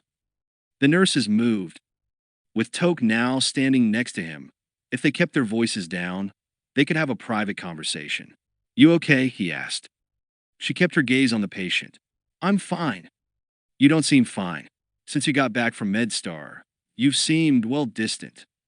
She looked at him, then back at the patient. Looks like this one got hit in the spleen. If they have spleens. She pointed at a puncture wound with a stat patch. Toke. She sighed. What do you want me to say, Joss? It wasn't a visit to a pleasure dome. I saw people spewed into space like ripe pop tree seeds. The lucky ones died right away. People die here every day, he said. You seem to be able to deal with that. Not the same, she said. It wasn't like you did it, Toke. She gave him a sharp glance and was about to say something when the patient's abdominal plate relaxed and retracted, and a gush of purplish hemolymph from one of the now exposed wounds lanced out and hit him squarely in the chest. The next few minutes were occupied with stopping the flow of vital fluid. The nurses and droids handled that, while Joss stepped away from the table. He'd have to change clothes and re-scrub, which meant a serious conversation with Toke wasn't going to happen now. Blast! But he wasn't going to drop it. Something was wrong. Something over and above the trauma of what had happened. There was something that Toke wasn't telling him, and he wouldn't rest until he knew what it was. Baris was having a hard time concentrating on her work. In front of her, in a bed in the recovery ward, a trooper lay, or rather, most of him did. His legs had been chewed by shrapnel up to mid-thigh. The solution was to outfit the soldier with cybertronic prosthetics. Robotic legs that, once covered with a layer of synth flesh, would be nearly indistinguishable from the real thing. Baris's job was to use the force to prepare the trooper for the circuit grafts and implants by easing systemic shock reaction. It was a fairly easy task, a simple matter of soothing the autonomic nervous system and stimulating biological response modifiers. She'd done it dozens of times before with no glitches. There was no reason to assume it would be any different this time. Nevertheless, she could not do it. Since experiencing that searing, that cosmic connection, Baris had been afraid to reach out to the Force again.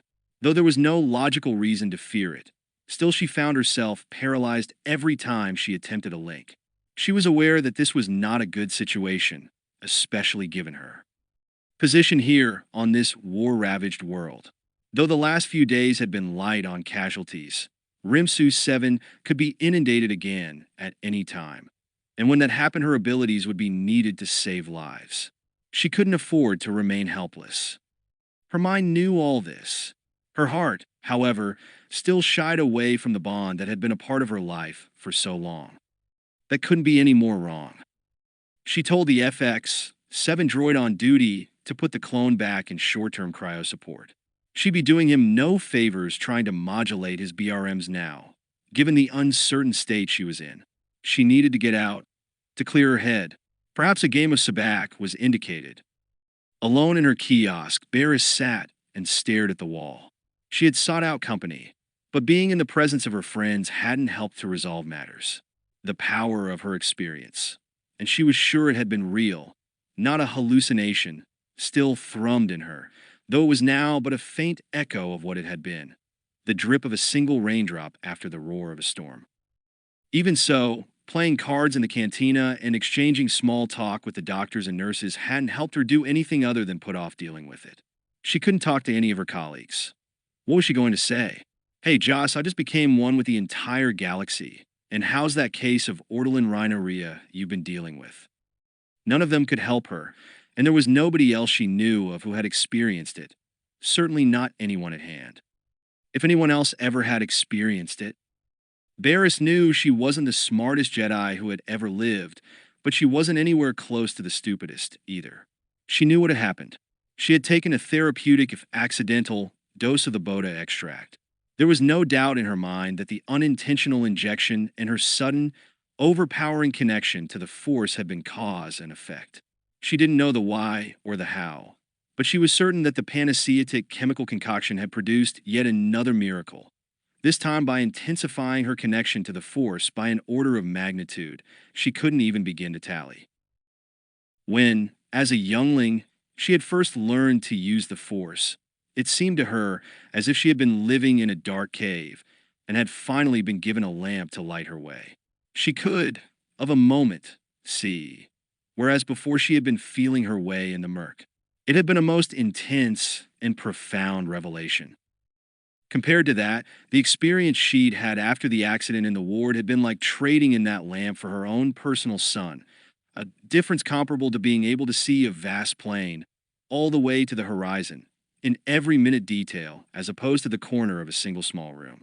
It was as if she were a hawkbat, capable of spotting a rock shrew the size of her thumb from 1,000 meters away, as opposed to being a blind granite slug, grubbing myopically at the few millimeters directly before her. What did it mean? Her first reaction had been to calm her master. Luminara Unduli would know, or she would have access to somebody with knowledge. In any event, there was certainly no reason to try to puzzle it out on her own. Certainly not when she had the vast resources of the temple's archives at her disposal. And so she had tried, but her communications unit was not working. Everything seemed fine, all the circuits tested clean, but there was no signal. Something was jamming the frequency. She could not even get in. Off-world carrier hyperwave, and she had no idea why. Possibly it was due to some military operation. It was entirely feasible that the Republic or the Separatists had recently implemented some device that could blanket a planet and stop transmissions such as hers. Or could it be a natural phenomenon? There were magnetic and flux storms in real space that sometimes cast subspatial reverberations and interrupted comm signals. Dronger Prime was a hot sun. Its coronal discharges were certainly strong enough. Baris made a frustrated gesture. No point in theorizing. She had to talk to somebody who knew more about the Force than she did to pass this along and decide what, if anything, needed to be done about it. She tried the unit again, as soon as she'd gotten back to her kiosk, but of course it still wasn't working. There was another way, however, an elegantly simple way. Take another blast of the Bota. She was almost certain that she could figure out just about anything, once she returned to that ineffable state in which she had been before, if this time she was expecting it and prepared for it. The experience held within it all manner of knowledge. She could still feel the truth of that. Once she understood the parameters of the event, Baris could present the Jedi Council with something of incalculable value. She couldn't even imagine the miracles that a true Jedi Master could perform while suffused with such power. Why? Even the small handful of the Order remaining could turn the course of the war, could easily defeat Dooku's forces and restore galactic peace, did they but have access to the kind of power Baris had experienced.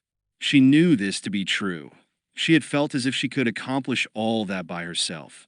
So she knew that with such mystical strength. In the hands of Luminara or Obi-Wan or Yoda, anything would be possible. But could she prepare herself sufficiently to ride that massive and all-powerful wave again? It seemed entirely possible that the next time it might roll over her, and she wouldn't be able to struggle free. Maybe it would claim her for itself, and never let her go, transform her somehow into something totally outside the experience of her or anyone else. Baris sighed. This was beyond her skill, her talents, her ability. She needed help, but there wasn't anyone here capable of providing it. It seemed that, until she could talk to Master Unduli, she would be better off doing nothing. But that wasn't as easy as it sounded, by any means.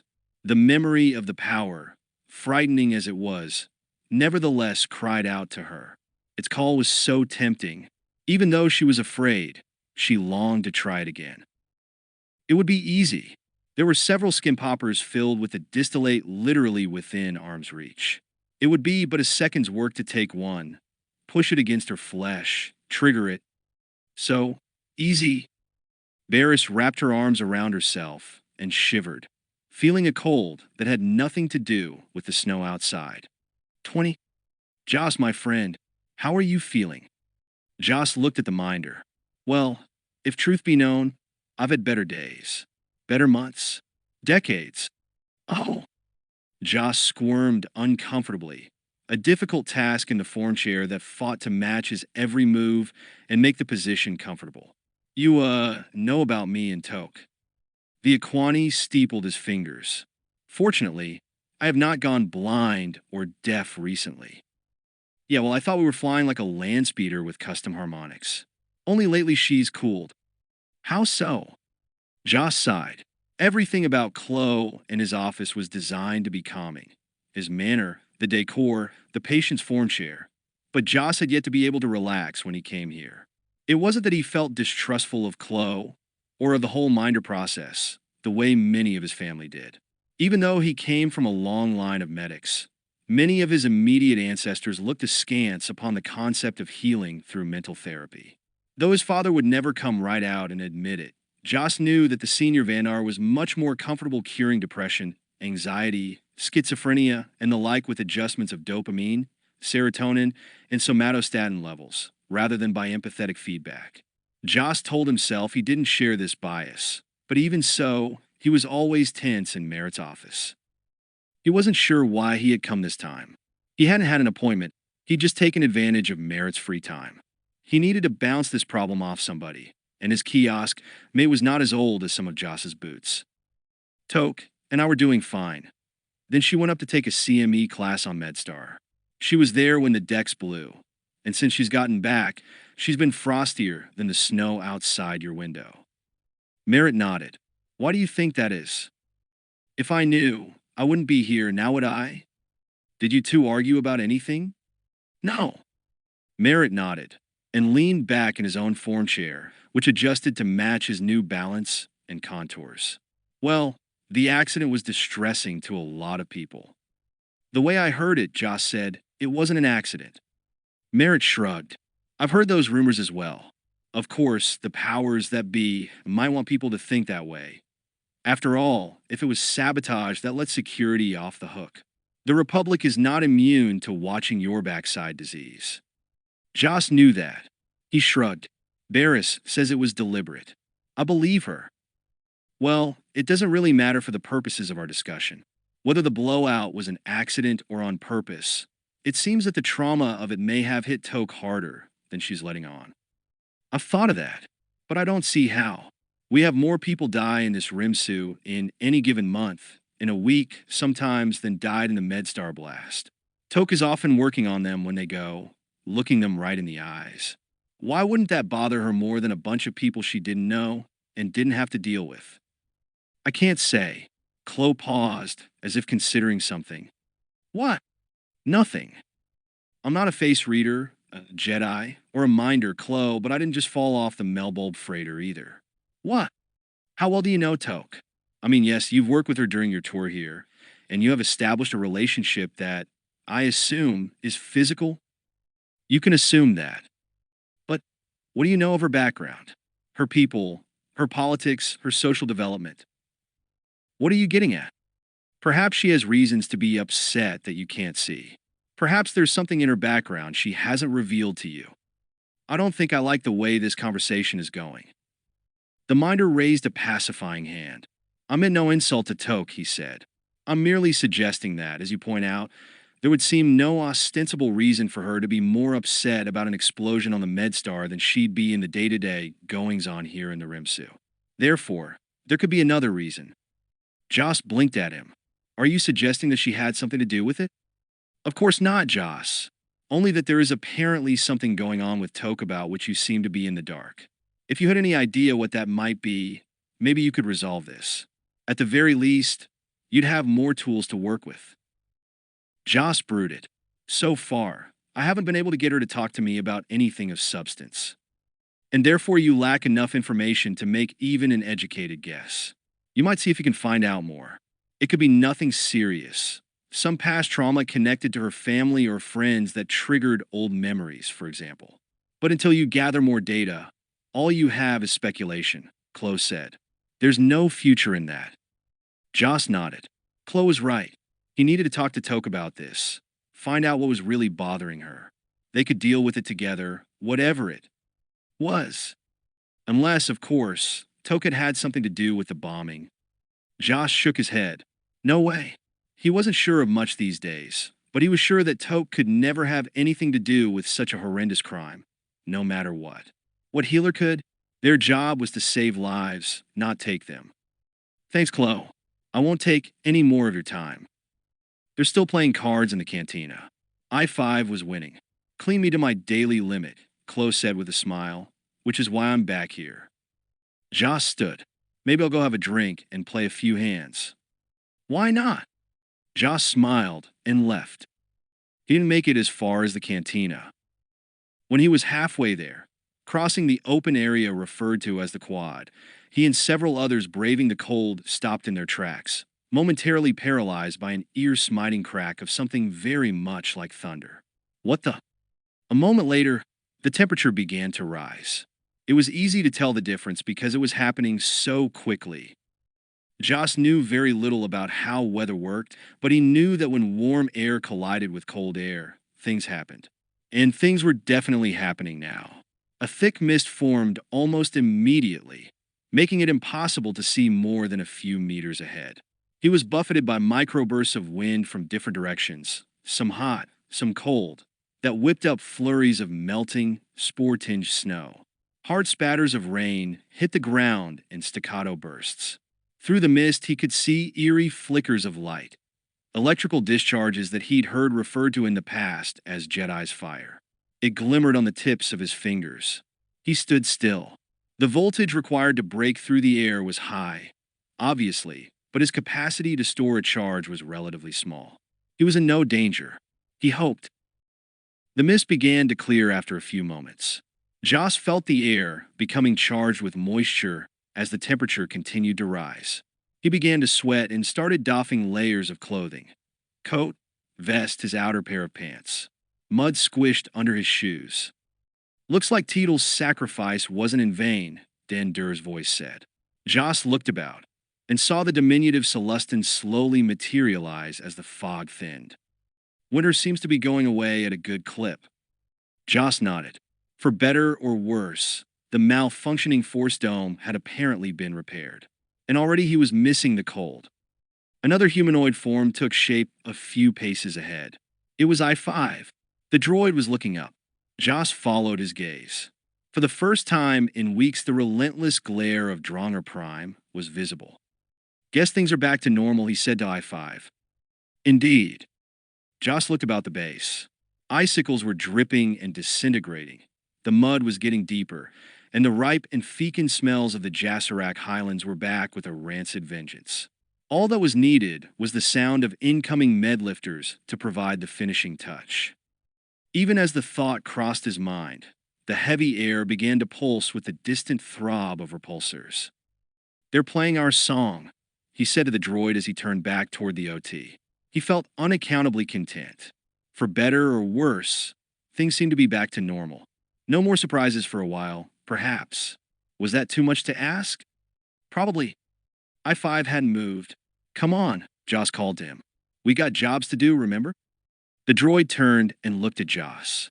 The subtle light shadings of his photoreceptors gave his metallic face a look of wonder. I remember, he said. Joss stopped. You remember what? I remember everything. 21. On Caird's payroll was the human in charge of the xenobotanists monitoring the Bota. Caird, always thinking ahead, his identity always hidden within his Cubaz disguise, had been paying the man handsomely for information regarding the state of the crop. Caird met the man in a refresher, the door blocked against unwanted company. The air scrubbers were, like so much of the RIMS's equipment, only intermittently functional, and so the place smelled very bad. The news, however, smelled worse. It's not unprecedented, the xenobotanist said. Have you ever heard of the iron-wide plants of Bogdan? No. Quite fascinating, nearly as hard as Durasteel, and very popular as an export for rooftop gardens on Coruscant and other core worlds. Its shoots are the major part of the giant Rendabear's diet, and fascinating. Is there a point? Sorry. Well, every few decades, there's a planet-wide die-off of ironwithe. No one's sure why. It's like there's some sort of plant telepathy that triggers a near-extinction event. The really amazing thing is that it even affects the ironwithe growth parsecs away on other worlds. The theory is that there's some kind of quantum entanglement reaction in the DNA that... Just tell me exactly what it means regarding the Bota, Caird said, resisting the urge to strangle the man. The plant life here is constantly mutating, and that includes Bota. There is a new mutation, and from all appearances it's planet-wide. We don't know why. It could have been triggered by anything. The change seems to be altering the Bota's adaptogenic properties. Which means, if it continues in this direction, and there seems to be no reason why it won't, within another generation, Bota will be, for all intents and purposes, inert. Useless. Silently, inside his mask, Caird cursed. How was he supposed to explain this to his Vigo? It was not his fault. He could hardly control what had happened, but Vigos had been known to blast messengers bearing bad news before. Who else knows of this? Well, except for you and me, nobody yet. I haven't made my report to the military. I thought you would want to know first. Good. Can you delay this report? Not for long. Botanical stations around the continent run periodic tests. These reports are funneled through my office, and I might be able to sit on them for a week or two, but no more. A few week batches are not unusual, but something like this will get out. The human shrugged. People talk. For a moment, Caird considered killing the botanist. It seemed the easiest way to keep this under wraps as long as possible. But no, killing him would only guarantee that he would be replaced, and the replacement might not be as venal. Better to have the man in charge working for him. Knowledge was, as always, power. Much could be accomplished in a short time with millions, maybe even billions of credits at stake. All right, Caird said. There will be a large bonus for you. Keep this information quiet as long as you can. The human fidgeted nervously. They'll fire me if they find out. I'll get you a better job, making 3 times as much. The botanist stared at him. Trust me, I have many useful contacts. Caird pulled a credit cube from his pouch and tossed it to the man. The botanist triggered it. The amount appeared as a red number in the air in front of him. It was equal to his salary for 2 years. Whoa! That, and that much more if you keep the lid on this for 2 weeks. The man nodded. Greed shone from his face. All right. The man left, and Caird lost no time in vacating the close, ill-smelling building as well. As he tromped through the mud back to his quarters, too bad the lovely weather of the past couple of weeks had vanished with the dome's repair. Caird thought about the situation. Bota had always been fragile, of course, and it wasn't surprising that the past few weeks of severe local climate change had resulted in a loss of the nearby crop. They'd planned on compensating for this by increasing production from the other fields. Much of the harvest on the Tanlasa continent was shipped through Rimsu 7, and with Thula and Squatron doctoring the manifests, Black Sun's take would not have been affected much. This could still be accomplished to a degree, and it might help keep the problem quiet for a few extra days. But that was merely a stopgap solution. The only way to salvage this situation was to get as much of the Bota encased in carbonite as quickly as possible, and on its way to Black Sunday. If the plant shifted from a miracle drug to a useless weed, then however much of it was still potent would become that much more valuable. When he'd been a youngling, he'd learned from a favorite aunt a trader's story. If you have the only case of a rare, vintage Rimble wine worth 1,000 credits a bottle, and you want to maximize your profit, drink all but one of them, and put the last bottle in a secure vault. There were many rich people who would pay a fortune for something that was unique, but who wouldn't bother if there were a dozen, or even fewer, just like it in the whole galaxy. The single bottle would be worth more than the case. Bota, because of its properties, was already one of the most valuable of drugs. If the possibility of obtaining fresh supplies was gone, what was left would appreciate in value faster than a ship going light speed. A rich and seriously ill person would pay a lot to stave off death. How many credits you had didn't mean anything when they stuck your corpse in the recycler. Caird considered his options. He could steal a large amount of the Bota and try to smuggle it off-world on a military or commercial vessel. No, too risky. Too many elements he could not control. He could contact Black Sun, assuming he could get his communicator working. He had been unable to make a connection the last few days, and while that might change, it was also a risk. Once the mutation became known, the military would triple the guards on it, and that would make things worse. Taking it by force would be impossible, of course. Black Sun was a formidable criminal empire, but its ways were those of the poison chalice and the hidden dagger, not the blaster and the lightsaber. All of Black Sun's firepower couldn't match even that of the Republic's clone army on Dronger alone. Caird reached his kiosk, sealed the entrance, and gratefully stripped off the stifling disguise. He was still reviewing options. He had his agents in place, so the theft itself was doable. But for the escape and transport, he needed a ship, one that was fast enough to outrun pursuit if they discovered the theft before he had enough of a lead. He'd have to steal one, along with the security codes that would allow it to escape. His Vigo would be unhappy about the situation, Caird knew. But he also knew that 50 kilograms of still potent and ever more valuable Bota would go a long way toward calming him. He exhaled in relief. Yes, now that he had a general plan, the specifics would be easier. He could make it happen. People who stood in the path of Caird of the Netigi never stayed there for long. He would contact the Feline and the Umbaran and set up the theft. Then he would find a suitable ship and set that operation in motion as well. It felt good to be doing something more active after just standing around as one of the silent for so long. Caird was always better in motion than when he was still. When Den awoke, his head was, not to any great surprise, throbbing like a Ben-Wobulin gong. He'd completely forgotten to take a dose of. Hangover stopped before he fell asleep. Seemed he was forgetting a lot of things lately. Next thing you knew, he'd be losing his sense of direction. Good morn, came a bright female voice. Den rubbed sleep from his eyes and saw Ire Merith standing in his fresher, drying off with a towel. Good morn, indeed. Your sonic shower is broken, she said, smiling at him. I had to use the water spray. Might take a little while for the heater to warm it up again, if you want to use it. Den smiled. So it hadn't been a dream, after all. Ire came back into the main room of the kiosk and sat on the edge of the bed. I really enjoyed being with you, Denla, she said, adding the familiar suffix to his name. Yes, indeed, he managed, sitting up to watch her. Me too. You have wives? She asked.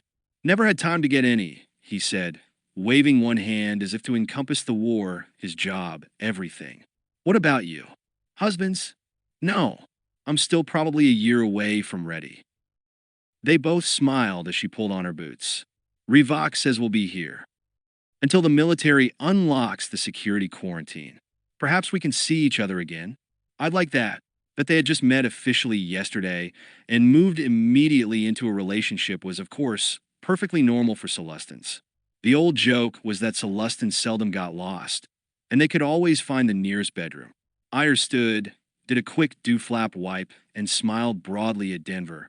How do I look? Best-looking femme for 50 parsecs, he said. Probably the only one, she said, but I'll take it. She started to leave. It was about as perfect as it could get, as far as Den was concerned. Nice to know he still had the moves. Ire paused at the door, looked back, and smiled. You remind me of my grandfather. He was such a sweet masculine. Then she was gone, and Den was left with his mouth gaping and his dew flaps sagging. Her grandfather. Could have gone all month without hearing that. 22. Baris tried to practice her lightsaber drills, but she just couldn't seem to narrow her focus. Her timing was off, her balance, her breathing, everything. Even the simplest sequences felt as if she were encased in a tight-fitting metal shell, barely able to move. She had found a dry patch of ground, so at least she wasn't standing ankle-deep in mud, but that didn't help much. She relit the blade and started a basic centerline parrying sequence. The ozone smell and power hum of the lightsaber were familiar, but not comforting. Someone was approaching, though no one could walk without making noise in the mud and dead vegetation. The buzzing of the energy blade made it difficult to hear snapping twigs, squishing mud, and other quiet warnings. Fortunately, she didn't need such aids. Baris shut off the lightsaber, hooked it to her belt, and turned to face Uli. He grinned at her. Boo. She grinned back. We have to stop meeting this way. Out collecting flare wings for your mother again. The cold seems to have wiped out all those inside the dome. No luck today. Even though it was a pain in the posterior, I kind of missed the snow. Baris nodded. She felt the same way. Though it wasn't even mid-morning yet, the tropical sun had already laid its hot hands on the camp. Even the osmotic weave of her robe wasn't enough to keep her cool. So, what's with your practicing? You seem stiff, tight, unattuned? He nodded. I was going to go with off your game, but those'll do. It's not your foot, is it? No, that's healed. He nodded. Good. Anything I can do to help? Offer me a massage. Uli? He blushed. She found that charming. Then, abruptly, she decided to talk to him about her problem. In general terms, at least. He was a doctor and good-hearted. Besides, she had about come to the conclusion that any help now would be better than none. And the boy might have something constructive to say, out of the mouths of children and all that. She said, How much do you know about the Force? He looked somewhat surprised. Almost nothing, he said. The few Jedi I've run into haven't talked about it. I know the medical theories about midi-chlorians being the organelles that somehow generate the connection and all, and I've heard the usual wild stories about it. But as to how it actually works and what it really is, he shrugged. She nodded.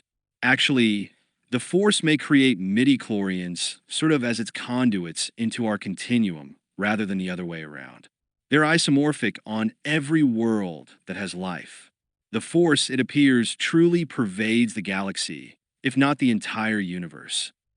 But when all is said and done, the Jedi don't really know how it actually works and what it really is either. We know how to connect to it, how to channel it, but in a lot of ways we're like primitives standing on the bank of a rushing river. We could put our hands in it, even wade in and try to swim, but we don't know where it comes from, only that it exists and that it is bound to life and consciousness more deeply than the quantum level. He nodded slowly, waiting for her to continue. She was lecturing, she knew, as she might to a class of 9-year-olds, but he did seem interested, and it was a roundabout way to approach her problem, even if she didn't make it that far. Part of becoming a Jedi Knight is learning how to become better connected to the Force. Jedi Masters are the best at it. Coupled with their wisdom and experience, they are able to do things that Padawans, let alone those with no knowledge of the Force, find miraculous. It augments our strength, oxygenates our tissues, decreases reaction lag. Once in Coruscant Park, I saw Master Yoda lift a rock as big as a family-sized electric cart with what looked like nothing but a simple hand gesture. The results can be great and wonderful. But it isn't all good, is it? He said. We've talked about that before.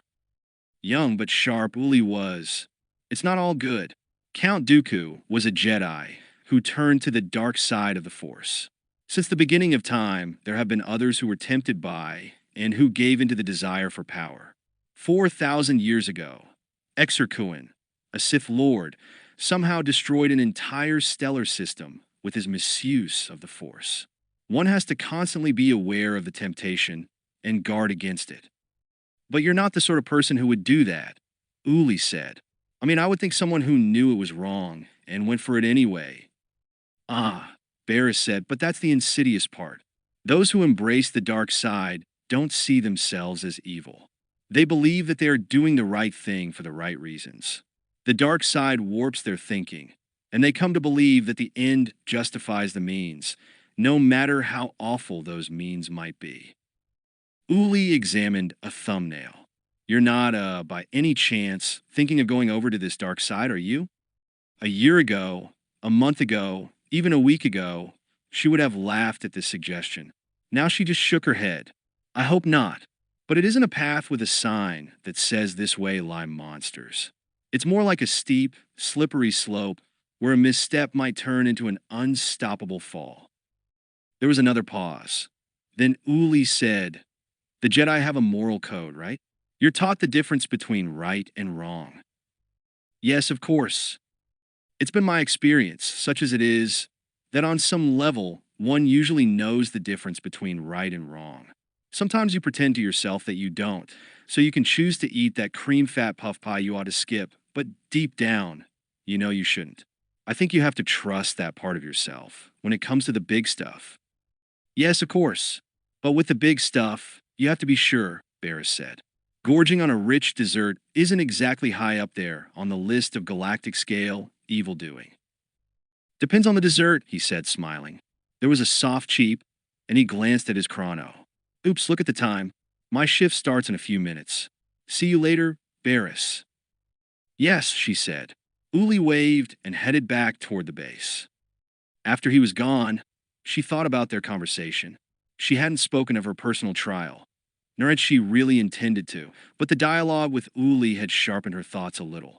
Baris considered going back to her kiosk to explore these thoughts further, but decided that, however sluggish and stupid she felt, she needed to do her lightsaber forms. Sometimes she just had to push through, no matter how much she felt like quitting. The larger question was still there. Was taking more of the Bota a good idea, or a bad one? Would that path lead to a glorious swim in the rushing river that was the Force, or would it lead to the dank pool of quicksand that was the dark side? Uli couldn't tell her that. In truth, she didn't think anybody could tell her. As far as she knew, no Jedi had ever been faced with this particular choice before. Any help from her master or any other would be theoretical. Do, or not do, as Master Yoda would say. She had a feeling, small but nagging, that this choice was supposed to be up to her. Even choosing to wait and decide later might send her in the wrong direction. She lit her lightsaber again. Leave it for now. Do the dance you know you can do. The dilemma will still be there when you are done. Unfortunately, Caird was feeling much better now that he had a plan of action in place. In a different and new disguise, that of a corpulent human male, he met with his agents. They sat together in the crowded chow hall during the midday meal. It was noisy and smelly, a lot of different species eating extremely varied dishes. Nobody was paying any attention to Caird, Thula, and SQA Trant. Sometimes the best place to hide was in the middle of a mob. His thought shield solidly in place against mental prying, Caird explained his desire, quietly and to the point. As he expected, Thula and SQA Tron had some reservations. This will kill the operation here, Thula said. She nibbled on a greenish-blue vegetable cutlet, made a face at the taste. Gah! What a waste of good spigage. The cook should be boiled in his own pot. Which is exactly what would have happened to him, had his cuisine displeased the Tetrarch of Anorak IV, SQA Tron said. But he's not subject to quite such drastic repercussions here as on his homeworld. Lucky for him, Thula said, shoving her plate aside. Caird broke in on the banter. That the operation will end has crossed my mind, he said in response to SQA.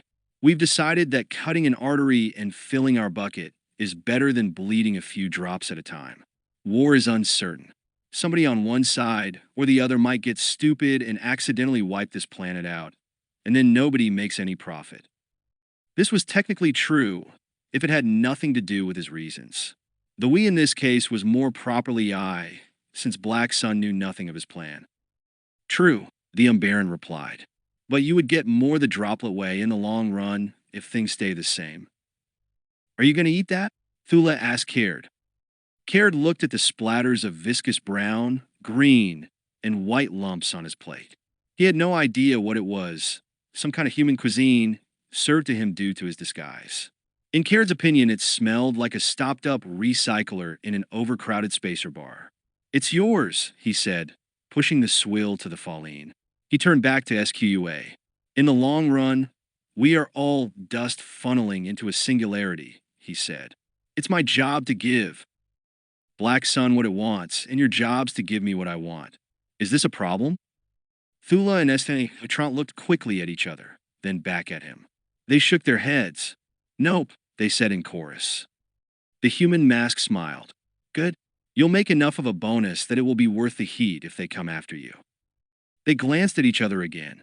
"Well, the thing is," SQA said, "we'll need to be spacing the lanes before anybody realizes the stuff is gone. After all, we're among the first people they'll come looking for. I trust you have a way off planet." "Sorry, you'll have to make your own arrangements," Caird said. The fake flesh he wore itched. He was boiling in this thing. He'd worn it because it had a filtration system that kept those pesky, Falleen pheromones from affecting him. That, at least, was working, but the fine skein of heat-exchanging tubules and cavities in the material wasn't. There was always something in these elaborate disguises that caused problems. The silent robe was about as good as it got. Thula swallowed and said, "In that case, timing will be critical. We either have to ship out on civilian transportation at least a couple of days before the offal hits the oscillator, or sneak onto a military transport and be well toward a Nexus station when things get leggy here." "You two aren't hatchlings just out of the egg," Caird said. "You can work something out." "Credits talk," SQA said. "I can see somebody being bribed in our future." "True, and you will have enough credits to drown out a stadium full of politicians." The Baron nodded. "When then, and how much?" "I'll need 50 or 60 kilos in carbonite, and within a week. Something shaped like a big personal effects case with a handle on it." Thula looked at him. "We're talking another 20 kilos minimum for the carbonite shell. Can you haul 70 or 80 kilos around without rupturing something?" "I'm stronger than I appear," Caird said, "and you can put wheels or a small repulsor on it." Thula looked at her companion. He nodded. "All right," she said. "We'll need 2 days head start from the time you think the alarm will go off." "Done. You have 5 days in which to set it up. That leaves you 2 days to track back before I take off." He pulled a credit cube from his pocket and slid it across the table toward the Baron. SQA smiled at it. Thula reached over and took the cube. SQA said, "Thula handles all the money. I'm a terrible accountant." My, the Falleen said, looking at the projection of the cube's contents inside the palms of her cupped hands. "Black Sun is being more than generous." The human shoulders shrugged. "Share the wealth," Caird said. "It makes for good business. Everybody goes away happy." All three of them smiled at each other. Rictuses all around, Caird thought. Humanoids are always baring their teeth and pretending it means friendship. Caird made his way out of the dining area and to a cleaning closet with an inside lock. He went in as a fat human and came out robed as one of the silent, the artificial flesh having been dissolved in the ultrasonic compactor, as it had been designed to do once it was triggered. He had plenty more where that came from. He wasn't worried about the Falleen and the Baron. Small-time winders, thieves, and con artists were nothing if not pragmatic. The Netaji from Black Sun wants it and is willing to pay handsomely for it? No problem, boss. How many, how big, and how soon? The next part, however, was going to be a little more tricky. For this, Caird needed to select a ship fast enough and with enough range that he could escape in it with his stolen cargo. It didn't need any kind of big capacity.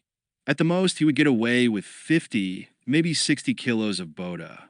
Even encased in a carbonite block, it wouldn't be so large that he could not belt it into a co-pilot's chair if he had to. He could, of course, attach a repulsor to a block weighing a metric ton or two and move it as easily as pushing a balloon, but something that big would be much more apt to be noticed, and stealth was a major part of his plan. Even the fastest ship likely to be found on this backrocket planet couldn't outrun a heavy charged particle cannon's beam, and he wanted to be well out of ground battery range and beyond orbital picket ships before anybody even started thinking about shooting. Greed had been the downfall of more than a few thieves, and Caird had no intention of joining them. 50 kilos of Bota worth thousands of credits a gram, secured in Black Sun's Coruscant vaults, was worth a lot more than a ton of the same blasted to atoms by some razor-eyed, dead-shot Republic gunner. Not to mention the ship and pilot that would burn with it. Caird had not become one of Black Sun's best operatives, an assassin who had taken out scores of the organization's enemies without ever once being arrested or even suspected by being greedy or stupid. You made a plan. Then you made a backup plan. Then you made a backup plan for the backup plan. He already had a ship in mind, and if he could manage it, it would be the perfect vessel. He would begin scouting it as soon as possible. He'd have to make the lift to MedStar, but the alert status had been dialed down somewhat by now, and as a member of a religious order, he wouldn't have any problem getting in the airlock. And after that, it would be smooth sailing. He could almost smell the sharp, clean air of the Eyrie once more. 23. Joss wanted to grill I-5 about the details of his restored memory at length, but unfortunately it was turning out to be another long day patching up the troops. There was nothing especially difficult or enormously complicated about most of the procedures. The majority of them involved removing shrapnel, as battlefield surgeons had done on war fronts for the past few millennia. The Separatists knew one grim fact of war very well. Kill a soldier, and all you've cost your foe is the price of a recycle. Incapacitate the soldier, and you put a drain on your enemy's supplies and personnel across the board. Joss grafted burned skin, resected pulverized tissue, removed perforated organs, and replaced them with fresh transplants. Time crawled by. Toke was working with another surgeon this day. Whenever he could, Joss tried to catch her gaze, but to no avail. She simply looked at him from over her mask, her eyes betraying nothing, then turned her attention back to her work. By the time his shift was up, 9 troopers had passed beneath his gloved hands, and he was about to fall asleep on his feet, something he hadn't done since his residency. He went to the fresher and laved his face and hands, sieved tepid water through his hair. It helped push back the exhaustion a little. It was a time when he had been just like Uli, well, a little older, and pulling a shift like the one he just had would have slid off him like water off an Aqualish's back. But now, every time he looked in the mirror, it seemed he could find new lines in his face, more gray hairs in his stubble. He was beginning to look. Creators help him. He was beginning to look like his uncle. He hadn't had a chance to talk to Toke. She'd gone off shift before him, and he hadn't seen her since. When he left the fresher, he saw I-5 just emerging from the OT disinfection passage. The combination of UV light and ultrasound was complete enough to zap any pathogen that might have somehow made it through the sterile patient field, but the droid always complained that the sonics left him with the robotic equivalent of tinnitus for a few minutes afterward. "So your memory's fully restored?" Joss said as the droid joined him. "What?" "Turn up your auditory sensors. You said you remembered everything," Joss said. "So tell me, are you really a lap droid for some wealthy princess? Or a groomer for a Shistavanen? Or what?" "I'm exactly what I was before. Thank you very much for asking. I said there were gaps in my memory that needed to be filled. Now they have been. My internal cognitive function repairs are complete. I wish mine were. Anything in particular you recall? Come on, I-5. Share." The droid cocked his head in a puzzled pose. "Why are you so anxious to know?" "Well, because Joss thought about it. Just why was he so curious?" "Because," he said slowly, "because from what you do remember, you've had an adventurous time of it. First on Coruscant, and then careening around the space lanes. As for me, the only worlds I've been to, other than here, are Coruscant and Alderaan. I look in the mirror, and I hardly recognize the aging hunk of protoplasm I see. I suppose that, when you said you remembered everything, that," he shrugged, "that you would seize the opportunity to do a little vicarious sightseeing? Something like that. Also," Joss paused, looking again for words, "I suppose I should be telling all this to Chloe. He does rate far higher than I do on the intuition scale. Most doctors, especially the ones here and others like them, will tell you they don't fear death because they've seen so much of it. That may be true for them, but as far as I'm concerned, it's for just that reason that I do fear death, or at least the boat that makes the crossing. Padawan Afi, might also be more able to help you then. It's usually painful and protracted death. Seems odd, with all the painkillers and stim treatments available nowadays, but there's still about a billion quadrillion or so beings just getting by for everyone with his own private skyhook. In that respect, the galaxy probably won't ever change. There are other options. True. If you're rich, there are options, a personality dump, being frozen in carbonite, all kinds of options. But I'm not within a parsec of being that rich, and probably never will be. So Sci-Fi said. Joss stopped, surprised. The droid's voice hadn't really changed. It still had that slight, indefinable touch that identified its origin as a vocabulator instead of a larynx. But it was different somehow. He hardly ever calls anyone by name, he realized suddenly. I-5 said, from what I've studied of popular culture, I think this is the moment where I'm supposed to remind you of all the wonderful advantages you, as an organic, have over me, a mechanical. Unfortunately, I really can't think of any. Yes, you are capable of creativity, of flights of imagination that I am not, because my core programming doesn't encompass such ephemerals. But I don't miss them. I don't yearn to be able to understand beauty and art. The same goes for love and existential life crises such as you seem to be currently experiencing. I don't believe that. You have, at the very least, a sense of humor. I was programmed with one. Just about all droids that interact with organics on this level are. You wanted to get drunk. True. I didn't say I wasn't programmed with emotions. Loyalty is one. Curiosity is another. And my lack of creativity dampers and my expanded synaptic grid allow me to extrapolate feelings. Experiencing things that organics favor, such as mind-altering concoctions, would theoretically help me understand them. And since I'm stuck in this galaxy with all of you, I need all the data I can get. But I'm not the little droid in the children's tale that wants to be an organic Joss. I'm a machine, a very complex machine, capable of mimicking the thinking processes of a sentient to an astonishing degree, if I do say so. But a machine, nonetheless. And I have no real desire to be anything else. Joss stared at I-5. He couldn't have been more astonished if the droid had just turned into a three-headed Kaminoan. Then, somewhat to his surprise, he started to feel angry. He just recently had his worldview twisted, was only now starting to get comfortable with the idea that maybe droids shouldn't be treated like electrospanners with arms, and he was determined not to let I-5 mess with his head again. He said slowly, do you remember during one of the Sabat games when we were discussing how a being knows if it's self-aware? I remember. And you said something along the lines of, to be self-aware enough to ask the question is to have answered it. I think you're aware enough to answer that question. I-5. In fact, I think you already have. But now you're pulling back. You're denying yourself, Joss said. I wonder if it might have anything to do with your memory returning? I-5 was quiet for what seemed a long time. When he spoke again, Joss could hear a definite tone of wonder in his voice.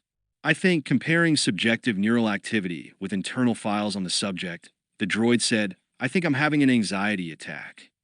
24. Sometimes the names did get a little confusing. Most of the time, it was the one the others in the Rimsu used. After that it was Column, the opnom bestowed by one of Count Dooku's separatist spy masters. Lens, the code name by which Black Sun knew its agent, was the one least often utilized. None of them, of course, was the name bestowed upon the spy at birth, and that was but one of a long list that had changed time and again as circumstances dictated. However, Lens was the sobriquet being used now, that being the one the spy's guest was familiar with. The being sitting facing Lens was ostensibly human, but, in fact, concealed under the adipose rolls of a fat suit disguise was Caird, the Netigi assassin and enforcer. The two of them were in an empty office that belonged to a lab supervisor who had contracted a nasty, local form of pneumonia during the recent cold spell. The lab worker, an Escagian, was in the medical ward and wouldn't be using her room anytime soon. The ersatz human had just laid out what sounded like the bare essence of a plan to steal a major amount of Bota, and a ship in which to transport it.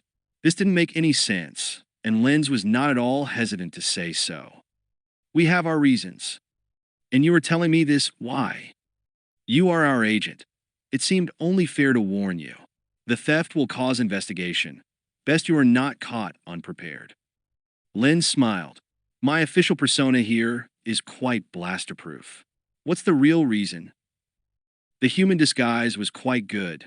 The smile it produced looked genuine. Eventually, as all wars must, this one will end. Business will continue. You have been a valuable asset to us and could be one again after this conflict is resolved.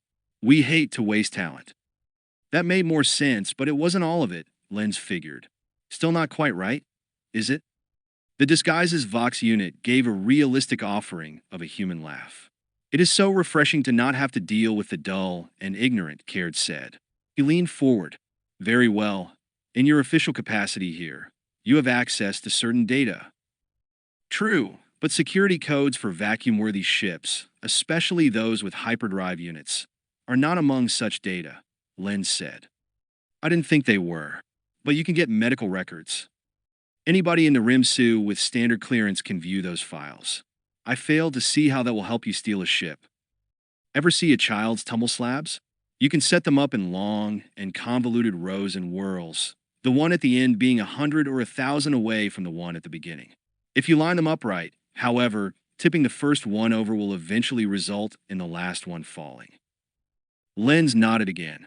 Yes, I see what you mean. I'm going to do some very basic research, Caird said, and after I have learned some things, I will ask you for specific files that I believe will be useful. Nothing that should be secured above your ability to scan. Not a problem, Lenz said. I will obtain what you need. Excellent. There was a pause. Now I'm going to do you a favor, Lenz. I realize you have other loyalties besides those to Black Sun, but those interests and ours here are about to cease to matter. Lenz frowned. How so? The reason we are all here is singular. That reason is already dwindling in importance, and in a short time, will stop completely. I'm afraid you've lost me. You're talking about the Bota? Yes. The plant, it seems, is undergoing a new mutation, one that will radically alter its prized adaptogenic properties. By its next generation, Bota will be no more valuable than any other weed growing on this hot rock. It will be chemically changed so far as to be useless as a drug. Since Dronger itself is of no use, strategic or otherwise, both the Republic and the Separatist forces will have no reason to remain here. The hands spread themselves, palms up, in a gesture of freedom. We can all go home. How do you know this? That doesn't matter. I know it for a fact. I tell you this because after I'm gone, you might be able to use the data to help your friends under Count Dooku's command. It might be worth a final, all-out battle to secure what's left of the Bota fields, since once those are gone, there won't be any more to be had. Not around here, at least. Lenz, startled by this revelation, said nothing. There would be no reason for Caird to lie about this. The theft of a goodly amount of Bota would, at least indirectly, harm the Republic, and so Lenz wished him success as far as that went. But if what he said was true, it would definitely be in the Separatists' interest to grab up as much of the crop as they could, even at the risk of destroying the rest of it. Better half a loaf than none. Somehow, this information had to be verified. This is valuable knowledge, Lenz said, and yet you offer it freely. The jowled head nodded ponderously. As I said, the war will eventually be settled. Win or lose, it's all the same to us. If we do you a favor, someday you might be in a position to do one for us. Black Sun has a long memory, for enemies and for friends. We have plenty of both, but it never hurts to have more friends. Lenz nodded and smiled. The Netigi statement made sense, although it came with a fairly high dosage of irony, since Black Sun had in the past played such deals from so many angles that it took a 9-dimensional slice of space. Time just to contain them all. The human suit stood, its rolls of foam-cast fat quivering. I'll contact you in a day or two, Caird said. May frost never dim your vision. Caird left, and Lenz considered what the Black Sun enforcer had said. If this revelation about the Bota checked out, it would be a major bit of intelligence to pass along. The course of the war here, would almost certainly be altered quickly.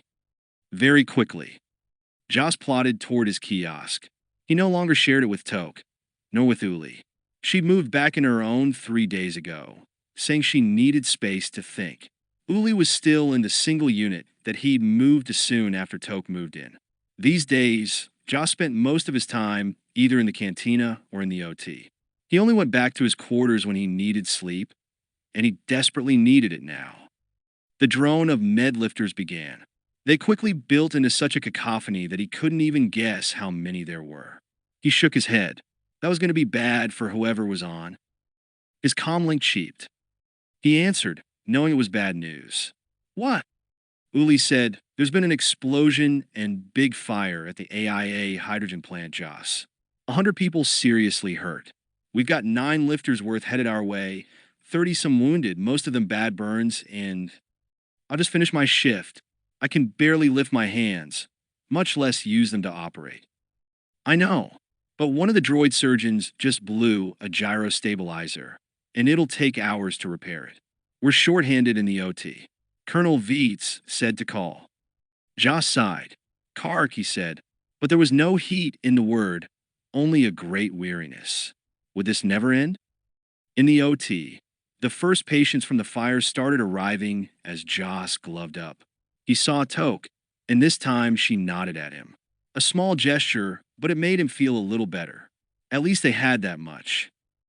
He moved to a table as a pair of droids slid a patient onto it from the gurney. A clone, and scorched pretty badly. What do we have here? Third degree burns over 26% of his body. One of the droids, a surgical diagnostic unit, intoned. Second degree over an additional 21%. First degree over 17%. In addition, he has a lacerated small intestine from what seems to be a splinter from a shattered hydrogen tank. Left lower quadrant, transversely. Puncture wounds in his left lung, which has collapsed, and a fragment embedded in his left eye. Separatist droids attacked the plant? No, sir, the SDU droid said. It was an industrial accident. Wonderful. Isn't bad enough the Seppies re-killing people. Now we're blowing ourselves up. Crack open a burn kit, Joss told Threndy. Somebody hit him with enkephalin, 100 milligrams.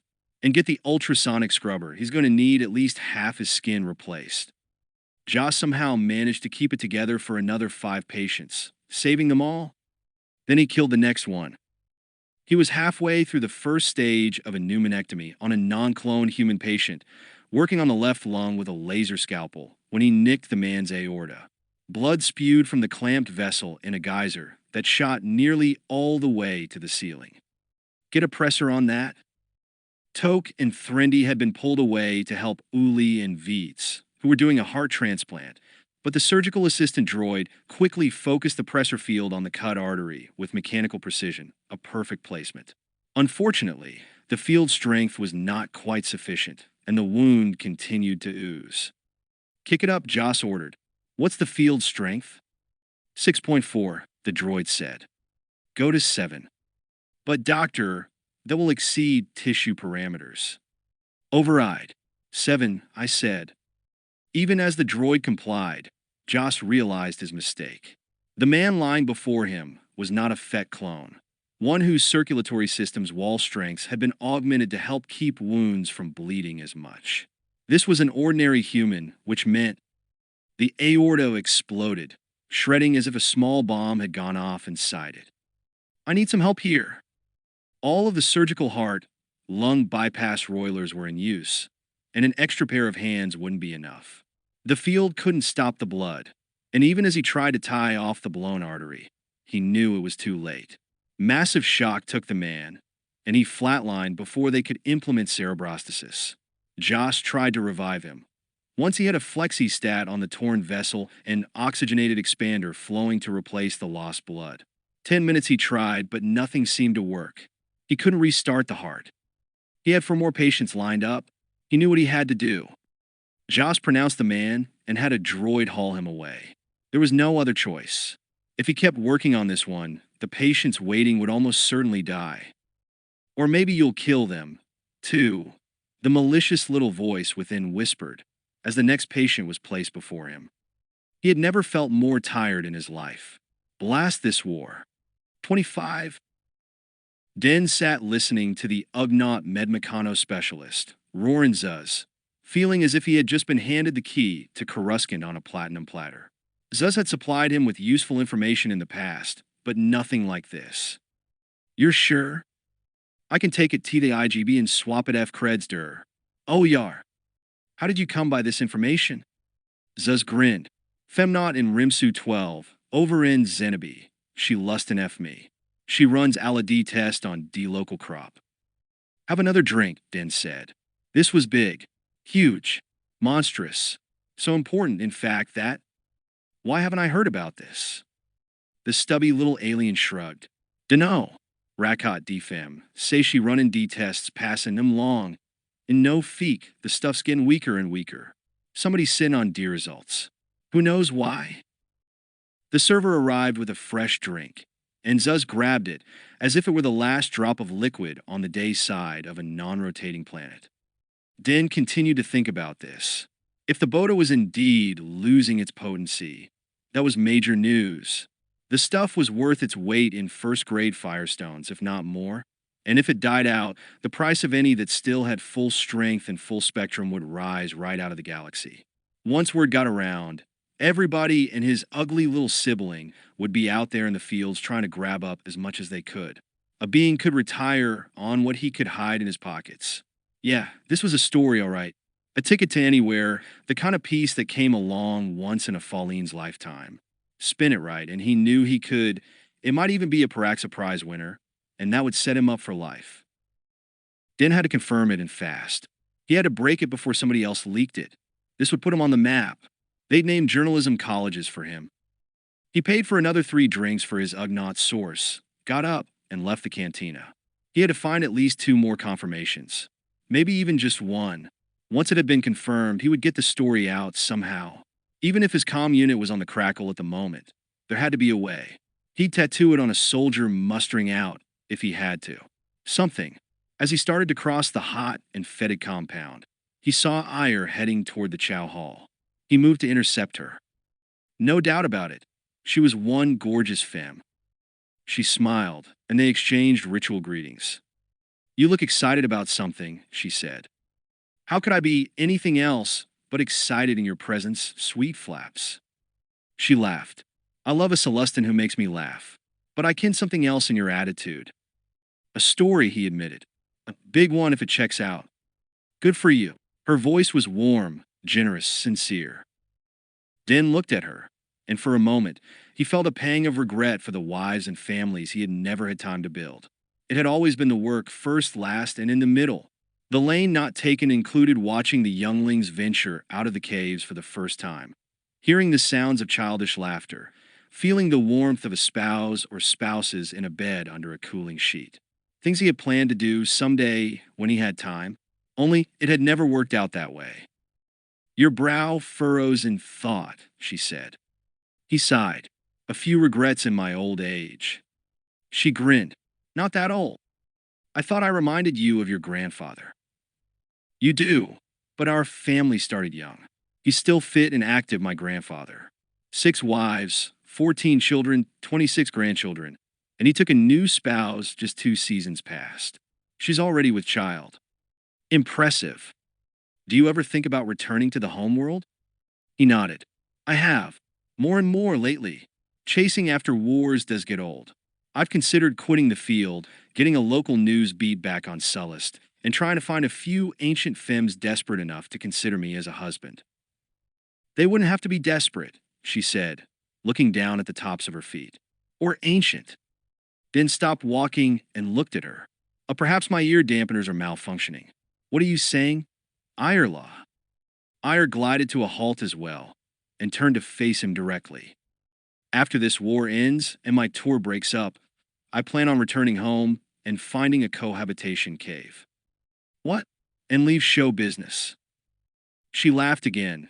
It sounded like a cascade of tone crystals. Then continued. The prospects I know are young, but serious masks. Don't get me wrong.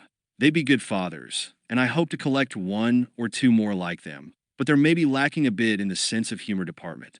There would always be room for a Celestin of your cut. Din La. Din was astonished. He grinned at ire. That's the best offer I've had in a book's age. Then consider it formal, she said. Younglings need fit and strong fathers, but they also need older and wiser ones. You would honor my cave if you chose to live in it. Din blinked against the sudden welling in his eyes. Impossible that they could be tears, not for a crusty old cynic like him. Marriage? A family? A cave full of in-laws and younglings? He had thought all that was too far in. His past, out of reach. Not for him. A hard-bitten reporter, decades away from the homeworld. He had always figured he'd die on a battlefield or drunk in some pest-hole hive of scum and villainy. But now, to be offered an alternative, especially by one so young and sweet. Please consider it, she said, mistaking his hesitation for a possible negative response. You know what? If I live past the end of this war, I believe I will try to find my way home. Din paused, took a deep breath, then said, It would honor me to join my cave with yours. She smiled, a broad, delightful expression. Really? It would. Her enthusiasm washed over him, full of energy and cheer. I can't wait to tell my family. Din Der, the famous reporter, joining us. Not so famous. You hide your sconce under a shield, Denlaw. I've been reading your stories for years.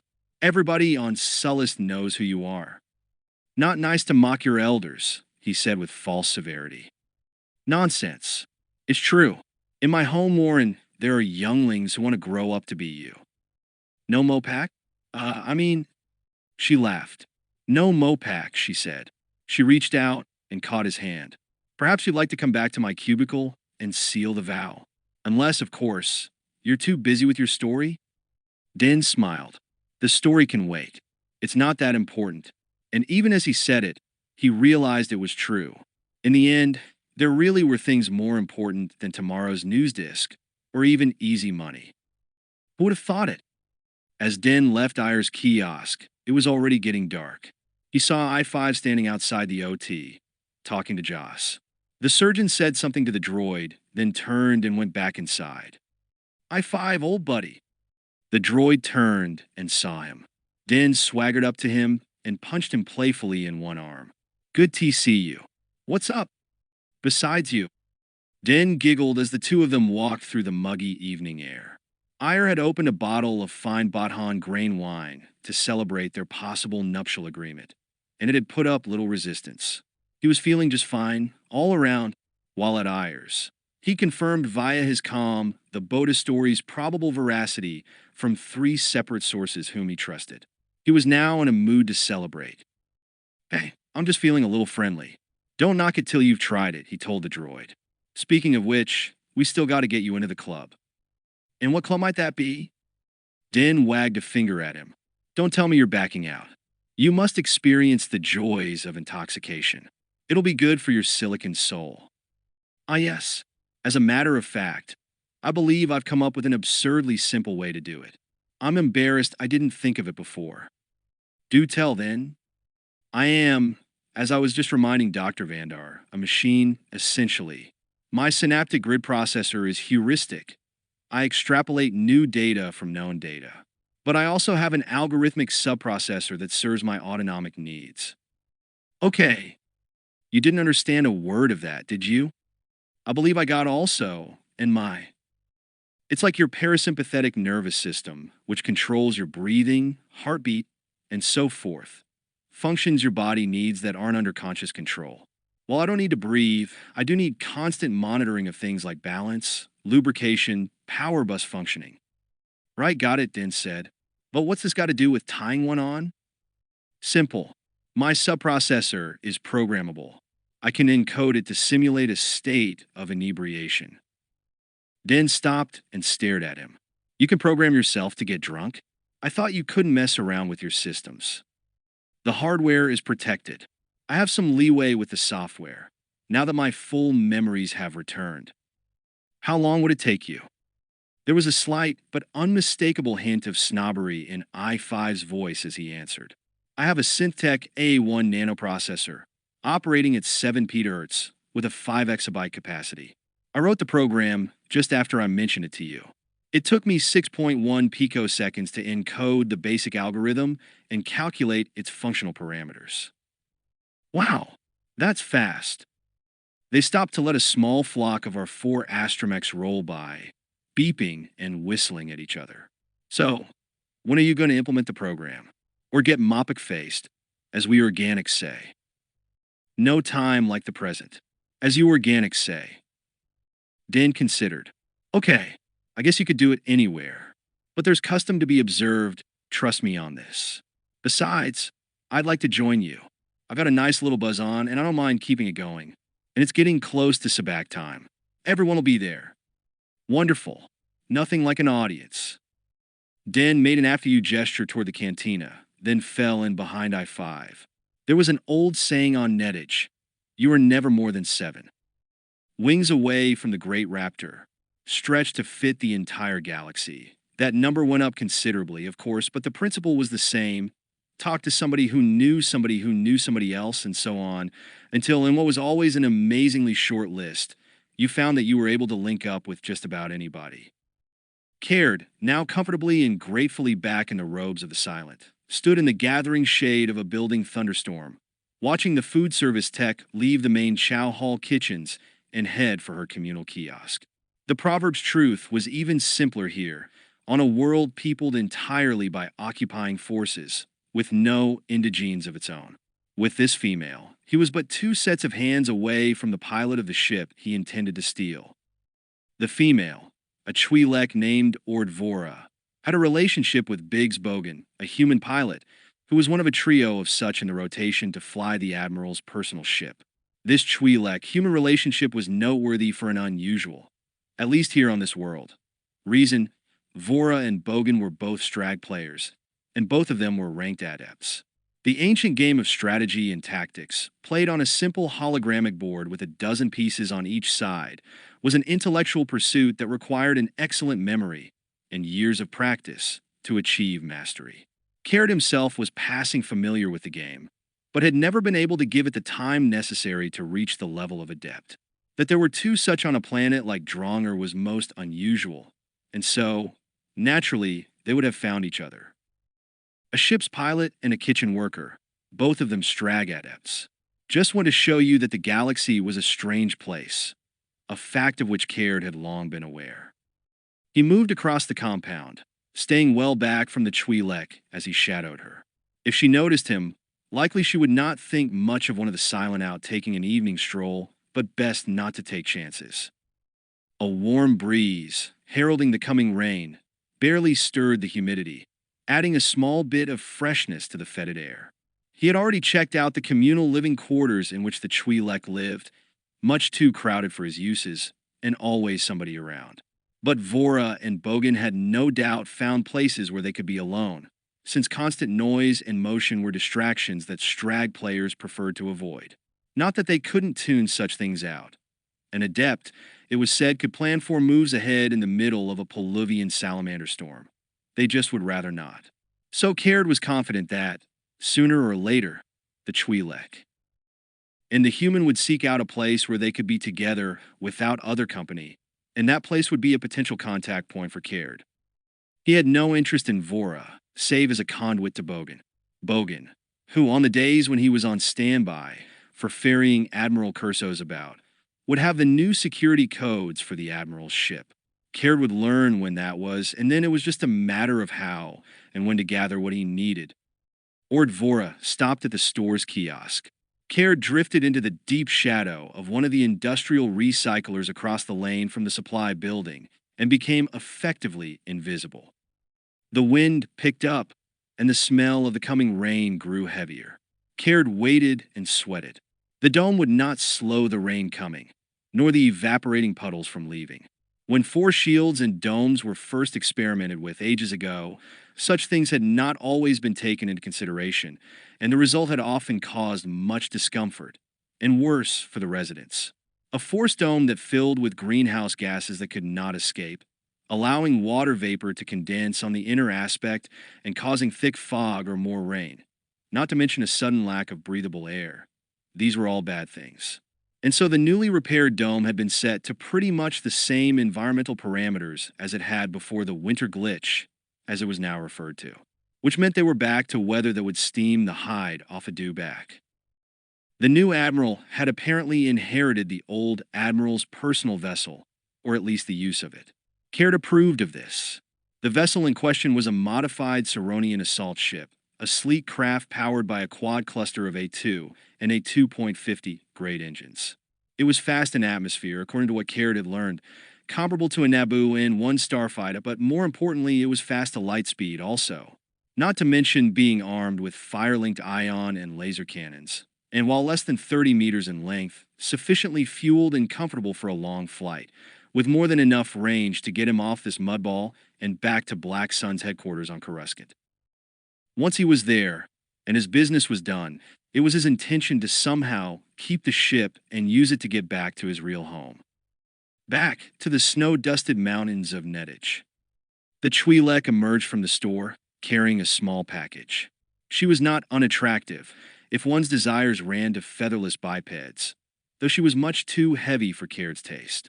Nettiji females were hollow-boned and willowy, and that standard was hardwired into male Nettiji's brains.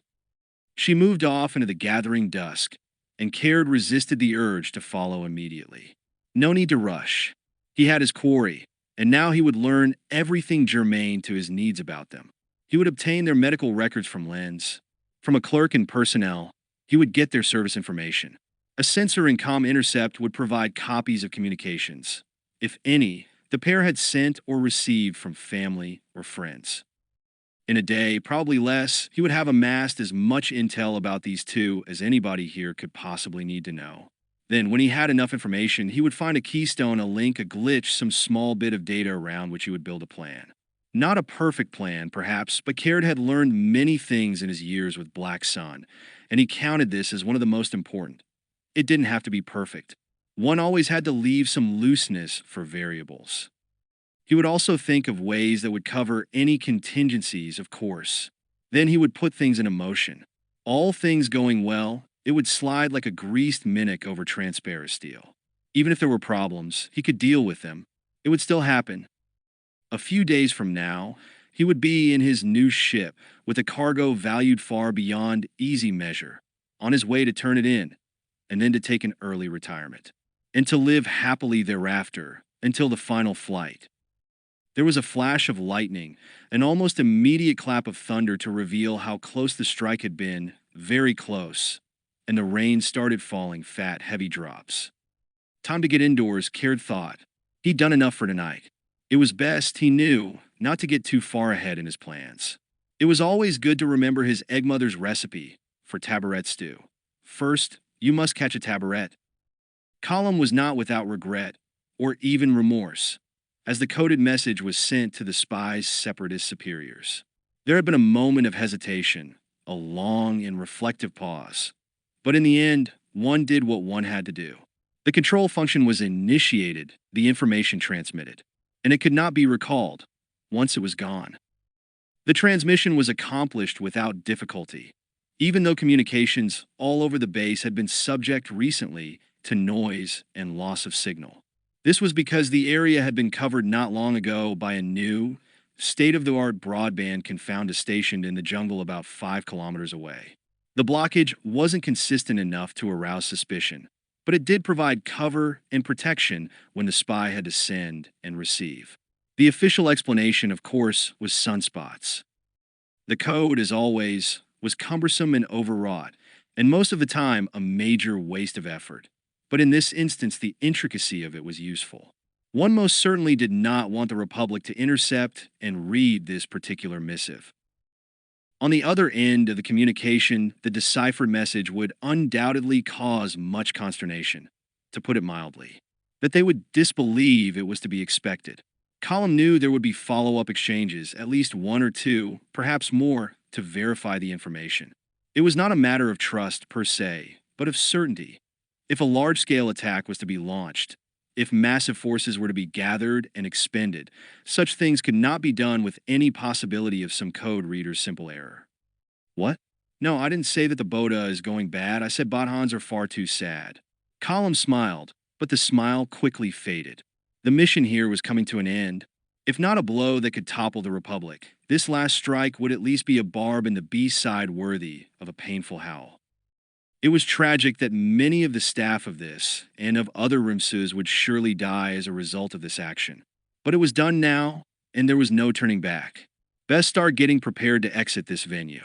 There would be other places, other identities, wherein an agent of Column's skill and capability would be useful. Chipping away at the foundation of the Republic a bit at a time was slow, but over long enough a period effective. All this the spy knew to be true, of course. But the bottom line was that it was still going to be extremely difficult to look these people, one in particular, in the eyes and pretend to know nothing about the impending doom. It had to be done, however, to not meet their eyes, to act in any way departing from normal. Any fashion that might cause the slightest bit of suspicion could be disastrous. Column turned to the door. It was time to mingle with them, share their friendship, joy, and love, now while there was still a little time left. 26. Of all moments, the instant of realization came to Baris as she was washing up to join the sabacc table over at the cantina. She reached for a towel to dry the water from her face and hands. She preferred water washing to ultrasonic, even when the latter was working in her kiosk. And, as she caught sight of her wet features in the mirror above the small sink, it abruptly came to her. The answer is in the Force. This shouldn't have been a revelation. It was something she had been told 1,000 times, at least a litany that every Jedi student grew up hearing. When in doubt, trust the Force. You may not always interpret it correctly, but the Force never lies. She knew that, had learned it early, had had it come to mean more and more to her as she had grown older, and had, at a very basic level, never doubted it. The Force doesn't let you down. It is eternal, infinite, and omnipresent. If you can figure out what to ask, where to look, how to get to it, the answer you need is always there. How many times, after all, had Master Unduli said the words to her, gently and with the calmness of complete conviction? Use the Force, Baris. Don't think, don't worry, don't get caught up in the small details, the nagging concerns of it. Just use the Force, trust it, embrace it, because that's where Jedi live. Not in the past or the future, but in this eternal moment of joyous realization, this everlasting now. Don't let fear of failure keep you from taking the chance. Baris dried her face, hung up the towel, and looked into the mirror. Her face, calmer and more composed than it had appeared to her in a long time, looked back. Yes, of course. It was so simple, really a perfect example of those enigmatic riddles that Master Yoda liked to pose as ways to help your mind let go of linear thoughts and concepts. The question was, how should she determine whether or not to use the Bota again to increase her connection to the Force? Ask the Force. And what, so far in her life, had been the strongest, the most powerful, the best connection she had had to the Force? The Bota. She could see Master Yoda, smiling and nodding gently in her mind's eye. The Bota was a key that opened a door to new modes of perception. Beyond that door was a path that she could follow, to a place where she could find the answer she needed. And there was no point in waiting. Baris opened the lockbox next to her bed and removed one of the remaining poppers of Bota extract. She took a deep breath, pressed it to her forearm, and triggered it. As if her first experience had somehow attuned her, opening her receptors, as it were, the rush was almost immediate this time. That amazing sense of familiarity, coupled with awe and wonder at the newness of it, the astonishing, held breath feeling, the breadth and depth of it, stretching to infinity. She thought she was prepared for it, but she wasn't. It was just too big. She couldn't see how anyone could accept it, take it all in, process it. It wouldn't fit into her limited comprehension. It was like trying to confine the blazing, multifaceted glory of a firestone into a flat, 2D image. Her senses, corseted into only 3 dimensions, couldn't even begin to make sense of it. But she didn't have to make sense of it, she realized. She had but to accept it, to be one with it. It was glorious, uplifting, and terrifying all at the same time. Her fear that this was an illusion vanished. There might be those who would say this was not a true connection to the Force because it had been induced by something outside herself, not arrived at through inner peace and meditation. She might even have said that at one time, but not now. This cosmic oneness could not be anything else but true. She could feel it to the core of her being. It didn't matter how she got there. What mattered was being there. It was as if she were hungry, and upon realizing this, was given a boundless table set with every kind of food imaginable. Choosing one dish over another was hard to do, and yet, on another level, she knew that she could. Abruptly, the table swirled and shifted, melting into variegated colors like the mingling threads of spore colonies in Dronger's night sky. It became a giant, galaxy-wide tapestry, a woven fabric so intricate and complex as to bring tears to her eyes. A perfect piece of art, beautiful beyond description, beyond belief. But wait, yes, there was perfection here, but there was something else as well. She could sense flaws in the pattern, tiny, almost insignificant defects scattered throughout its immeasurable expanse. Baris knew, instinctively, that these tiny mistakes were somehow necessary, that they were stitches in the skein of existence. Imperfect ones, maybe, but nonetheless essential. Without them, the fabric would not hold together. She reached for one of these small twisted threads with her mind, saw it expand and shift, so that it became readable somehow. The concepts revealed to her were not words or images, neither smells, tastes, sounds, nor touch. They were instead some kind of wondrous amalgam of all of these, plus senses no being of flesh had ever had. In that moment, Baris, herself a part of the grand pattern, knew the flaw in the tapestry. The camp was in danger. There was a spy among them, the same one who had been responsible for the explosions of the shuttle, and on MedStar. Not dead, as they had thought, but still alive. This spy had initiated events that would, if left unattended, cause the destruction of all those who were there. For the briefest of times, less than an eye blink, she had more. She had the how and why and where and when of it. But then that was gone, swirled away in a burst of energy that she could not control. She couldn't remember the details. She strained to regain them, aware of how supremely important it was. But now something somehow stood in her way. Baris abruptly found herself floundering, as if swept away by a raging, swollen river. She was tossed helplessly like a twig, in it but not of it. It was the flaw, she realized. She had seen it, reached for it, but she had not had the power or the skill or whatever was needed to control it properly. And now, by trying, she had somehow disrupted the flow of the Force. She had lost her footing, her stance upon the firm ground that her serenity had given her. The roiling current had her now, was sweeping her along. No, she had power, great power. She would use it. She tried to anchor herself, but there was nothing to grasp, nothing solid that she could perceive. She was caught in a flood, a gale, an avalanche that spun and disoriented her. Deep within, she knew that she was desperately seeking metaphors for that which could not be described, searching for some kind of mental analog that would enable her to separate herself from this chaos. She fought for calm, struggled to center herself, but she could not. Like a flood, it seemed to splash into her mouth, threatening to drown her. Like a gale, it flung her in all directions, snatching the very breath from her lungs. Like an avalanche, it threatened to crush her. It was like all those things and none of them. It was the Force. She thought she heard someone speak then, a quiet and familiar voice, which she couldn't quite place. Let go, it said. Don't struggle against it. Take a breath and sink beneath it. No, I can control this. Use it, wield it. Or you could die. Baris felt the care and concern in that voice, and on some level below her conscious mind, she knew it was right. Even as she inhaled a breath and relaxed into the mighty current, she recognized the speaker. Master Unduli. Baris found herself sitting on her bed, blinking as if she had just come out of a deep sleep.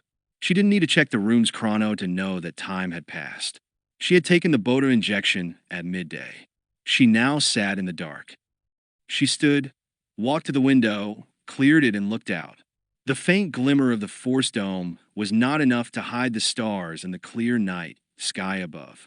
The constellations were halfway through their nightly dance. It was around midnight.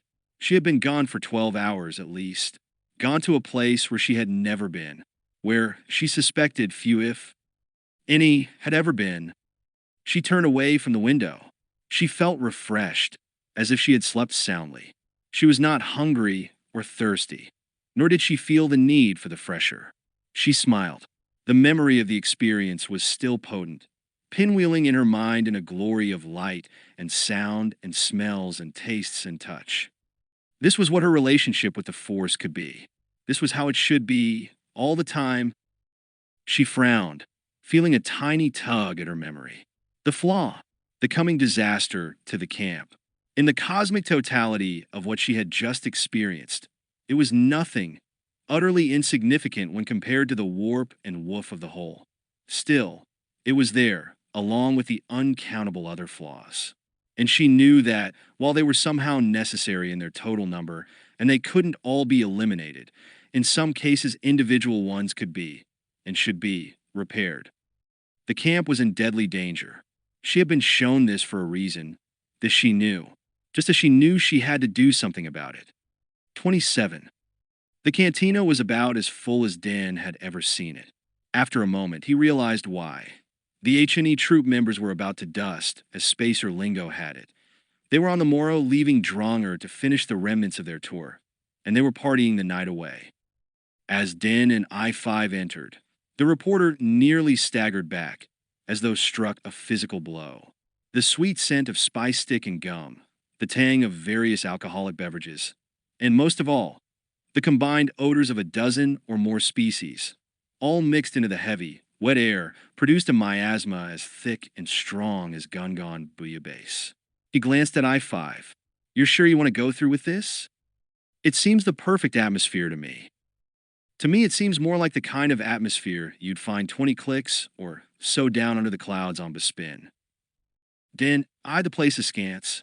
Many of the performers were dancing, or attempting to, egged on by the modal nodes, doing a variety of favorites loud enough for the high notes to injure ears on MedStar.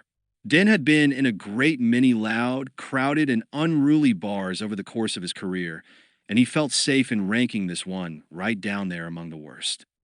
I-5 seemed undisturbed. "Tradition, remember?" he said to Denver. Then he squeezed between two dancing ortolans and vanished. Den sighed. "I'd better keep an eye on him before someone or something decides to use him for a toothpick." How he was going to manage this was a good question. Celestins were among the more height-challenged sentients in the civilized galaxy. Nonetheless, he pushed ahead, weaving and dodging legs, spurs, tentacles, and various other supporting limbs. He saw no sign of I-5, concerned about his own safety, at least as far as the issue of mashed toes went. Den finally climbed up on a table, next to a clone trooper who had passed out. This action put him about at eye level with those who were of average height. Several species who were taller were mixed into the group as well. Most notably, a Wookiee member of the troop he'd noticed at the first and only show. That one stood head and shoulders over just about everyone else. He seemed to be enjoying his ale very much and was perfectly willing to share with others, mostly by sloshing it on them from above. A drunken Wookiee. That would no doubt make things more interesting at some point in the evening. Den shifted his gaze, noticed Clo Merritt near a wall, a drink in one furry hand, and an introspective expression on his face.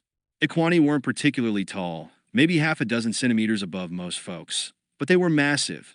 Clo probably outweighed the Wookiee, with an Ugnaught or two tossed in. Den started to shout a greeting, then decided not to.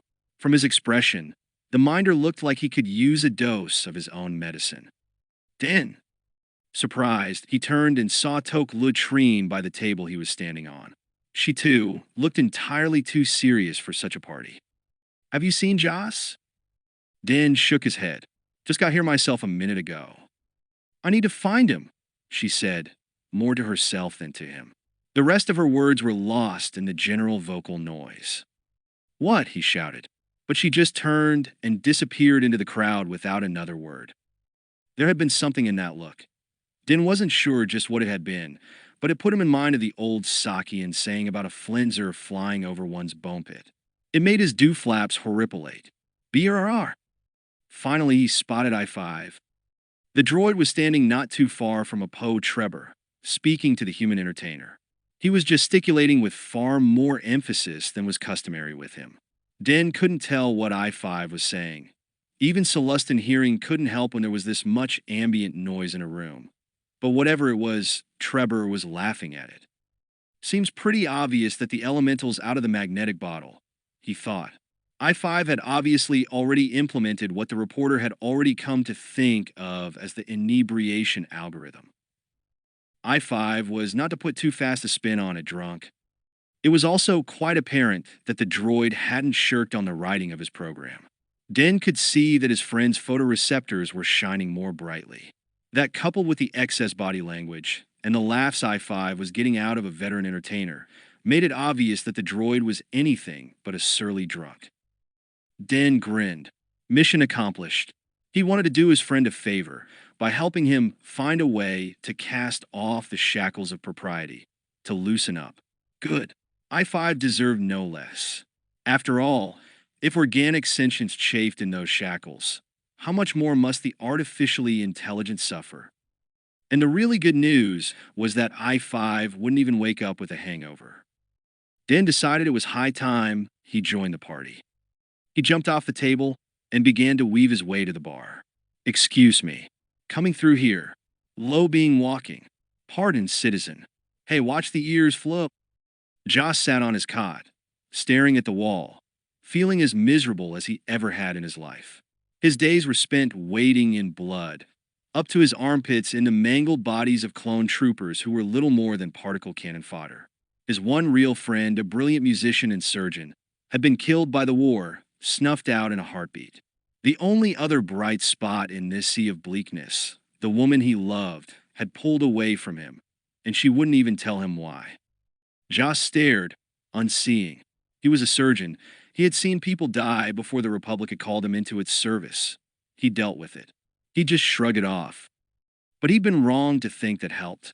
On days when death was with him from the moment he started work to the moment he finished, when he worked to the point of bleary-eyed dullness, over and over and over, it still took its toll. Toke had been the antidote.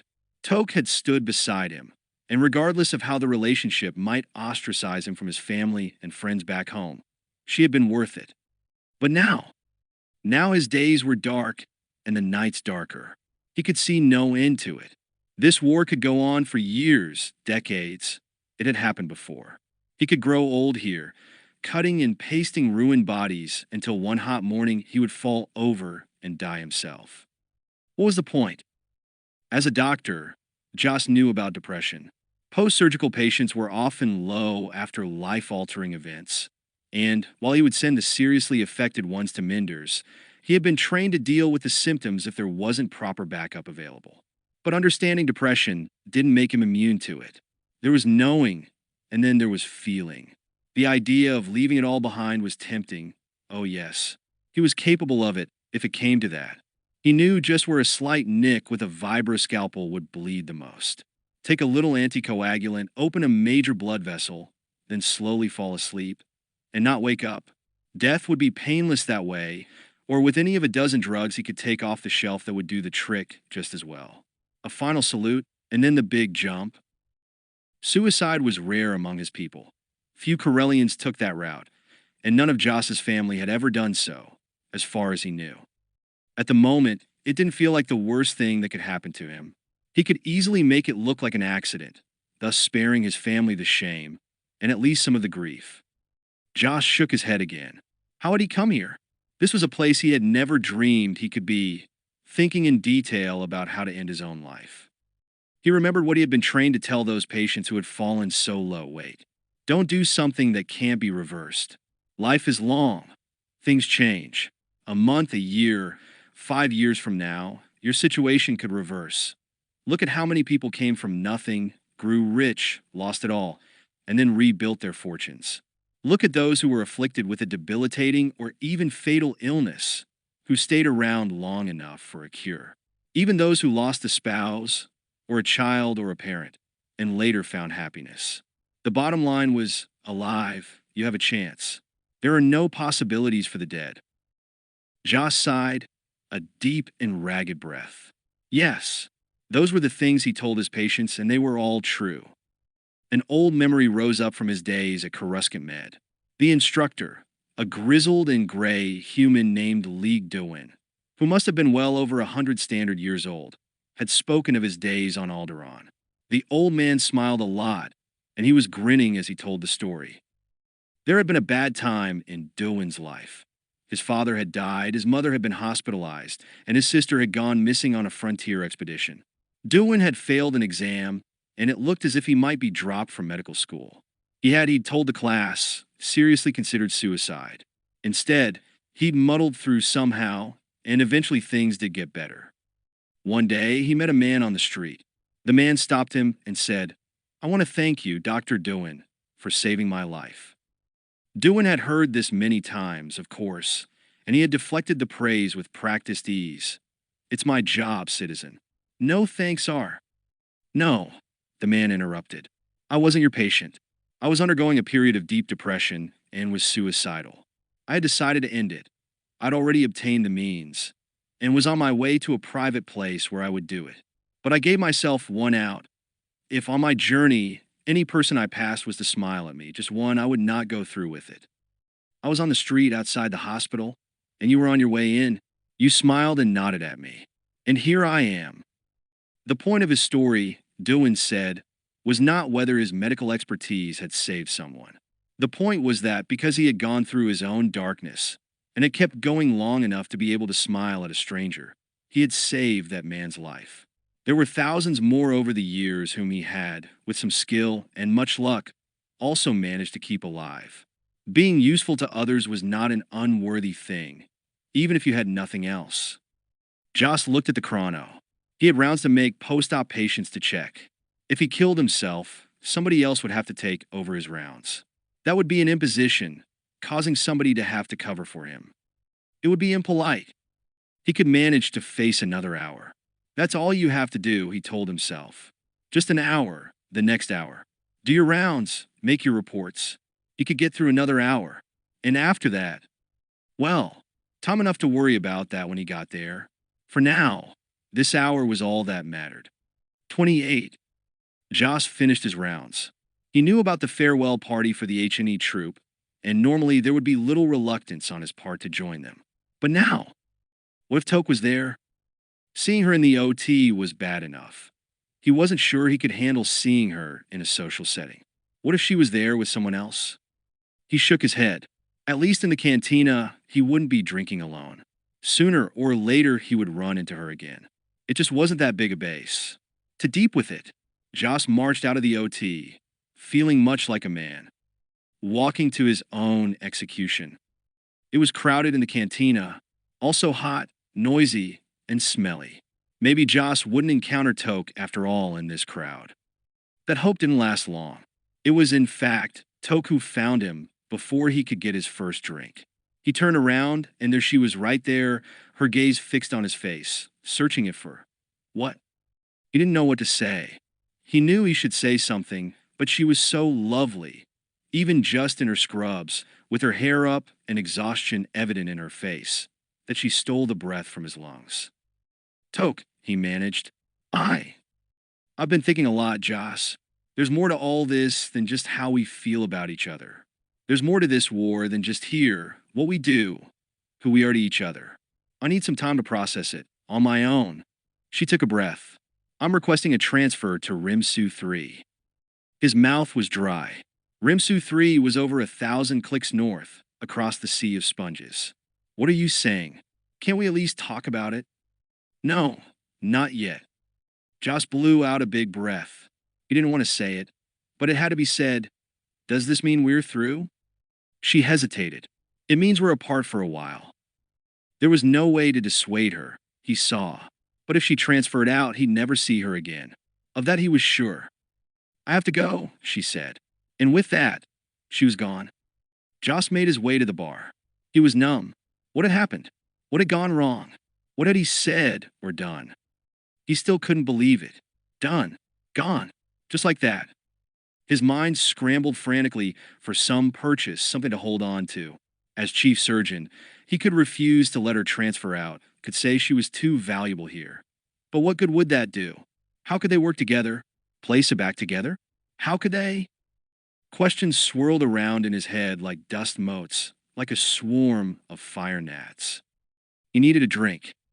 He reached the bar, but before he could order anything, he heard a deep growl. He turned to look. Now there's something you don't see every day, he thought. A droid and a Wookiee playing hologames. The game was called Dejarik. Although Joss didn't play, he was familiar with it. I-5 and the Wookiee sat at a small corner table amid all the commotion. The Wookiee was covered with coal-black shaggy fur, save for a star-shaped white patch high on the left quadrant of his chest. And at the moment, he seemed really upset, even for a Wookiee, and that was saying something. Never a boring minute, eh?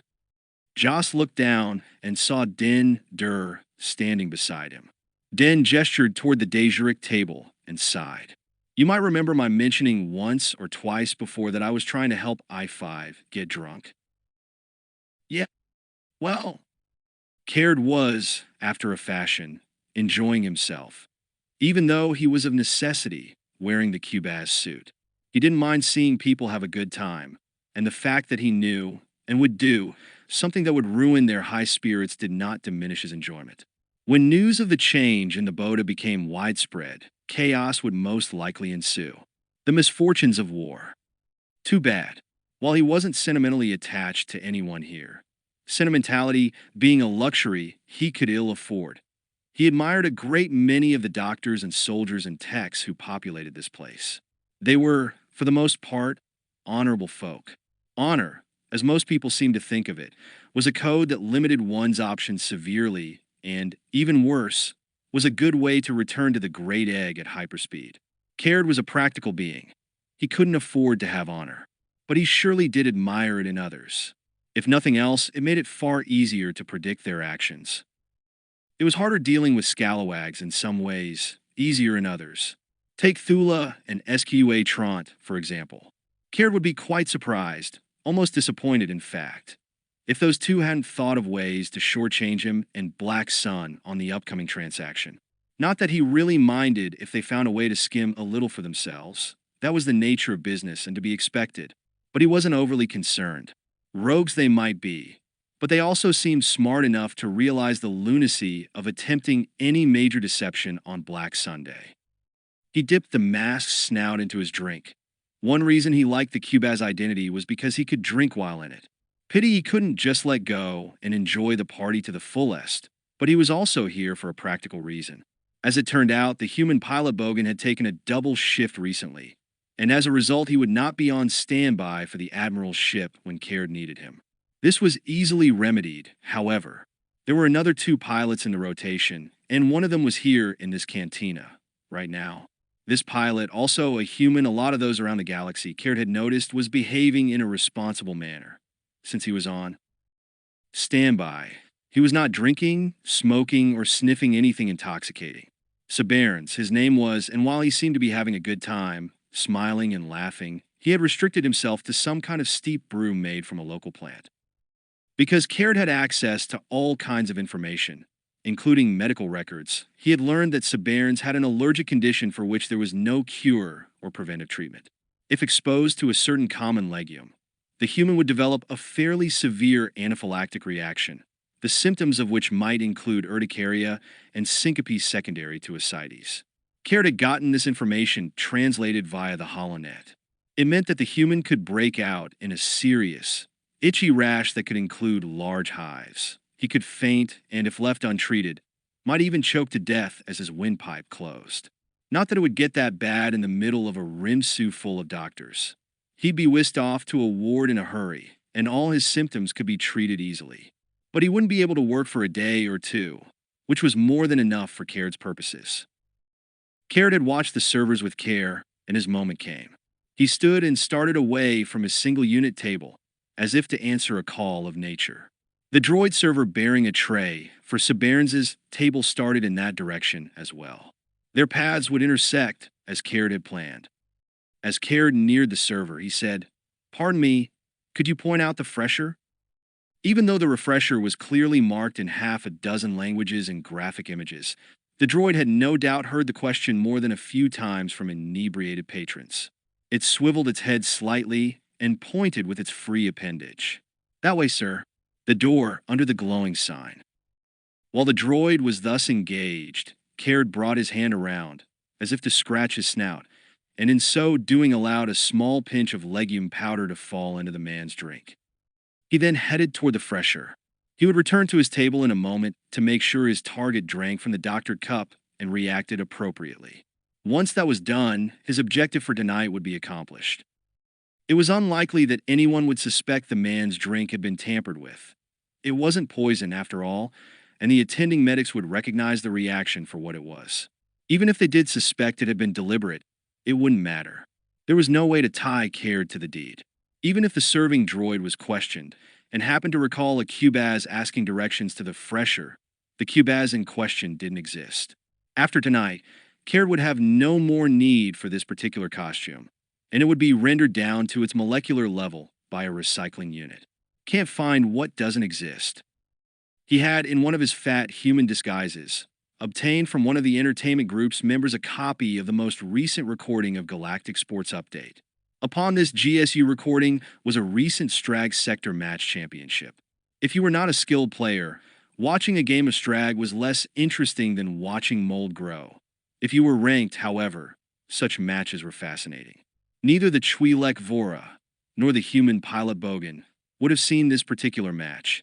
It hadn't been holocast this far out yet. The corpulent human, whom Caird had named Mont Shomu, would arrange soon to be heard talking about this match, which he happened to have a recording of, within Vora's hearing. She would fall all over herself to obtain it from him. The fat man would be loath to part with it, however, being a fan of the game himself. Of course, he would be willing to share a viewing of the match with her. And, naturally, she could bring a friend. Caird smiled as he exited the fresher and returned to his table amid the noise and heat of the busy cantina. There was a real joy in watching a carefully made plan unfold. "Let me get this straight," Joss said. "I-5 is drunk." "I've been watching him for hours," Den said, "and believe me, he's soused. If that's the proper term for a droid. From a program." "Yeah." "Which he wrote." "Right." Joss looked over at the game table, where the various transparent holo creatures that were the pieces of the game shifted and scratched restlessly on their squares. I-5 didn't look any different from here, save for a slightly increased luminosity in his photoreceptors and more exaggerated movement.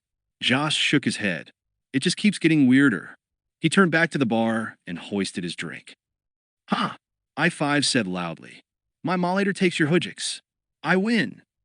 The Wookiee roared with rage. Joss looked back at the game just in time to see the Wookiee stand, grab I-5's right arm, and wrench it from the droid's shoulder. Circuitry and servomotor couplings broke free in a shower of sparks and sprays of lubricating fluid. "Mama?" "Bad loser," Den said. "Looks like," Joss agreed. They both leapt forward, grabbed the droid, and pulled him away from the game board as the furious Wookiee harned and moaned in his own language and waved the mechanical arm over his head. Joss glimpsed several of the showfolk, including a burly Tranishan, moving in quickly to calm down their colleague. I-5 felt no pain, of course. He seemed more confused than anything else. "I seem to be missing an arm," he said to Joss. "I'm sure I had it when I came in." Joss pushed I-5 into an empty booth. "Your gamer friend borrowed it." I-5 then said, "I think maybe it's time to sober up now." I-5 shrugged. Joss wouldn't have thought the gesture possible for a drunken droid with only one arm. "If you say so." His photoreceptors flickered for a moment, then resumed what Joss thought of as their normal glow. The droid looked about him in mild surprise. "Interesting. Wish sobering up was that easy for me," Joss said. A human female brought the arm over to them, handing it to Joss. "Here," she said. "You might want to program your droid to avoid games with Wookiees in the future. They're, very competitive." I-5 looked at the arm. "So I have determined." Joss examined the arm's exposed end. I'm no cybertech, he said, but it looks like this can be reattached fairly easily. He looked at the droid. You're lucky you didn't pull your head off. True, I-5 agreed. That would have been considerably harder to fix. What were you thinking, challenging a Wookiee to a Daedric game? I wasn't thinking. That was the point. I was drunk, or at least as close to it as I could program. Josh shook his head in amazement. Come on, he said. Let's head over to the shop and see if anyone's still there who can fix you up. Reattaching mechanical limbs is a bit beyond my expertise. The three left the cantina and walked through the hot night air, I-5 holding his dismembered arm. Den said, I'd feel terrible if I was responsible for you getting drunk and into a bar fight, if it turned out not to be worth it. I think it was I-5 said. I think it was very worthwhile. He looked at Joss. Remember my mentioning that I seemed to be having an anxiety attack? Joss nodded. I believe it was born out of conflicting impulses based on new data garnered from regaining all of my memory files, including several regarding my erstwhile friend and partner, Lorne Pavin.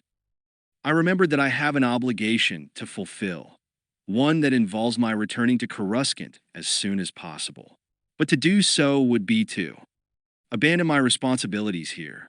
This was a problem that could not be solved by an application of logic. I needed intuition, the ability to sense what was right by mechanisms far older than logic and application of data. I needed, somehow, to jar my synaptic grid cortex into another mode, a totally nonlinear mode. Thus, the concept of altering my sensory input and perception of data. Did it work? Den asked. I believe so. I have decided on a course of action. You leaving us, I-5? Joss asked. Not immediately. The droid did not amplify his comment. Joss couldn't resist. But, he said, you're a machine, remember? Programmed to be an automaton, no more. So, what does it matter how you reach a decision? I-5 looked at him. You're enjoying this, aren't you? Oh yeah. All of what I have said before is technically true, the droid said.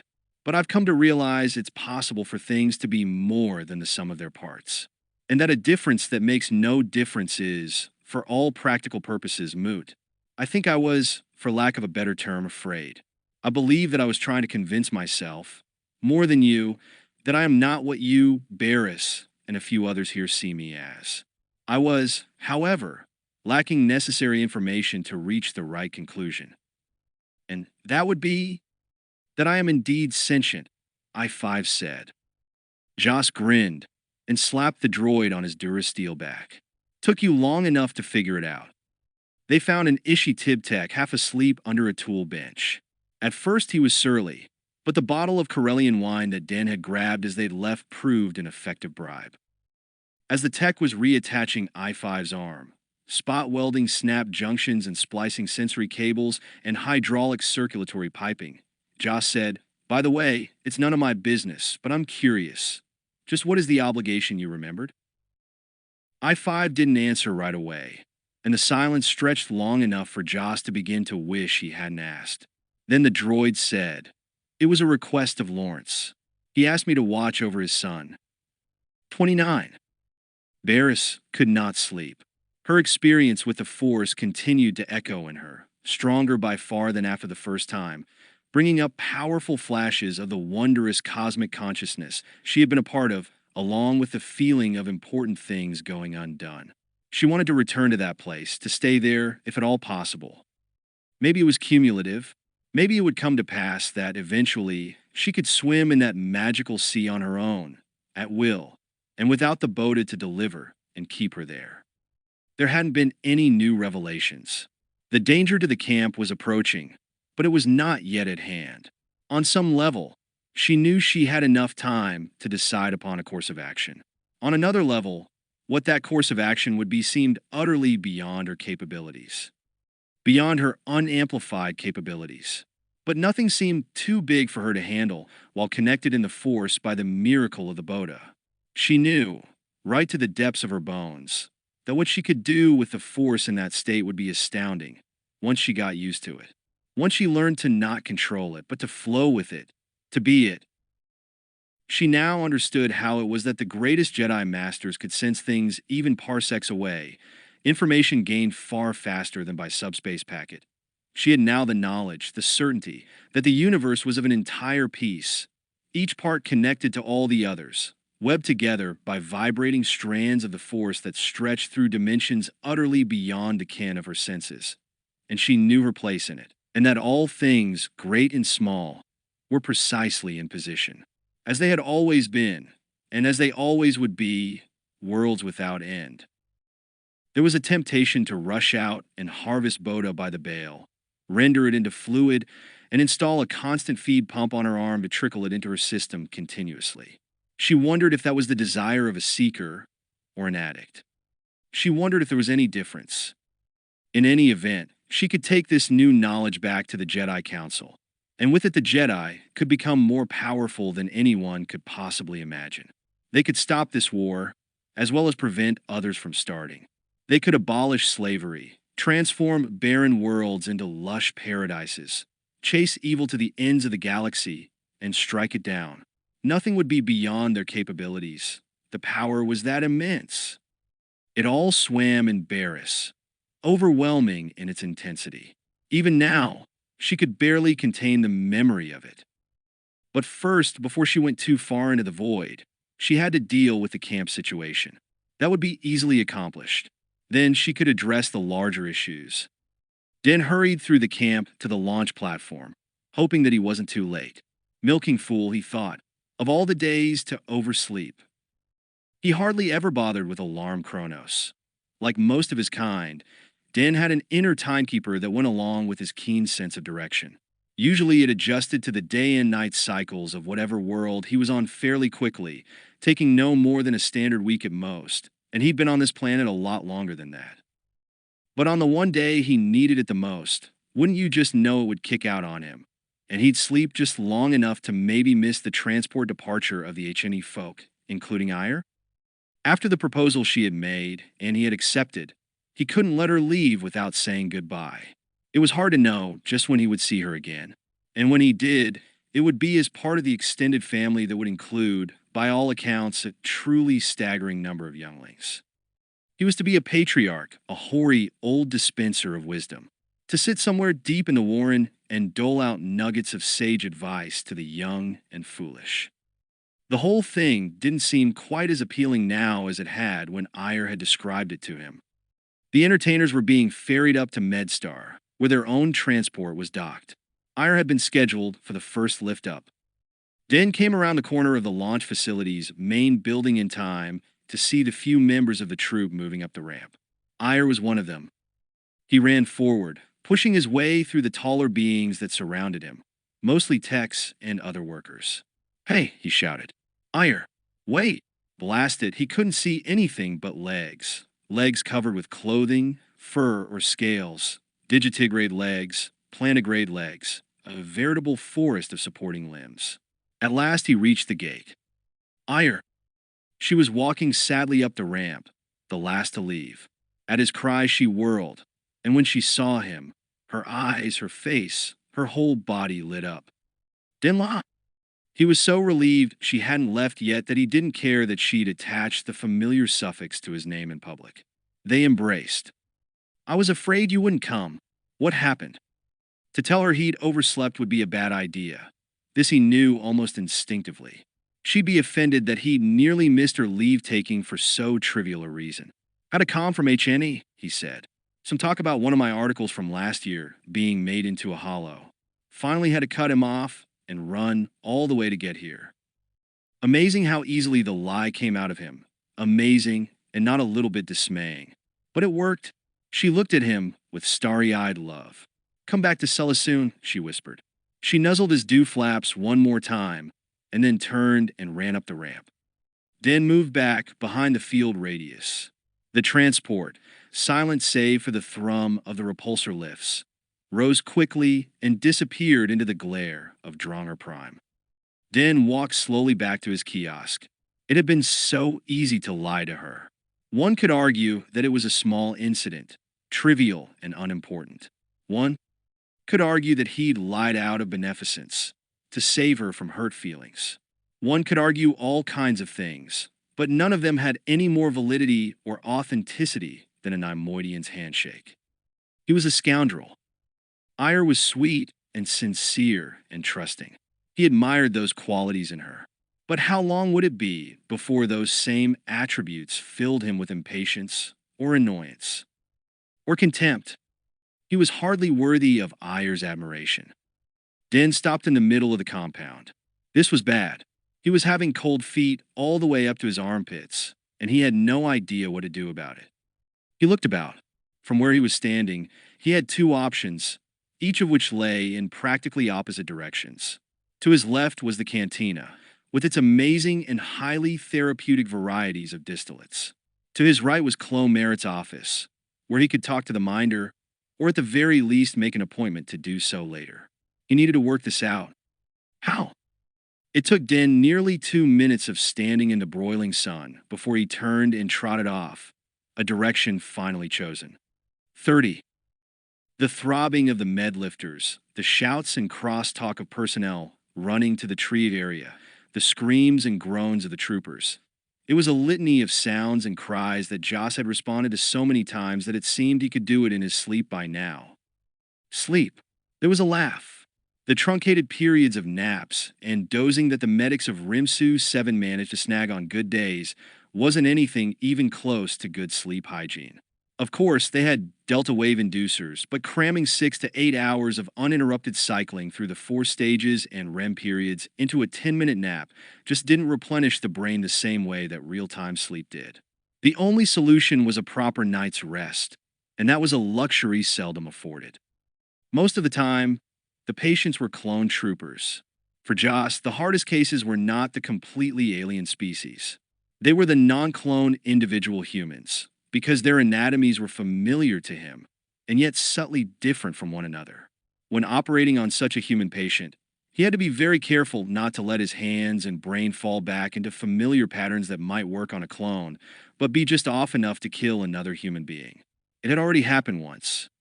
Truly alien individuals didn't come through the OT very often. The few who did were usually on Dronger in some kind of observation or clerical capacity, and they often provided most of the moments of both humor and horror. The last time they'd had an unexpected incident like that had been when Joss had been drenched in the Nikto's life fluids. This time, it had been Uli who experienced the shock of the new. The young surgeon had been working on a female Oni. The Oni were a fairly bellicose species by all accounts that hailed from the outer rim world of URU. What this one was doing on Dronger, no one seemed to know for sure, probably a mercenary. In any event, she had caught a projectile from a slug thrower, and Uli was probing for it when there was a blue-white flash, a sound like someone whacking a nest of angry wing stingers, and the young surgeon bounced backward and hit the wall. He wasn't hurt that much, as was evidenced by a stream of curses. The usual buzz of instrument requests and readout quotes came to a stop.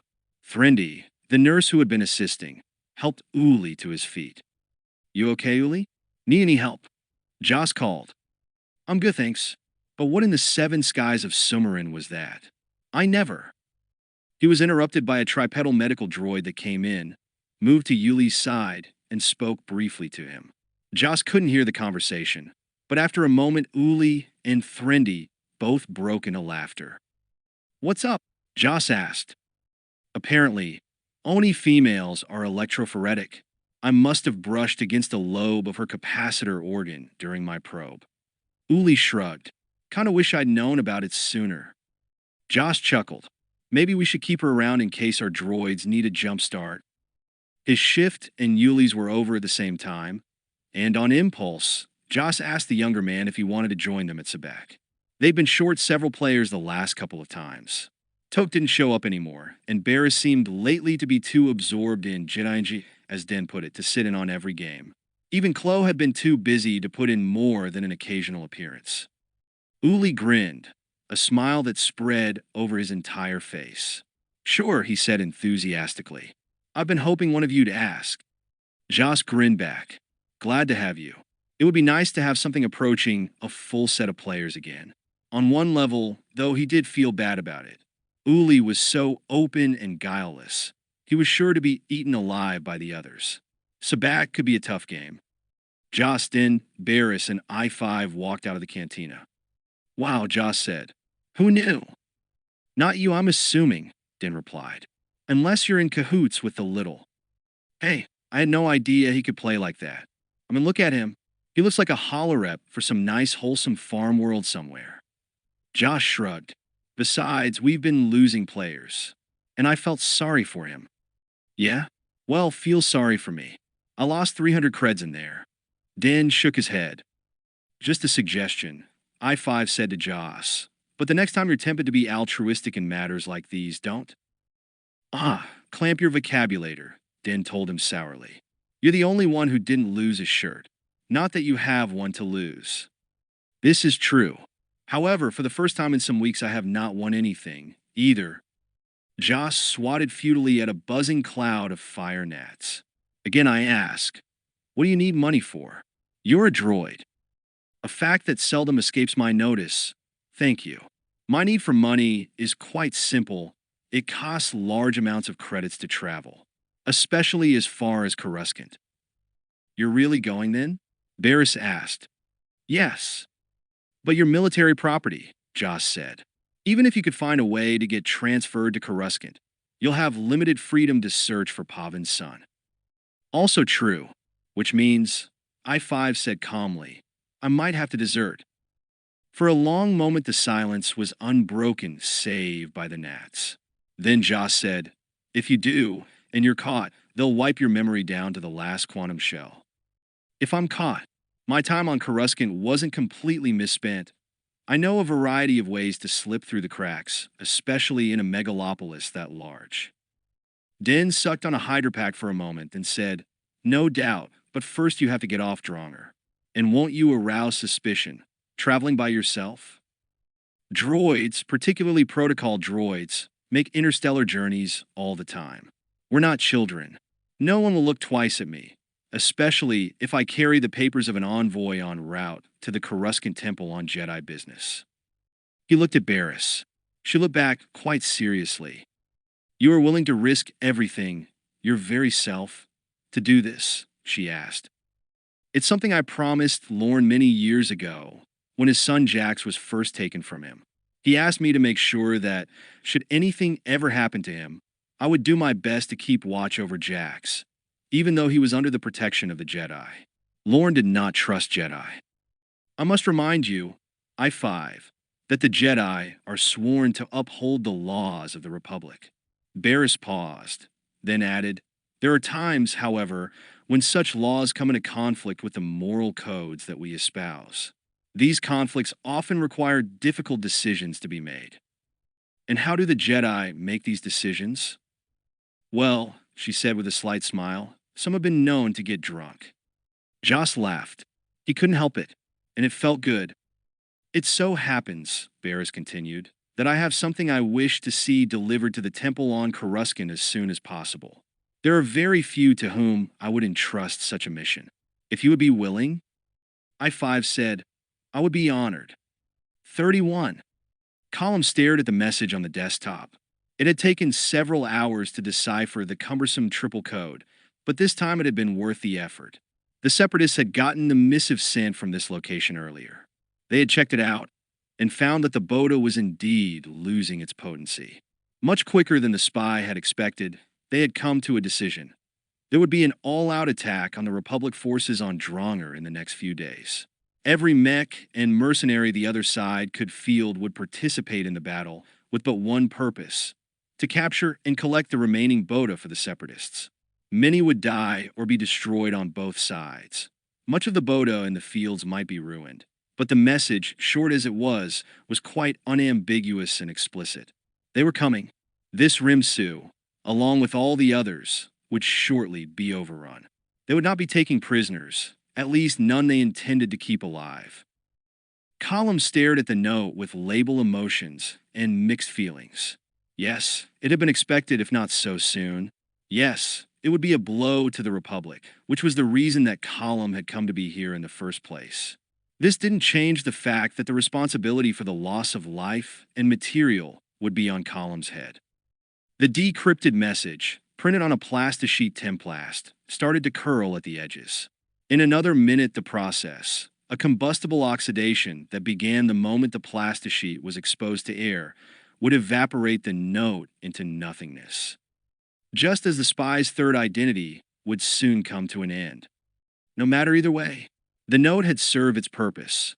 Column had committed the contents to memory. The war here would also be effectively over quite soon. The Bota would be collected or destroyed or mutated into uselessness. They all came to the same result, insofar as the combatants were concerned. Column would be gone by the time the attack came in force. There would be a reason to visit MedStar, and the transport supposed to take the spy there would be diverted, so that it delivered its cargo to the Separatist territory. Column would, of course, have the vouchsafe codes that would allow the ship to pass unscathed. Then, the jump to hyperspace, and those left behind here, would be no more than sad memories. There would be another assignment, on another world soon enough.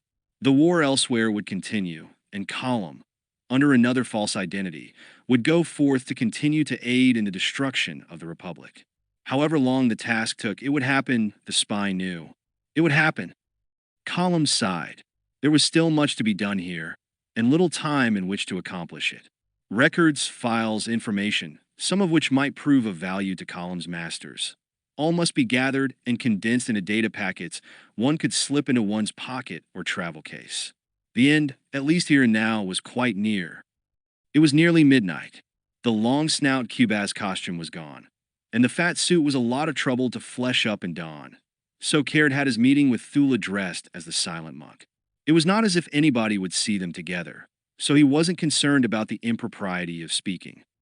He stood with his back against a thin-walled storage shed just past the main dining hall, apparently alone. Thula was inside the shed, invisible to anybody who might be passing in the hot tropical dark, but easily heard past a screened grill designed to let air circulate through the wall while keeping out the rain. "You have what I need." "Yes." "Then you and your friend have your 2 days' warning. I suggest you use the time wisely." Thula's voice was a soft, feral purr. "And the balance of our payment?" "Look atop the inside ledge of the door's frame." There was a brief pause. Caird's ears were keen enough to detect the sound of the Feline's footfalls as she quickly moved to the door, paused a moment, then returned to the wall. He caught a faint glimmer of light through the mesh as she triggered the credit cube he'd left over the door and checked the holoproj for the sum it contained. "Most generous," she said. "Where is my case?" he asked. "By now it's in your kiosk, next to your other luggage. It was a pleasure doing business with you, friend." "You have a way to depart?" "Yes. We've secured tentative passage on a small transport vessel, leaving tomorrow. There is a pilot open to bribes. A surface-to-ship transport won't take you far. Far enough to obtain something else that will. Money is a powerful lubricant. Perhaps we'll meet again someday," Caird said. "Perhaps," she said. Caird moved away from the shed and back to his kiosk.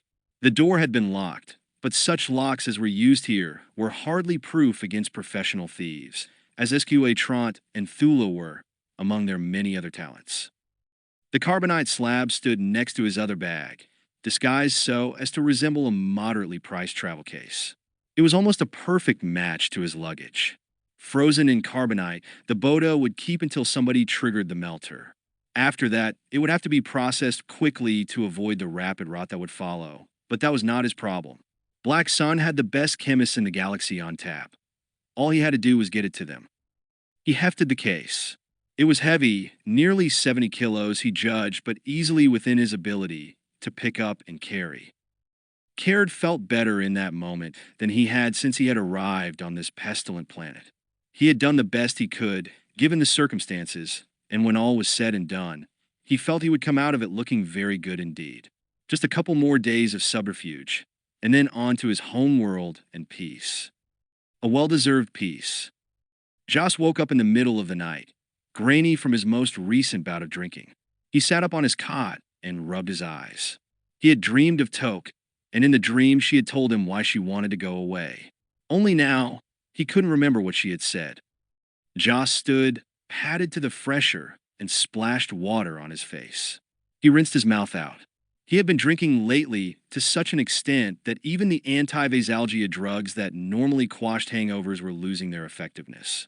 He looked at himself in the mirror. What a sad sight you are. He sighed. No question about that. What a pitiful excuse for a man, too. Are you just going to let her go? Without a fight? He frowned at his reflection. Aloud, he said, What am I supposed to do? She won't talk to me, and I don't know why. So? You're not stupid. Figure out why. You couldn't stop Zahn dying.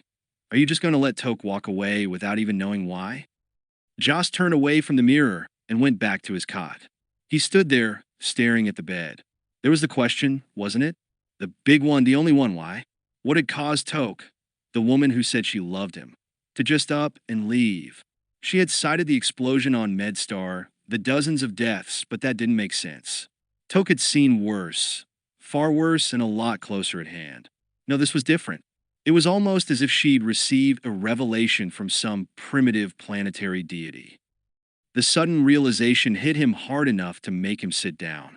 It was as if he had been punched in the solar plexus, his wind stolen, so that he couldn't take another breath. He knew. He knew. Great Uncle Errol. He had talked to Toke. He had told her what it was like to give up family and home forever. He had poisoned Toke's thoughts. It made perfect sense. She had figured the old man would speak to her. Joss had too, but somehow that knowledge had slipped from his mind. He had been so tired and overworked. In hindsight, it seemed unbelievable that he could have put that possibility out of his thoughts, but he had. Toke had talked about the explosion, the deaths, the horror of it all, and Joss had fastened upon that and thought about her reasons no further. Uncle Errol. Rage rose in him like a hot tide. He stood, went back to the fresher, and flipped the sonic shower on. He stepped into the stall, feeling the grime and sleep and sour smell of alcohol that still seeped from his pores begin to sluice away, rolling down his body in dirty waves to the drain. He looked at his chrono. The next transport was scheduled to lift mid-morning. Time enough to shower and dress. And then, by everything that was righteous, he would pull rank, call in favors, grow wings, and fly if that's what it took to pay a visit to his loving uncle and have the truth from him, one way or another. 32. Caird, or Mont Shomu, as he was known in his fat human disguise, smiled as the human pilot and the Twi'lek food service tech sipped from the bottle of local wine he had brought along.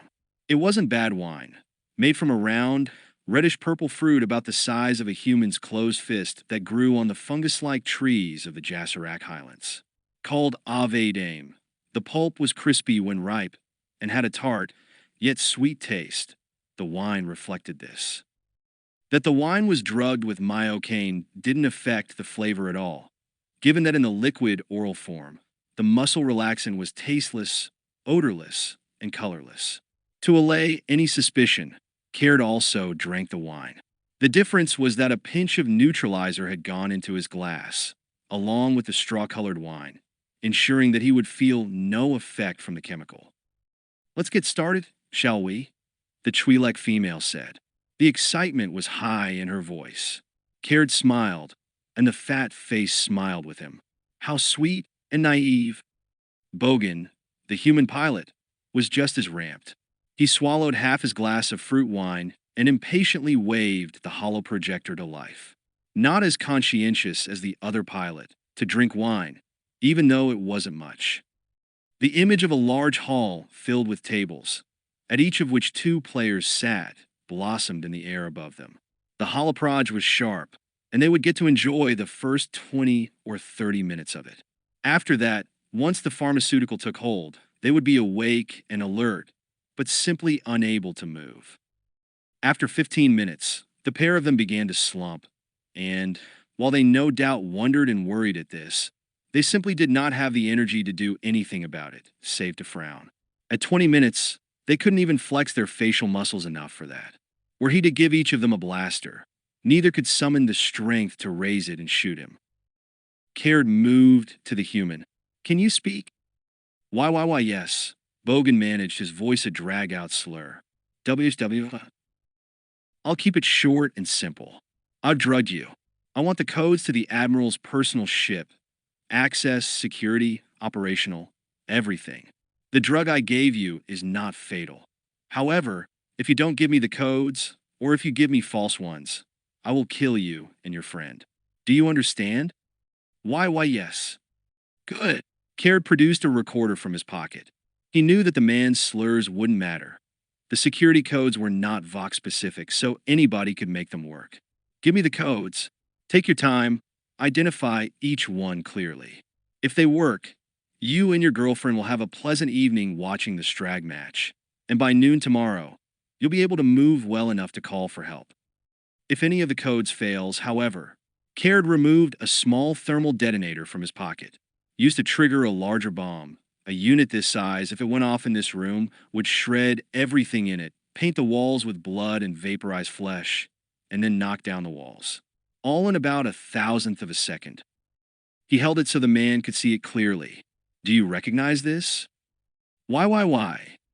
Good, Caird said, cutting him off. I have a transmitter for the detonator that has a range of 200 kilometers. He produced a small device, held it up, then pocketed it again. If, as I leave in the stolen ship, yes, I am stealing it, anything awry happens with the codes you give me, and I mean anything at all, then I will trigger this. He stood, moved to the hollow projector, and set the thermal bomb on top of the device. Bogan had begun sweating, which was good. Now, I know you're a pilot, and thus a brave fellow, Bogan, and probably not afraid to die yourself, he said.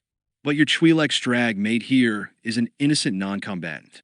You wouldn't want her to be turned into bloody paste now, would you? And no. Well then, we're in accord. The codes? After Bogan had spoken the words and numbers aloud, a long and slow process, Mont Shomu took several of the couch cushions and used them to prop the boneless couple up and against each other, so that they were looking at the holoproj. He wiped the sweat from Bogan's face. Enjoy the match. I've set the projector to repeat, so you won't get bored. At least, not for the first dozen or so times. Caird bowed slightly, then exited. He could have killed them outright, of course, and there were many in his profession who would have done so without a second thought. Nor would it have bothered him particularly to do so. He had sent more than his share of people back to the cosmic egg in his time, so 2 more would hardly affect the total very much. But there were reasons not to kill them. First off, nobody had paid him to do so. Second, it wasn't necessary. The 2 were out of commission, inside a locked kiosk, and by the time anybody missed them, Caird would be long gone. They had no idea he was a Netigi, and the fat human they had met would be recycled synth flesh in a few minutes. He'd made sure there were no currents leading to his nest. He grinned inside his disguise. Actually, the thermal detonator was a trainer, mechanically and electrically identical to a live grenade, but without an explosive charge and thus harmless. The transmitter he had waved at Bogan was a personal featherette groomer. As far as Caird knew, there weren't any handheld transmitters that size with a range anywhere near 200 clicks. More importantly, if the codes didn't work and he was somehow captured, he certainly didn't want to be brought back to answer charges of intentional murder. They'd jam him into the brig for stealing a ship, of course, but that wasn't a death sentence crime, even for stealing an admiral's rig during a war. Eventually, Black Sun would send somebody to find out what had happened to him, and they would get him released. A wartime tribunal that found him guilty of murder, on the other hand, would have him cooked and recycled long before Black Sun even began to wonder where he was. In addition, there was the matter of that former MedStar admiral he had taken out, the Sakian Tarnis blade, and it wouldn't do at all for them to be prying into his brain and discover that. But even in war, there were rules, and brain scans were not supposed to happen without proper authorizations.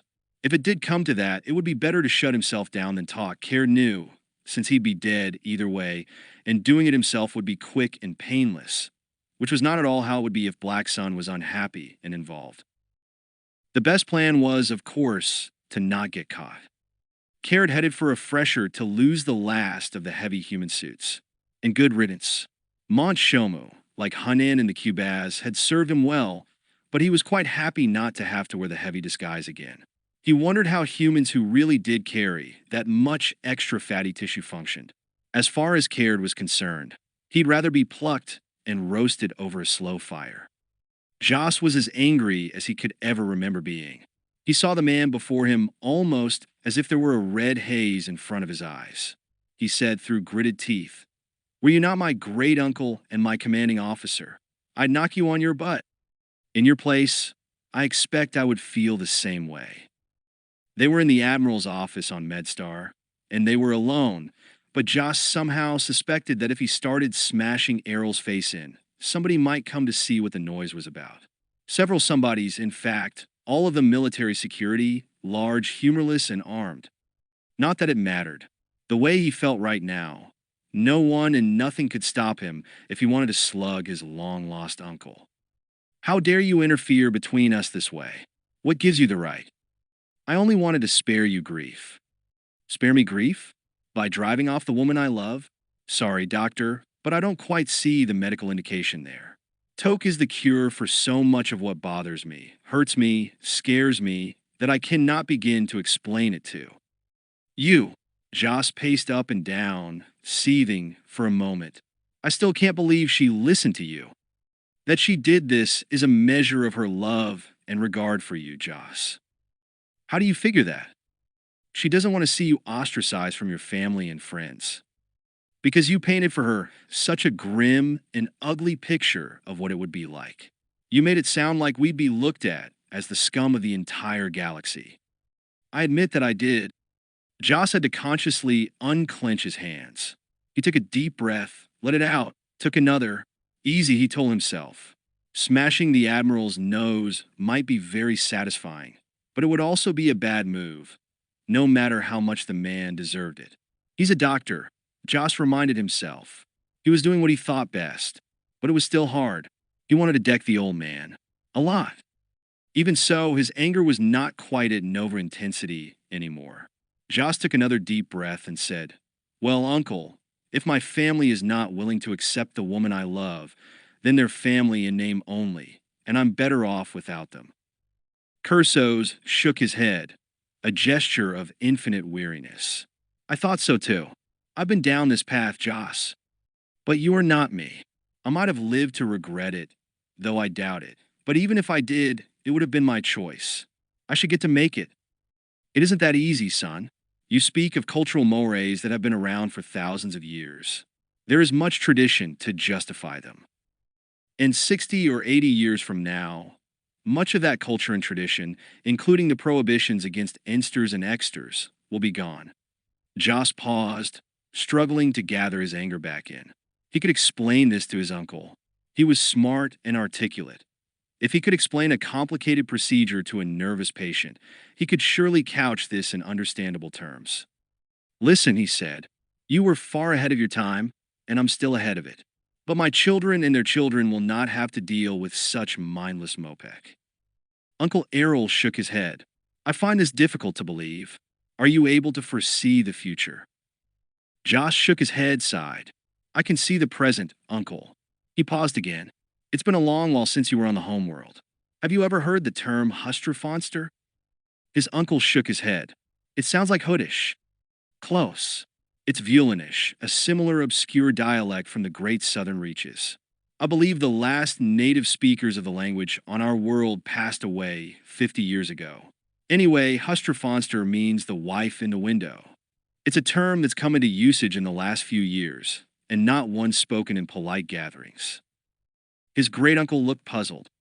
Joss continued, "Suppose we have a young man of good family who finds himself drawn to an extra girl.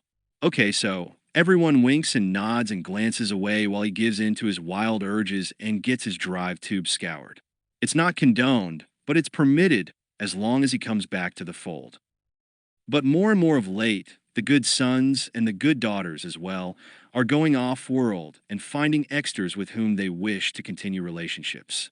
Yes, custom forbids it, but those with sufficient means have found a way around custom. The good son or daughter comes home and takes an inster spouse. But this is a wife or husband who enters into the marriage for reasons of commerce or position only. The newlyweds hire a housekeeper or a gardener or cook who just happens to be an extra. You can see where I'm going with this." His uncle said nothing. "Technically," Joss continued, "there's not even a prohibition against that kind of arrangement. And so, everyone's happy. No scandal, no shame. And if the housekeeper becomes pregnant through an unknown liaison, why? Her child could be raised by her employers almost as if it's one of their own, such as their care and concern for a valued employee. Perhaps even adopted legally, since more and more of these intermarriages seem to be turning out barren. And of course, if the child of a good wife resembles the gardener, or the issue of the maid looks like her employer, well, that can only be a coincidence. His uncle shook his head. This is being practiced on the homeworld, widely and more frequently all the time. Errol looked as if he'd bitten into something sour. Well, there's your answer then. No, sir, it is not, Joss replied. His tone grew hot again, but this time he didn't throttle back. I will not subject my spouse to such a practice, living a lie that fools no one, just to maintain an archaic and anachronistic practice that no longer serves any purpose. I would take Toke to myself as wife everlasting, and any who find that unacceptable can open their hatches and sniff vacuum, for all I care. Your family. Toke is my family. She ranks first and foremost. Everyone else from now on comes in second. I love her. I cannot see any life without her. And if I have to crawl across an obsidian razor field on my hands and knees to convince her of this, I will. The older man smiled. Something amusing? Joss felt his anger surge hotter. He was going to hit the man, great uncle, commanding officer, or not. I made that same speech to my brother, long before you were born. He stood. Congratulations, nephew. I will support your choice in any way that I can. Joss blinked, feeling like he'd been whiplashed by one of those hard banks against vacuum he'd seen fighter pilots pull. What? To go against thousands of years of custom is not a task for the weak. If Toke meant anything less to you, you'd ultimately regret it. As you say, you might anyway, but at least you're starting from a position of strength. Joss leaned across the desk and looked the older man in the eye. At the moment, Uncle, thanks to your meddling, I'm starting from nowhere. Toke is going to transfer to another Rimsu. She isn't talking to me now. Somehow I don't see things getting better with 1,000 clicks of water between us. Son, nobody in the Republic Expeditionary Medical Force goes anywhere on this planet without my leave. If the woman you love is worth giving up everything else you have to be with, then you have something that's worth doing. I'll correct my mistake. She'll be around. But how? The damage has already been done. How can you? By letting Toke watch the recording of this conversation, Admiral Kursos said. She was willing to give you up because she loves you. If she sees and hears how much you love her, it will make a difference. Joss sat down, feeling like he'd just climbed a skyhook. Could Uncle Errol rectify his mistake? Or was it already too late? Don't worry, Joss. What I break, I fix. And for the first time in days, Joss felt a sense of hope stirring in him. 33. Din Dur sat by himself in the cantina and brooded. He had finished drafting his piece on the mutating Bota, and all modesty aside, he considered it one of his best efforts. He'd managed to tie some being interest angles into it by examining the potential ways in which various species would be affected by the loss of the miracle adaptogenic, using a number of case studies verified via the HoloNet. In addition, he'd worked in a hard-hitting bid on the irony of fighting a war for a plant that then mutates and makes said war pointless. All in all, it was the kind of journalism that garnered notices. His byline on something like it could very well put him back on the radar again, land him an assignment someplace less exciting than Dronger. Or, if he did indeed return to Sullust and take Ire up on her offer, it would be a great story to go out on. There was only one problem. Upon reflection, he didn't see how he could file it. Once it became common knowledge that the Bota was useless, Din foresaw two things happening. The second thing would be the cessation of hostilities and eventual evacuation of Dronger, since there would be nothing else on this simmering dungball to fight over, which was just fine with him. The first thing, however, would be a no-holds-barred final battle between the Separatists and the Republic over the last viable patches of the plant. Since Bota grew pretty much only in this one area of southern Tanlassa, about 1,000 square clicks, the fighting would be concentrated all around them. The 15 Rimsus charged with the duties of caring for the wounded, and in the cases of Rimsu 7 and a few others, of harvesting Bota as well, would be overrun by enemy troops. Battle droids, droidekas, mercenaries of all kinds, and just about anyone else with dreams of quick wealth would come howling over the barricades like a swarm of swamp shoats. It wouldn't be pretty. He'd realized from the moment he'd heard the rumor that such was going to happen. Still, the story would break anyway, sooner or later. Why? Shouldn't he be the one to reap the benefits? But he knew the answer to that, much as he hated to admit it. Somehow, during his sojourn here, he'd become infected with a germ more deadly than any bug to be found in Dronger's pestilential ecosystem, a conscience. Den could get the story out secretly, he knew that. But he would be at least partially responsible for a shipload of Ban the Pudu falling on the people he'd come to consider his friends. Den sighed gustily, dew flaps fluttering in vexation. Whether the leak came from him or someone else, the calamity was certain to come eventually. And when it did, it would be the sort of thing best viewed from a few parsecs away, which meant he should be finding a bunk on an outbound vessel soon, which is why the thought of accompanying I-5 on his journey to Coruscant was quite appealing. It would be easy to connect from there to Sullust or just about anywhere else. Den was still undecided on the whole retirement issue. In fact, compared to him, a two-headed droid was a paragon of single-mindedness. Chuck it all and become the patriarch of Ayer's warring clan? Or hurl himself back into the job he'd done all his adult life? There were still good stories to uncover, after all. On the other hand, Ayer was a most lovely and desirable femme. He would have to decide soon. I-5 was leaving on his mission for Baris. There would be no problem with Den going along. He was a non-com, a civilian, free to come and go as much as was practical. They could reach the core worlds in 48 standard hours, maybe less. There was no reason for him to stay, unless it was to risk almost certain death by remaining to report on the last chaotic hours. And, as he pointed out more than once to just about anyone who'd listen, he was no hero. But something about leaving people like Joss and Baris and Toke, Klo, Uli just didn't go down easily. How had things gotten this bad, that he suddenly had all these people to care about? As one of the silent, getting up to MedStar was easy. Religious and meditative orders, particularly ones that had beneficial effects on the ill and wounded, were usually given preferential treatment. Once on board and checked in properly, Caird took his travel case and proceeded directly to the main bay. Since the silent didn't speak, he handed the guard a stat flimsi with his request, flashed his false identichip, and was allowed to proceed. Ostensibly, the departing silent was going to stow his luggage on a military transport that was leaving for the core worlds in another day or so. There would be a guard there, too, but since the guard wasn't expecting company, at least not company like Caird in his disguise, the robed figure of the silent passing by would mean nothing.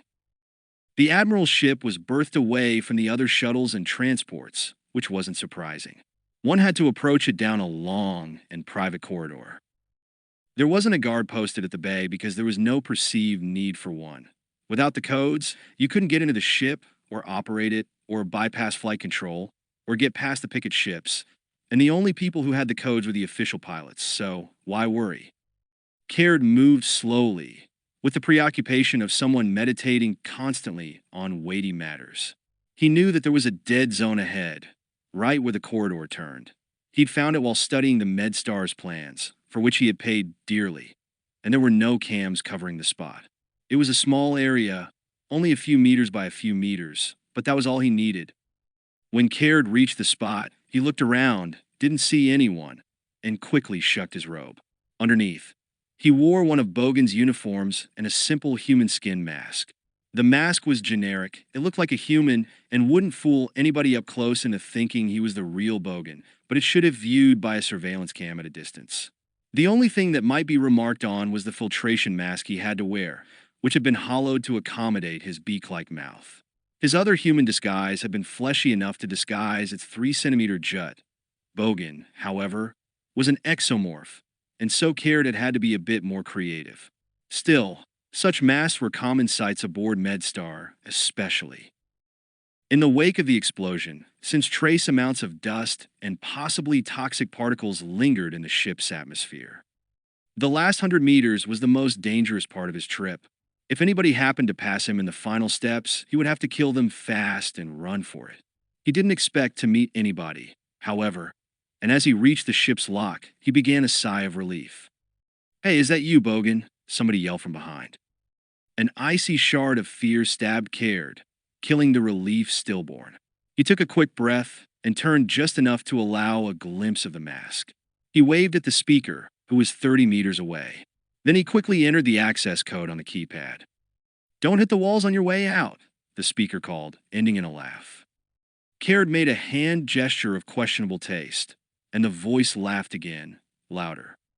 The hatch unsealed and opened. Caird moved hurriedly up the steps. Once inside the ship, he dropped the case of Bota and hurried to the cockpit area. He punched in the security codes, powered up the mains, and began the launch sequence checks.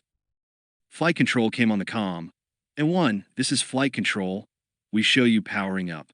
That you, Lieutenant Bogan?" Here was another tricky part, but one that Caird had planned no less carefully than the rest. He could imitate Bogan's voice. Humans were easy, with their limited vocal cord system. But doing a mask good enough to fool somebody looking at you on a ship's holocron was problematic at best. On Coruscant, with a face mold and a good skin artist to do the hair and coloring, and a few hours of makeup time, it would be no problem. But here in the wilds, Caird didn't have that option, and they would want to see his face. Bogan's face, rather. He quickly loaded a chip and tapped a control.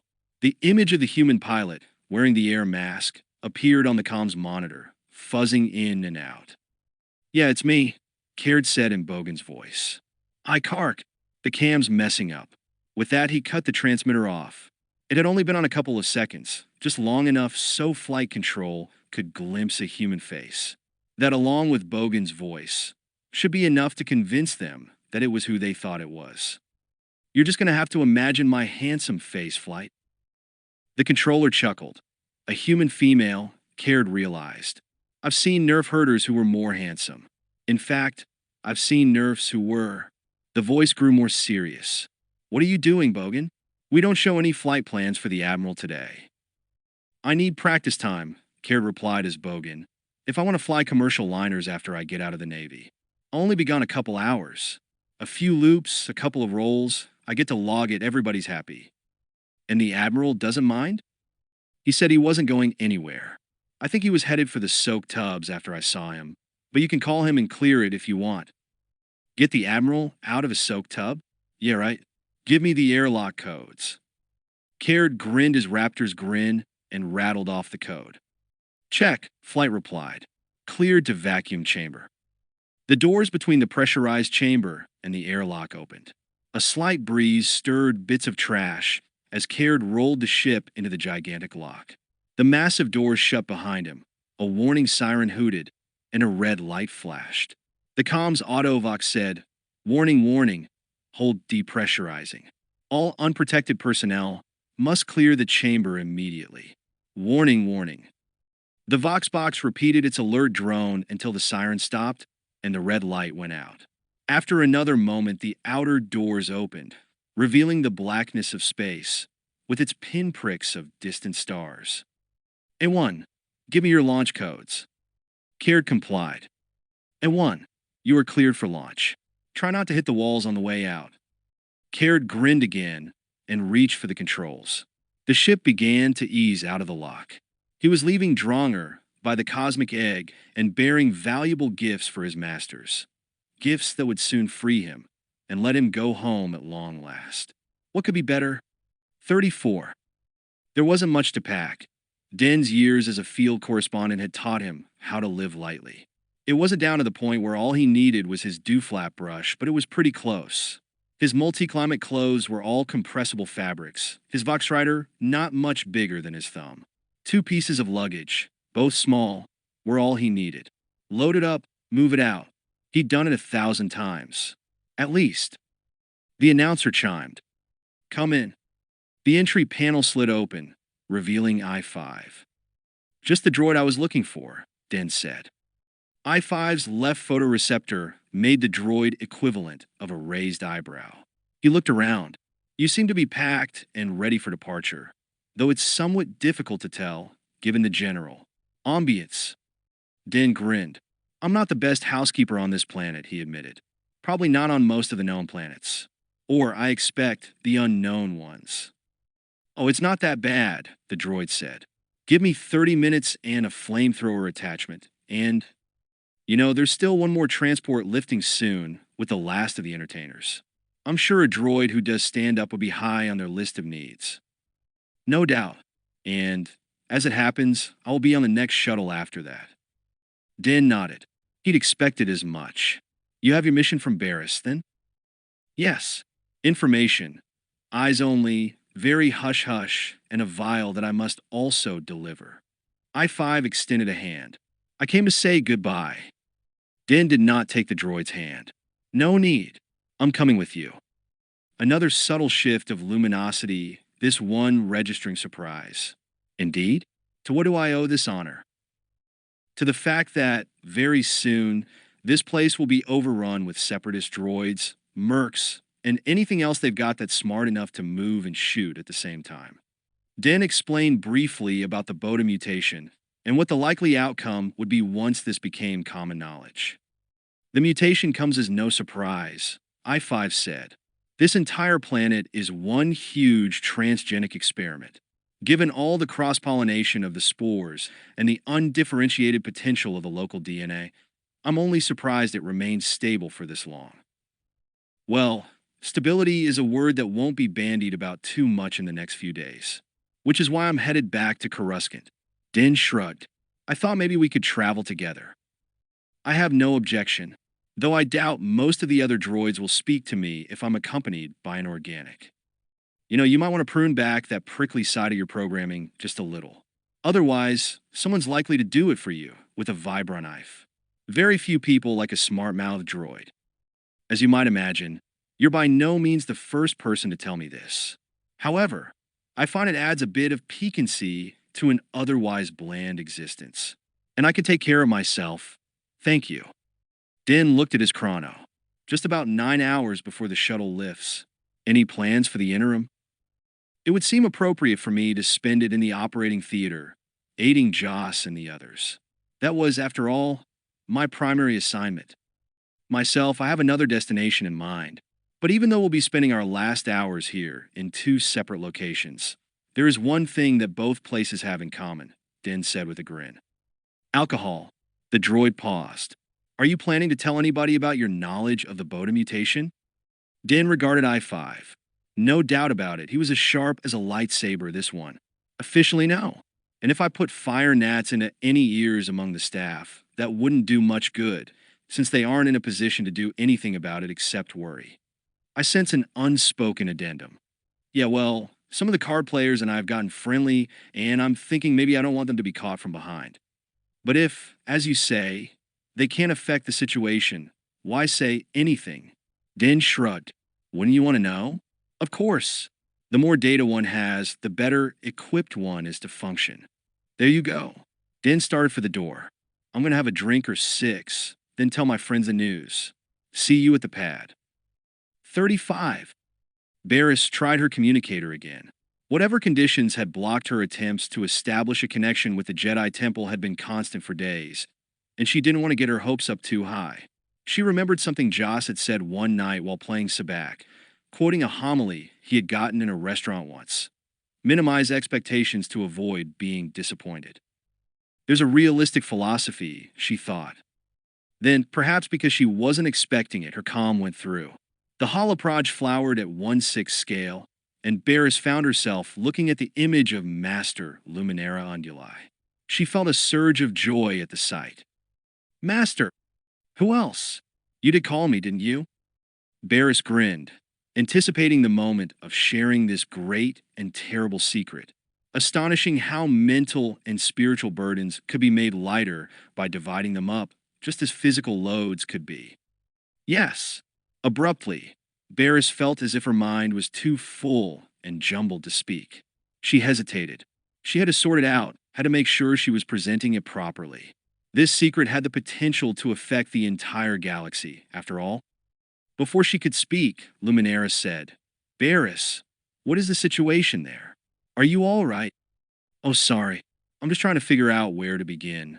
There's a there's a lot going on here. Pick a starting point. Was that the slightest hint of asperity in her master's voice, or merely a glitch in the transmission? The latter, she hoped. You can go forward or back from there, Master Unduli continued. Baris took a deep breath. Very well. I've discovered something remarkable about the Bota. Quickly, she laid out her experiences, telling her master the story, trying to keep it coherent, trying also to convey not just what had happened, but also how she had felt the sense of total connection to the Force, the wonder of it all. Master Unduli listened without interrupting. Now and then she would nod encouragingly, but she remained silent, not prompting Baris whenever the latter paused to collect her thoughts. And that's pretty much all there is to tell, Baris finished. Well, except that a protocol droid called I-5 will likely show up there eventually with an encoded message covering what I've just said. I was worried that something might happen to keep me from passing this along. I've been unable to reach you via comlink, and I-5 needed a reason to get to Coruscant anyway, so we joined forces. He's a most unusual droid, and he has a connection to the temple. He once belonged to the father of one of our Padawans. You may find him useful. She realized that she was babbling somewhat, and stopped. Master Unduli stood quietly for another moment. Then she said, You feel certain that what you experienced was not some kind of illusion? It was no illusion, Master, Baris said. It was a joining with the Force more powerful than I could ever imagine possible. It was real. Of that, I am as sure as I am of speaking to you now. More so, she wanted to add but didn't. Her master nodded. An extraordinary event. After a moment, she added, Master Yoda and several others on the council mentioned recently that they sensed not a disturbance, exactly more like a surge in the Force. Perhaps this is the explanation. Baris waited a moment, but the other woman remained silently preoccupied. At last the Padawan said, I feel great danger for these people, Master. As I told you, the accident aboard the MedStar was no accident. Whoever is responsible will strike again, and I also feel, no, I know, that using this new connection, I can prevent it. I have not the least doubt of that. The power is staggering. Even now, I feel the echoes of it reverberating within me. Why have you not already used it toward this end, then? Master Unduli asked. Because I'm not qualified. I don't have the experience or the wisdom to make this kind of decision or to take this kind of action. Baris spread her hands. Master, what should I do? The small hologram of her master stood silent for a moment. Her expression, given the image's size and resolution, was hard to fathom. Then she said, This is not an easy question to answer, Baris. You are there, I am here, and I cannot know your situation as you know it. But, taking that into account, I think that you should. The hologram wavered, blinked, and scanned lines ran up it in a pulsing wave. Master Unduli's voice warbled, cutting in and out. Try. Fine, know the truth, because then the image vanished and the voice stopped. No. Baris wanted to scream. Come back. She tapped the controls on the unit, her movements just short of frantic, but it was no use. The connection was sundered. Gone. Gone. Baris ran her fingers through her hair distractedly. The weight of responsibility she had thought she was about to have lifted, or at least partitioned, settled down on her again, even heavier than before. What was she supposed to do? Had any Padawan ever been given such a thorny problem to solve? There was but one bright spot, and that one wasn't as bright as all that. At least the Jedi now knew the situation with regard to the Bota. Whatever happened here on Dronger, they would be able to consider and make a decision backed by the wisest and most adept of the Jedi Council. That didn't make her personal choice any easier, of course, but it was something. And she reminded herself, eventually I-5 will get there with the full story and the vial full of extract. Surely I have fulfilled whatever my obligation is regarding the Council's knowledge of this. It isn't just on me anymore. But the weight she felt seemed no less. Indeed, before it had seemed. Like a yoke of wood. Now, like one of stone. She wondered how much longer she could stand beneath it. 36. Once he had cleared the last of the picket ships, Caird felt a definite sense of relief. Yes, he was a professional, and facing death was ever a part of his life. He wasn't afraid of the return to the egg. Sooner or later, all must make that journey, and he had put the trip off many times more than most. Still, being in deep space and about to make the jump to lightspeed meant that he had once again survived, and feeling a certain pride in so doing was permissible. He was going back to Coruscant, bearing an extremely valuable gift for his chosen flock. There was a sense of accomplishment in that as well. He had made the best of a bad situation, had managed to salvage something out of what had initially seemed to be complete disaster. Truly, it was as the old saying put it, there was no carrion so bad but that it offered some scavenger sustenance. With the ship on automatic pilot, Caird refreshed himself, ate a meal of synthesized bull grubs, and went through a short series of martial exercises. Feeling less stale with his muscles warm and his breath deepened, he went back to the entry lock in which he had left the faux case with its precious cargo. He would rather have it where he could see it, even though he was alone on the ship. The fewer things left to chance, the fewer things that could go wrong. The case was where he had left it. It was heavy, not so much that he couldn't lift and haul it, but enough so that the set of wheels on it was useful. Caird rolled it back toward the control cabin. The ship boasted a series of pressure doors down the main corridor. In the event of a hull breach, these doors would quickly and automatically seal to maintain integrity in the separate compartments. Each had a slightly raised threshold to better effect an airtight seal. The ridges were only a couple of centimeters high, but he had to remember to step over them to avoid tripping when the A-grav field was on. Caird did this almost unconsciously after years of space travel.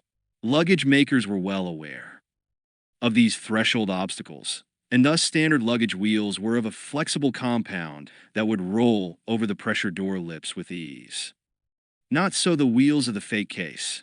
Caird didn't know where his former partners in crime had found these wheels, but they were definitely made of harder stuff, for when he hit the first threshold, the case stopped with a jolt, and one of the wheels broke. Caird shook his head. He'd have to carry it after all. He lifted the case, and both the wheel and its axle fell off, taking with them a fist-sized chunk of carbonite that dropped onto the deck with a clunk. Something metallic glinted from the edge of the broken case. Caird stared at it. A sudden jolt of hormones raced through his system, erecting his featherettes in atavistic fear, fluffing them to make him look larger to any predator that might be considering him prey. The fact that there was nothing even remotely resembling a predator within the several thousand cubic kilometers of empty space surrounding him did nothing to allay his instinctive fear. There was not supposed to be any metal inside the carbonite. Bota was fragile. Even when packed into compressed bricks, it would rot eventually, which was of course why the contraband was transported in carbonite. The carbon freezing process suspended nearly all organic molecular action. Bota did not become really stable until further processing made it into an injectable or tablet form. In the compressed brick form normally used for shipping, anything packed along with it might cause unwanted chemical reactions. Great pains were taken at this stage to make sure the product was shipped as pure as possible, and he had insisted similar care be taken by the black marketeers. So, why was he staring at something made of metal within the carbonite block? His featherettes began to smooth as Caird took several deep, calming breaths, making sure his exhalations were a second or two longer than the inhalations so as to flush carbon dioxide from his system. It worked. He felt his pulse rate starting to slow as his anxiety level dropped. He considered the possibilities. First possibility, something was inside the carbonite with the Bota.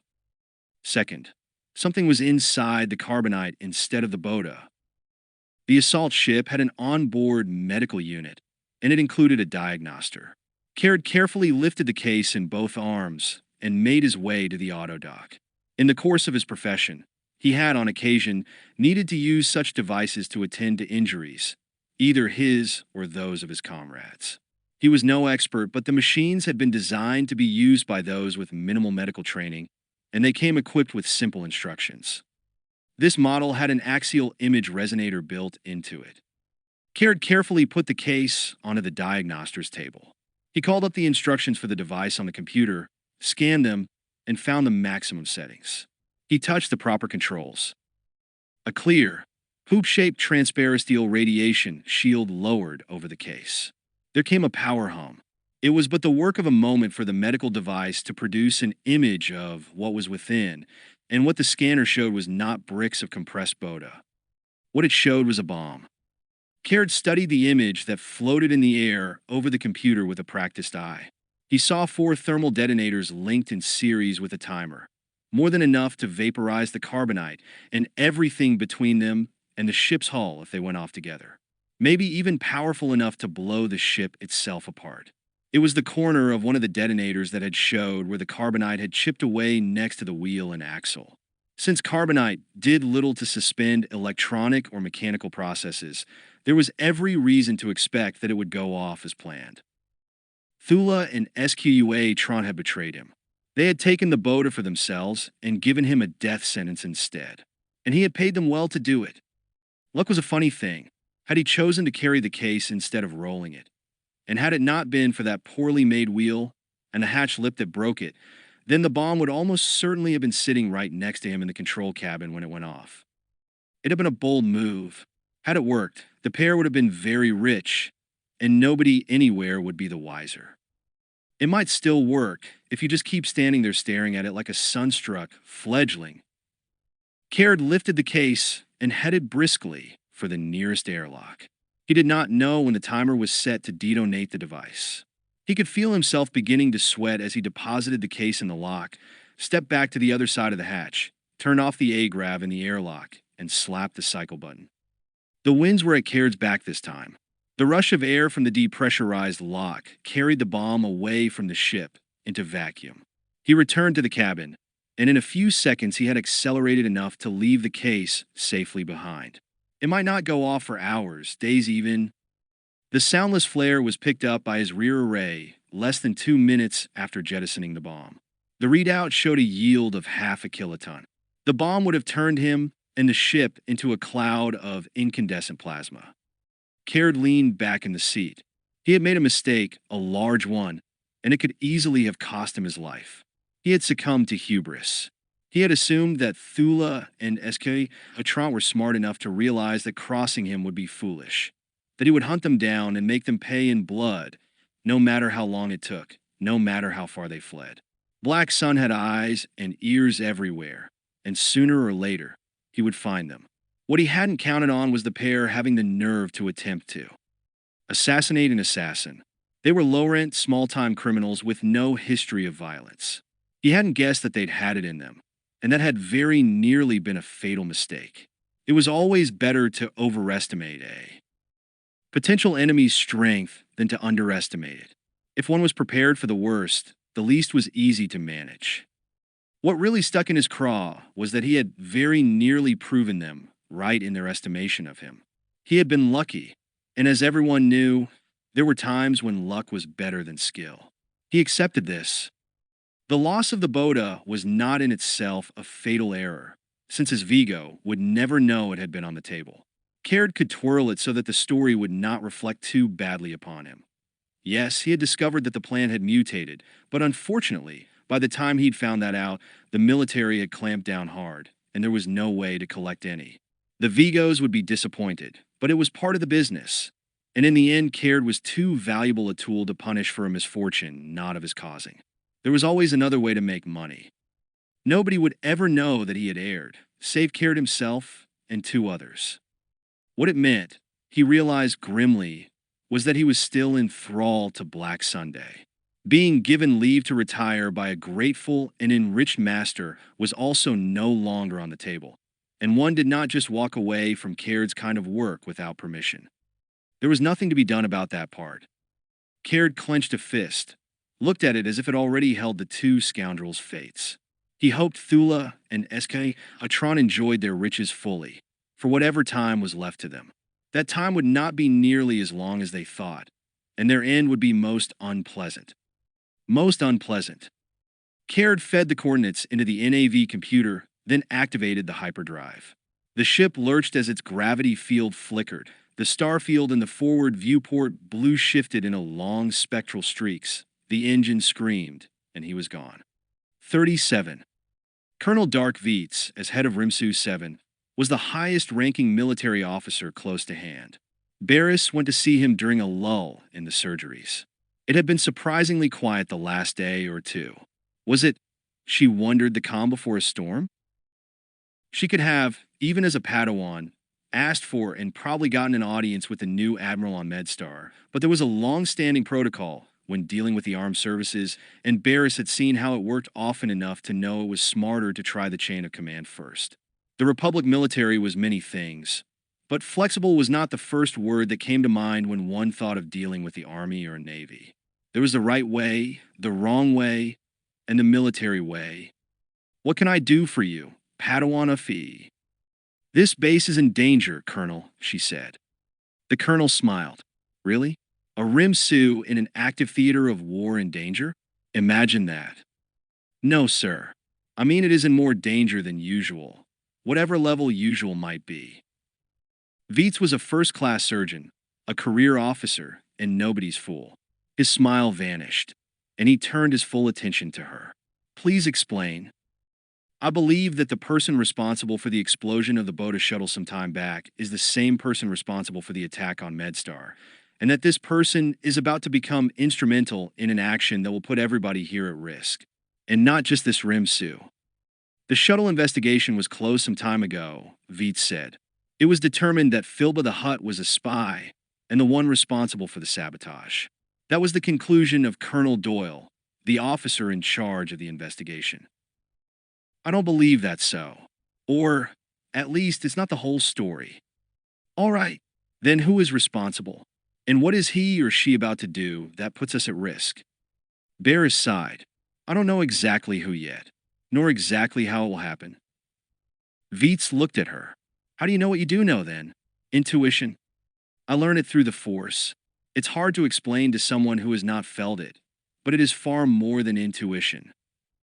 She could hardly tell him that her connection with the Force had been augmented by using a drug, and one that she wasn't supposed to have access to, at that. Any credibility she might have would evaporate fast if she went down that path. Veets was a military man, pragmatic in the extreme, and a surgeon. It had been her experience with most surgeons that, as far as they were concerned, if a problem couldn't be excised with a scalpel, it didn't exist. Veets said, Padawan Afi, I know that the Force is a big part of your organization's operational method, but he shrugged. What am I going to tell the Admiral to justify any action? And given the lack of specific information, even if he agreed to trust you on this, what exactly are we supposed to do? Baris felt a sense of frustration envelop her. What could she say? He was right. And if she couldn't convince Veets, a man who knew her and, she felt, liked her, what were her chances of convincing somebody who didn't know her at all? It did sound all too vague. Colonel, would it be possible for you to contact Coruscant? My comm unit can't seem to hold a sustainable connection. He shook his head. It's supposed to be a military secret, Padawan Afi, but at the moment, we can't call home either. Some kind of subetheric disturbance, jamming long-range communications. Our comm techs can't seem to get a grip on it. Baris nodded. She had hoped that if the military could talk to the Jedi Council, they might vouch for her, at least enough to justify an alert. But that apparently wasn't going to happen. Listen, he said, I tell you what, I'll talk to the commander of the troop unit attached here. Tell him we heard something from an enemy patient who died, that something is up, and that he should ramp up his patrols. I'm afraid that's the best I can do unless you can give us something solid we can check out. Something was better than nothing. Thank you, sir. As she left his office, she saw Joss Vandar walking away from the landing pad. It was cloudy, probably going to rain again soon, but Joss's aura was lighter, his energy higher than she'd felt it in a long time. Certainly lighter than her own at the moment. She moved to intersect his path. Joss, how are you? He grinned at her. Better than I've been in a while, I think. I hope anyway. I'll find out soon enough. I'm glad to hear that. He looked at her. What's bothering you? She was surprised at his question. What makes you think something is bothering me? You do. Your body language, facial expression, general demeanor, all. Tell me you're distressed. What's up? It wouldn't hurt to tell him. And he already knew about her having access to the Bota. Maybe another mind working on the problem would help. At this point, any help she could get, she would take. She explained as they walked, telling him about her Force experience, the Bota, and her certainty about the approaching danger. Almost without realizing it, by the time she finished, they were at his kiosk. "That's the story," she said. "Sweet Suki's maiden aunt," he said. "That's pretty amazing." "Yes, I feel like the mythological seer Duranas from Alderaan. I can see the future, but no one will believe my warnings." Joss said, "Well, you've told Veets, and he's passing it along to the guys on the ground. If there's going to be a threat, that's probably where it'll come from. At least they have a heads up." She nodded. "And you really think the Bota is augmenting and focusing your connection with the Force?" "Absolutely," she said. "I know that it offers great power. I believe that with that connection, I can somehow stop the danger. I might even be able to stop the war on this world completely." He didn't say anything, but she could feel his doubt through the Force. "You think it's some kind of hallucination, don't you?" "I didn't say that. But you believe it." He rubbed at his face. "Baris, you're a doctor. You know that medicine does different things to different people.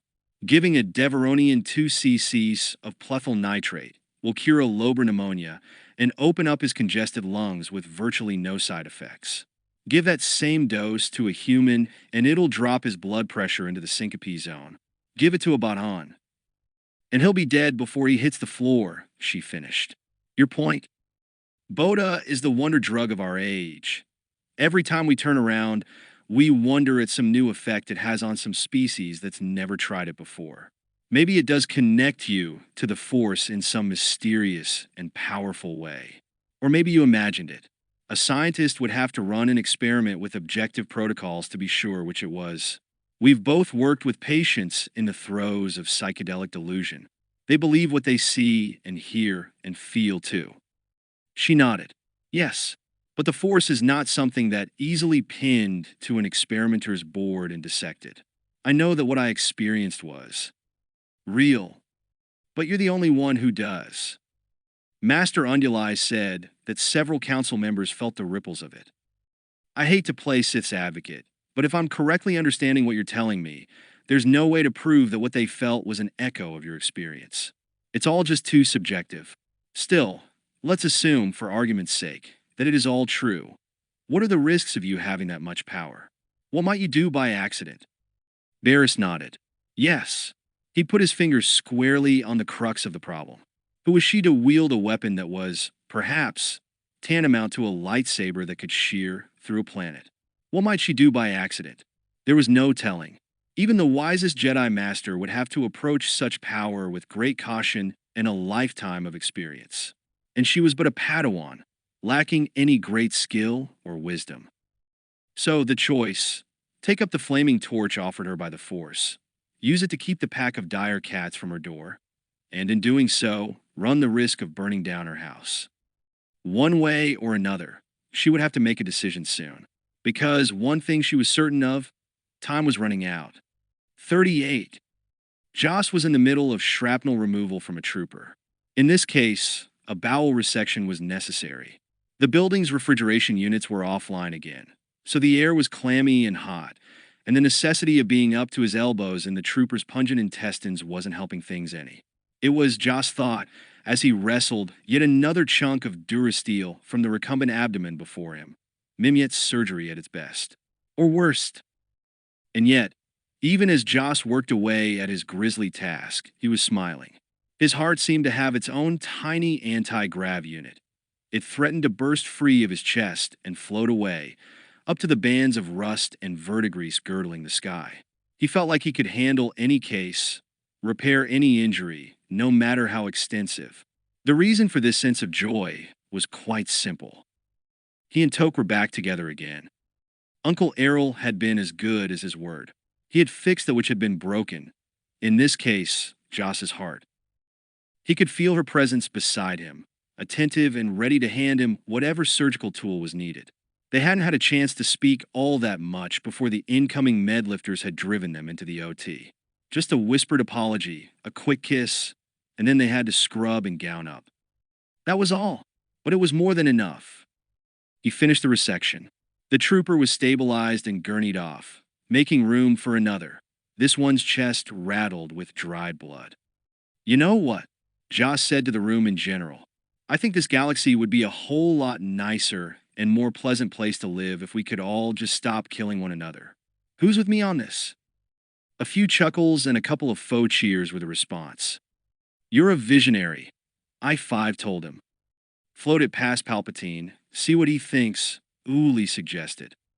Yes, it was gallows humor, but at least it was humor. There had been other smiles in the OT, if only for a moment. Joss and Toke grinned at each other through their masks. Joss felt 6 meters tall and invulnerable. He was back with the woman he loved. That was all he needed. He knew he could handle anything thrown at him now. Something smashed into the Force dome and exploded. Outside, the rain had stopped, and Baris waded through puddles from the OT to her practice spot. She had allowed herself to feel fear, worry, and she knew that only a calm mind could allow her to regain her mental balance. With the lightsaber in hand, she danced.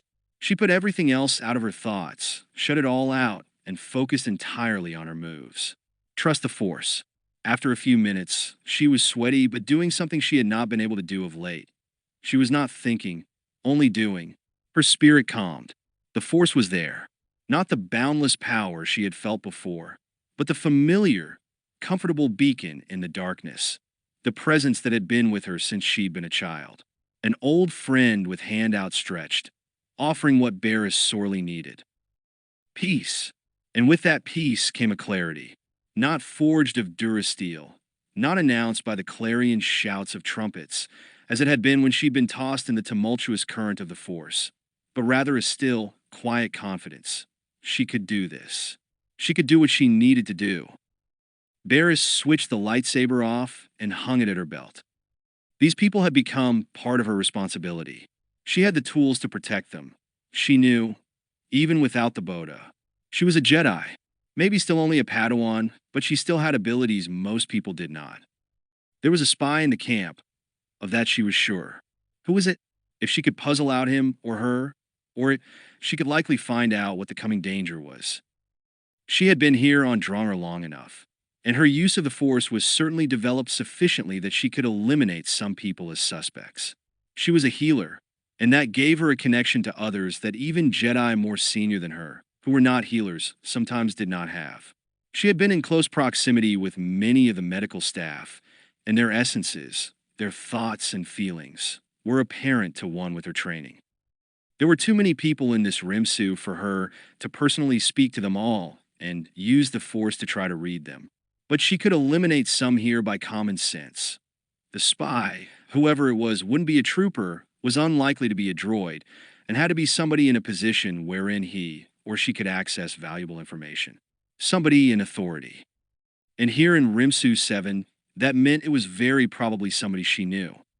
Baris started toward her kiosk. She did not know who the spy was, but perhaps, by the process of elimination, she could determine who it wasn't. First, it had to be somebody who had been in place here before she had arrived on this planet, because suspicious actions had already happened. Certainly, the explosion of the Bota transport had taken some time to arrange. So that immediately removed Uli from the pool, since he had arrived only recently. Joss. No. She had been with him long enough to know it wasn't in him to be a murderer.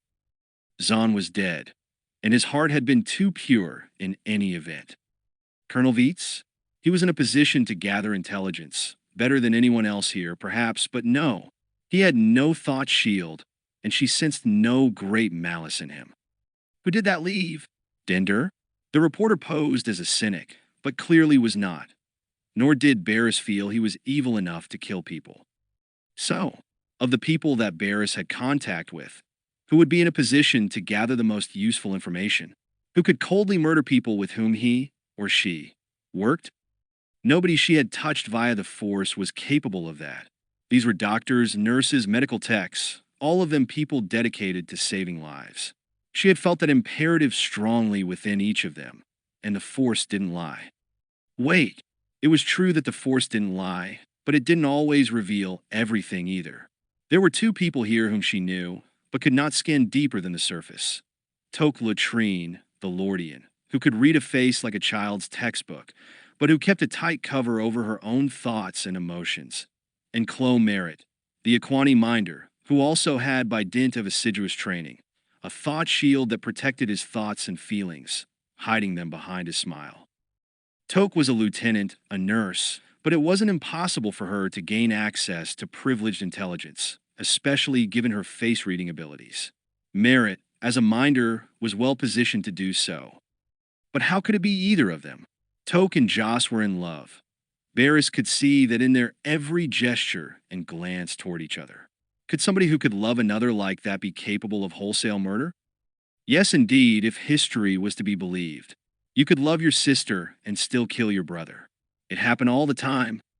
Still, Baris did not want to believe this of Toke.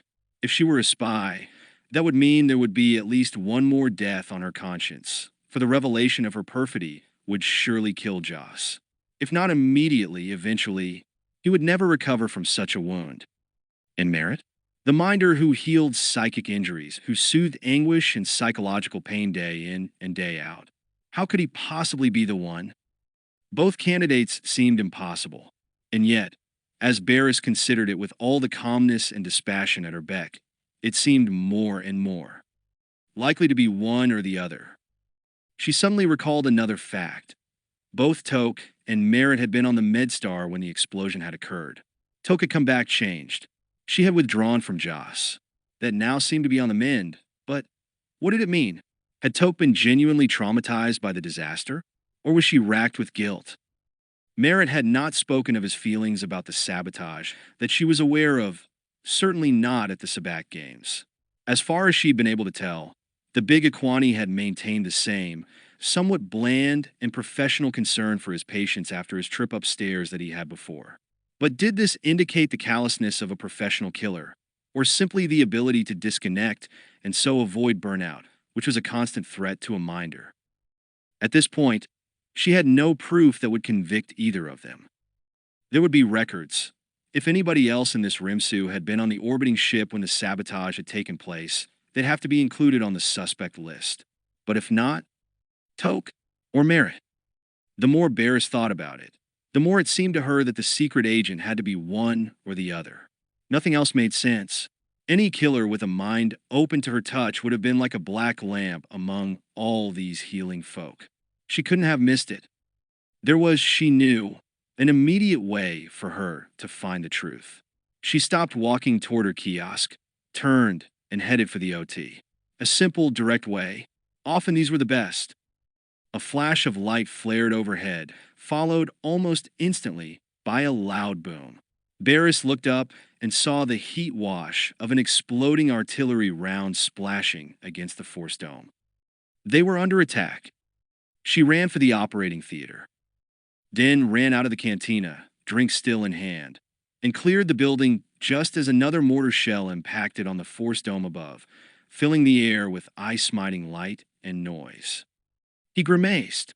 It looked like he wouldn't have to tell anybody about the Bota going roots up after all. It seemed pretty obvious that word had gotten out.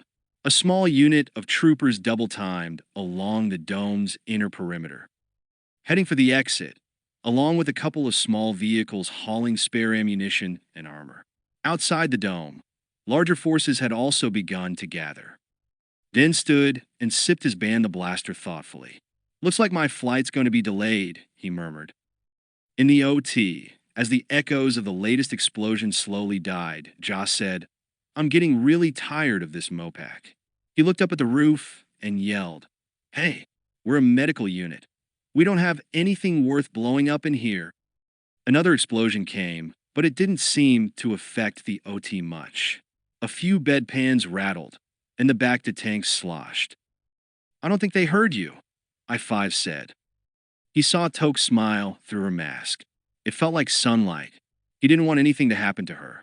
But if he died now, he'd do so a happy man. He glanced up and saw Den Dur's face outside the viewing window of the OT store. The little reporter must be standing on a chair or something. Den raised a glass full of something greenish and offered Joss a silent toast, then drank. Joss nodded at him, then turned back to his work. He was almost done with his patient. Best to get him patched up, then try to figure out what was going on. Baris reached the OT. She saw Din standing on a table in front of the viewport and moved to him. It wouldn't hurt to double-check what she thought she already knew. Din, I need you to do something for me. Name it. Open your thoughts to me. He frowned. Why? Please.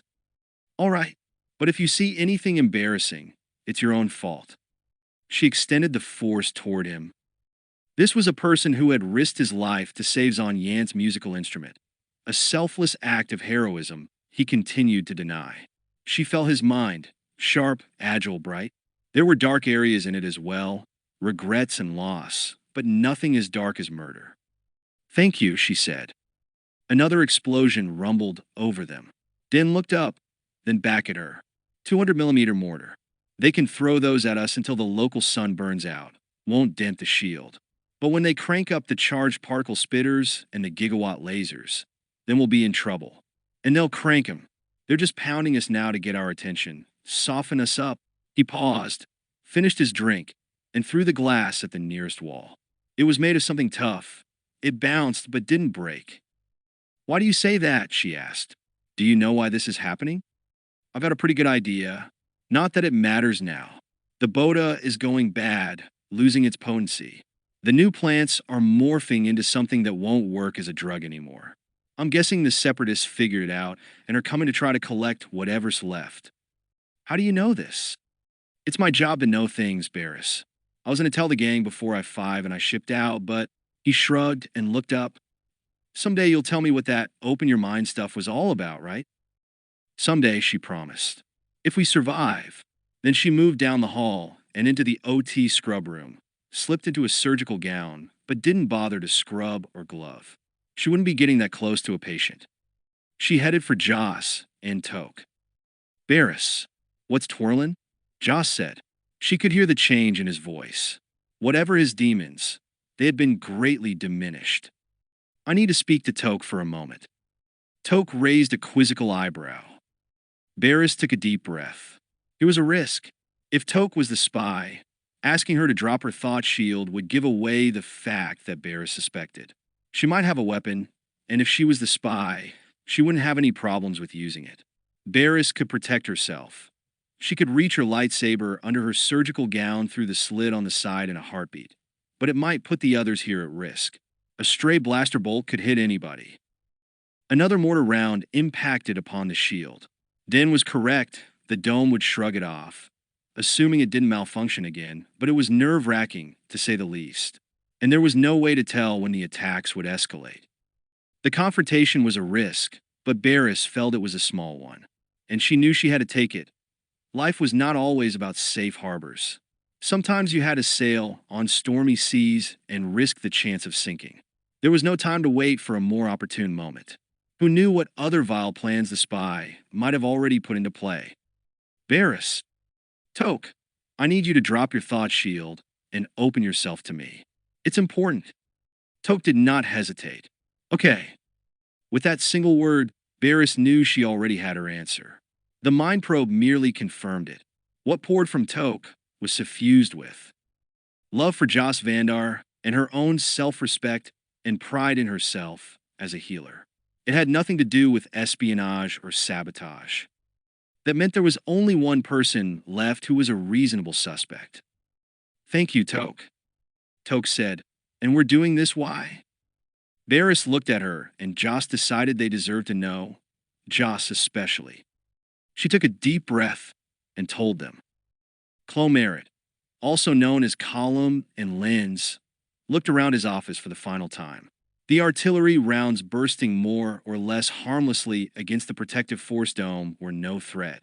But once again, nobody had bothered to let him know precisely when they would begin their real attack. And it was irritating in the extreme. He was a valuable resource to the Separatists. Why did they continue to risk him so? Well, he would take that up with them later.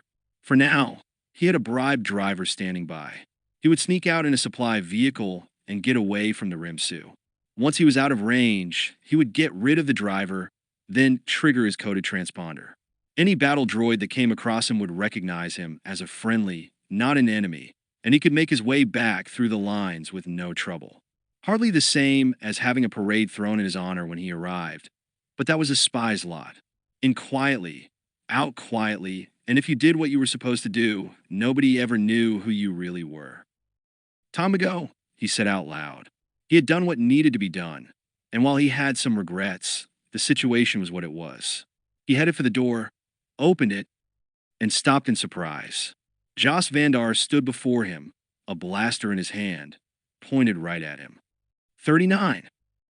The mortar rounds fell more often, and Din's comment about particle beam and laser weaponry was proving to be valid. Even in the bright sunshine, the destructive rays of coherent energy were visible in the distance, reflecting off the dust particles and spores in the air. So far, none of them had passed close to the dome, but their luck wouldn't hold forever. As Baris hurried to find Veets and report her suspicion, her certainty of Merritt's guilt, she noticed that a thunderstorm was heading their way. That was good. Heavy rain interfered with tactical beam weapons, absorbing or deflecting much of their force. Probably didn't do battle droids any good to be hit by lightning either. But as the sky darkened, the weaponry flashes seemed to be coming more and more frequently, mixed with those of the natural lightning.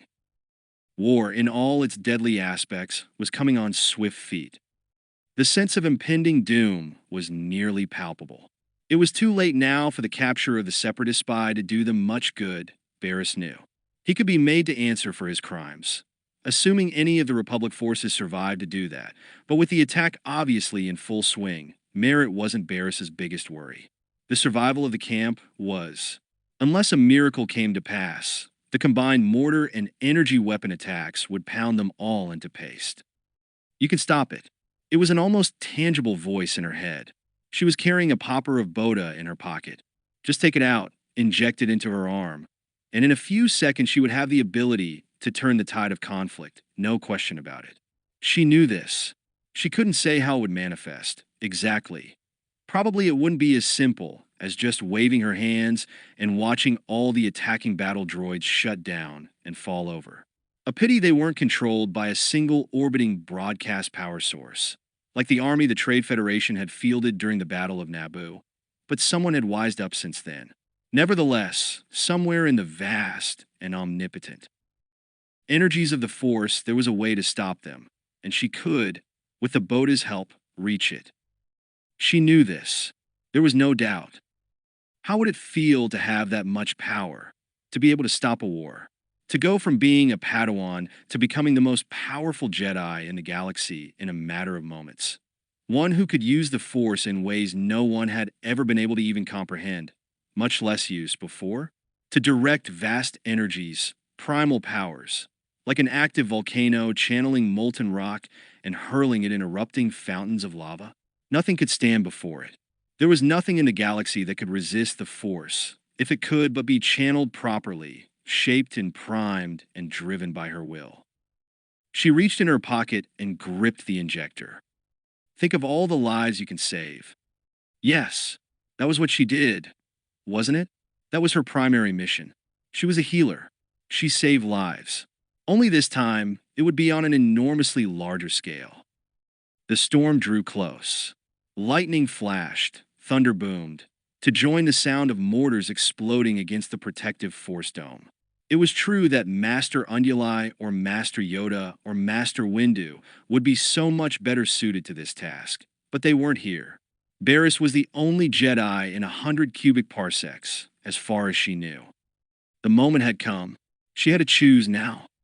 Take the Bota and save them all, or don't take the Bota and know that countless beings, including some whom she had come to know as friends, would certainly die. Baris pulled the injector from her pocket.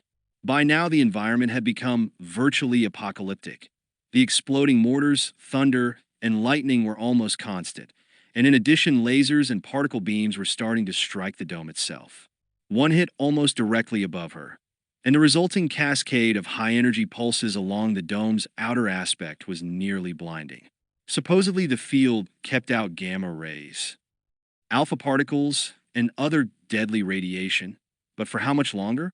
Already she could feel her skin tingling in the ionized air, could taste the residual ozone. The choice was simple enough, wasn't it? Why even hesitate? The gain here far outweighed the risks, The end more than justified the means. She had been to the heart of the Force already. How could it be wrong to go back now and seize it? Use it for such a noble purpose? It would feel good, so good, it was right. She cleared her left sleeve, held the injector in her right hand. She positioned it over the inside of her wrist. Another buzzing lance of energy. She couldn't tell if it was a laser or a particle beam. Hit, and more fireworks resulted. Baris touched the popper to her skin. She put her thumb on the firing stud. And, as she was about to trigger it, a memory rose within her, a memory of OA Park on Coruscant, of a lesson she had learned there, one that she had already applied here on Dronger, when facing the deadly fighter Fao Ji. The memory of a conversation between her and her teacher about the dark side. There may come a time when you experience this, Baris. I hope not, but if ever it happens, you must recognize and resist it. It will feel evil? Oh no. It will feel better than anything you have ever experienced, better than you would have thought anything could feel. It will feel empowering, fulfilling, satisfying. Worst of all, it will feel right, and therein lies the real danger. Baris Afi stood under stormy and violent skies, only the slightest pressure of her finger away from rejoining the Force in a way that had been more wonderful than anything she had ever felt or had ever imagined anything could feel. And in that moment, a heartbeat, an Ian, she understood what her teacher had been trying to tell her that day in the park. To give in to the dark side was the path to ruination, to corruption worse even than death. Dead? You could not harm anyone, but alive, and with the dark side driving you, you could become a monster. She remembered as well something she had told Uli a couple of weeks ago. Those who embrace the dark side don't see themselves as evil. They believe that they're doing the right thing for the right reasons.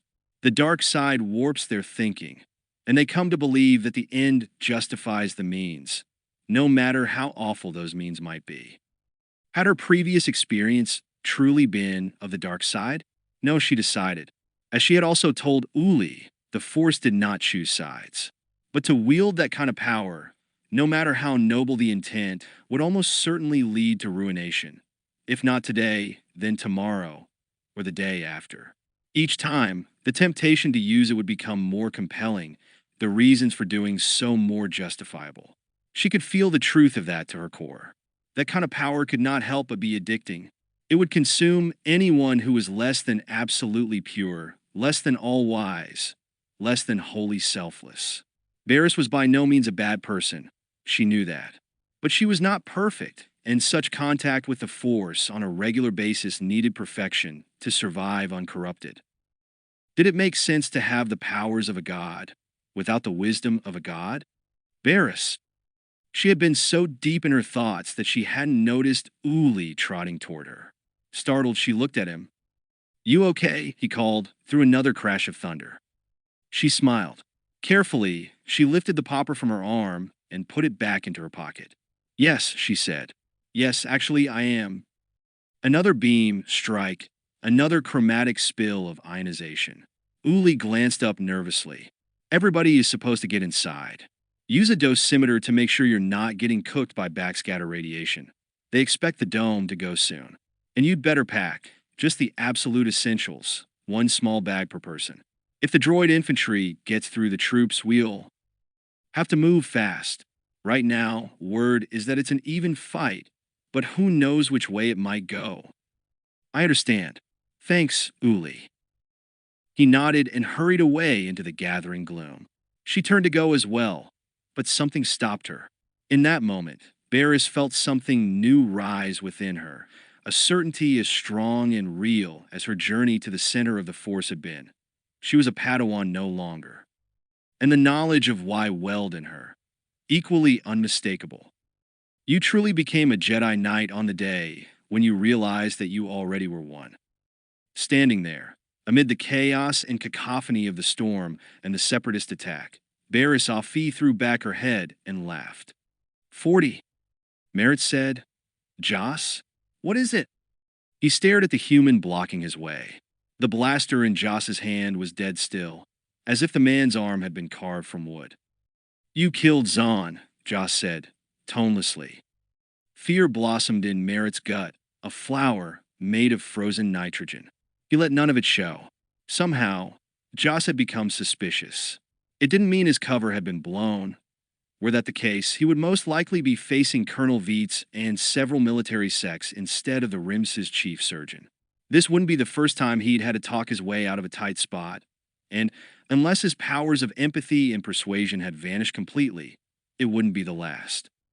His expression was mildly quizzical, his tone solicitous as he said, "No, Zahn died when the Separatists attacked. The transport was hit by a stray round. You were there, Joss. So was I, remember?" "I remember," Joss said. Another beam of focused energy struck the dome, and the resulting pyrotechnic display momentarily backlit him. It almost seemed as if he had come here from some other, higher plane, a demon bent on vengeance. "I remember," he said again. "I remember also how you showed me how to work through my grief, Chloe. How your understanding, your ability to do your job, so well helped me heal, helped me put it behind me. I owe you for that, Chloe. Or I would, but since you were involved in calling in the Separatist strike, I think that kind of zeroes out any obligation on my part. Don't you?" "How could he know?" "He can't know. He suspects, but he can't know. I was too careful. I left nothing that would." "Forget about that now. Deal with the present problem." He could turn this around. He was, after all, an adept at emotional manipulation and control. Given time, he felt sure he could convince Joss that the man was wrong, that he had made a mistake. Time, however, was growing short. "You're under a lot of stress, Joss," Merritt said. "I don't know where this delusion is coming from, but I think we should table any further discussion until we're both safely off-world." Joss laughed, but Merritt's empathic abilities sensed no humor. Instead, he sensed rage, held in check by cold determination, like an ice cap plugging a volcanic vent. "Sorry," Joss said. "That just struck me as funny, you thinking you're going anywhere." Thunder rumbled as if echoing his words. Merritt realized two things right then. One, that Joss Vandar wasn't operating on a hunch or suspicion. He knew. How didn't matter. And that led to realization number two. If he didn't kill Joss, Joss was going to kill him. He'd played too many card games with the man to believe otherwise. He sighed. He genuinely liked Joss, liked and admired the man. He had wished to leave Dronger without having to kill again. But wishes seldom came true. Hidden in his right coat sleeve was a small holdout blaster. "Speaking of stress," Joss said, "I have to think you're under a fair amount as well. How could you do it, Chloe? What could possibly cause you to betray your friends?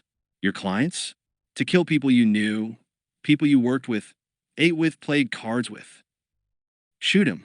Shoot him and go. Every second you waste talking with him puts you in greater peril." "Have you ever heard of the Nharl system?" Merritt asked. "No." "There were 5 planets around the local sun. One of them was my homeworld, Equinus. You know why you don't see many Aquani in the galaxy, Joss? It's because there are only a handful of us left, a few hundred, maybe 1,000 at most, of a species that once numbered almost 1 billion. And do you know why there are so few of us now? It's because only those of us who were off-world 2 years, 6 months, and 3 days ago survived." Merritt had never actually told anybody the story before. He knew he was being foolish, if not downright suicidal. But it was as if a psychic dam had burst. He wasn't sure he could stop the words now, even if he wanted to do. So, 2 years, 6 months, and 3 days ago, a solar flare burst from our sun that was over 10 light minutes long. A huge, unheard of, massive eruption, far greater than any the star had produced in 10 million years.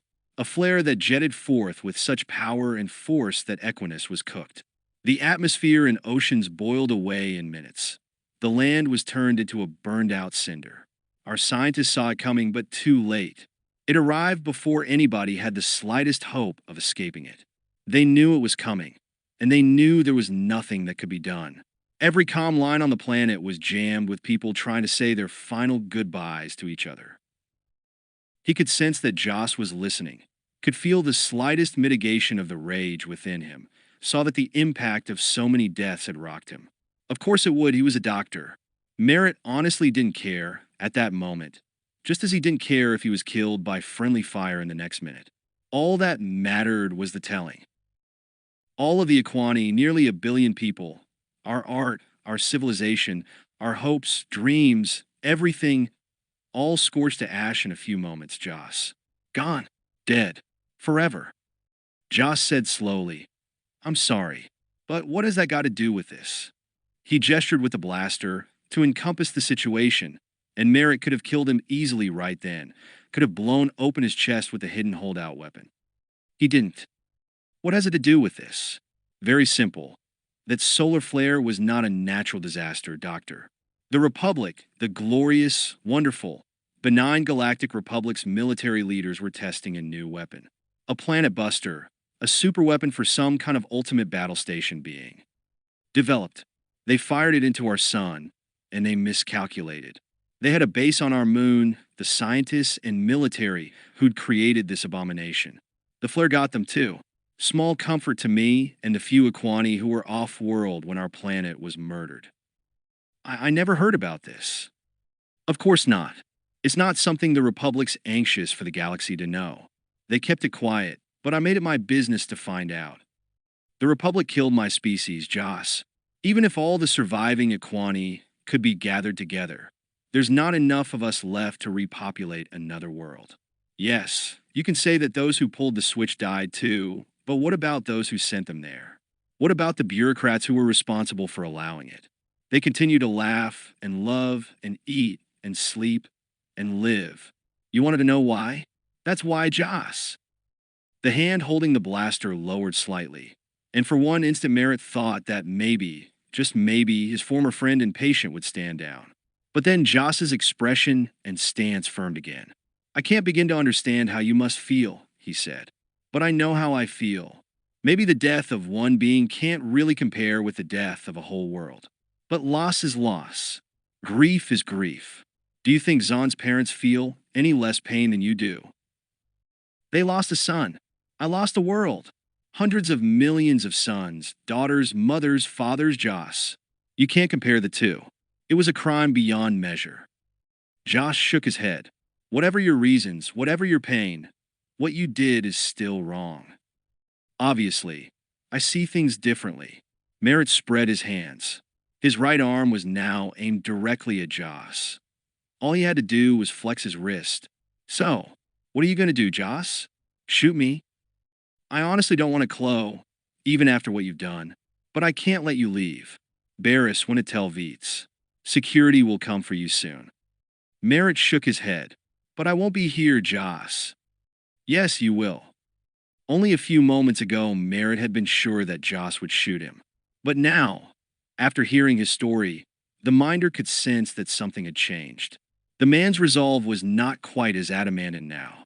You won't use that blaster, Joss. I know you. You're a doctor, a compassionate man.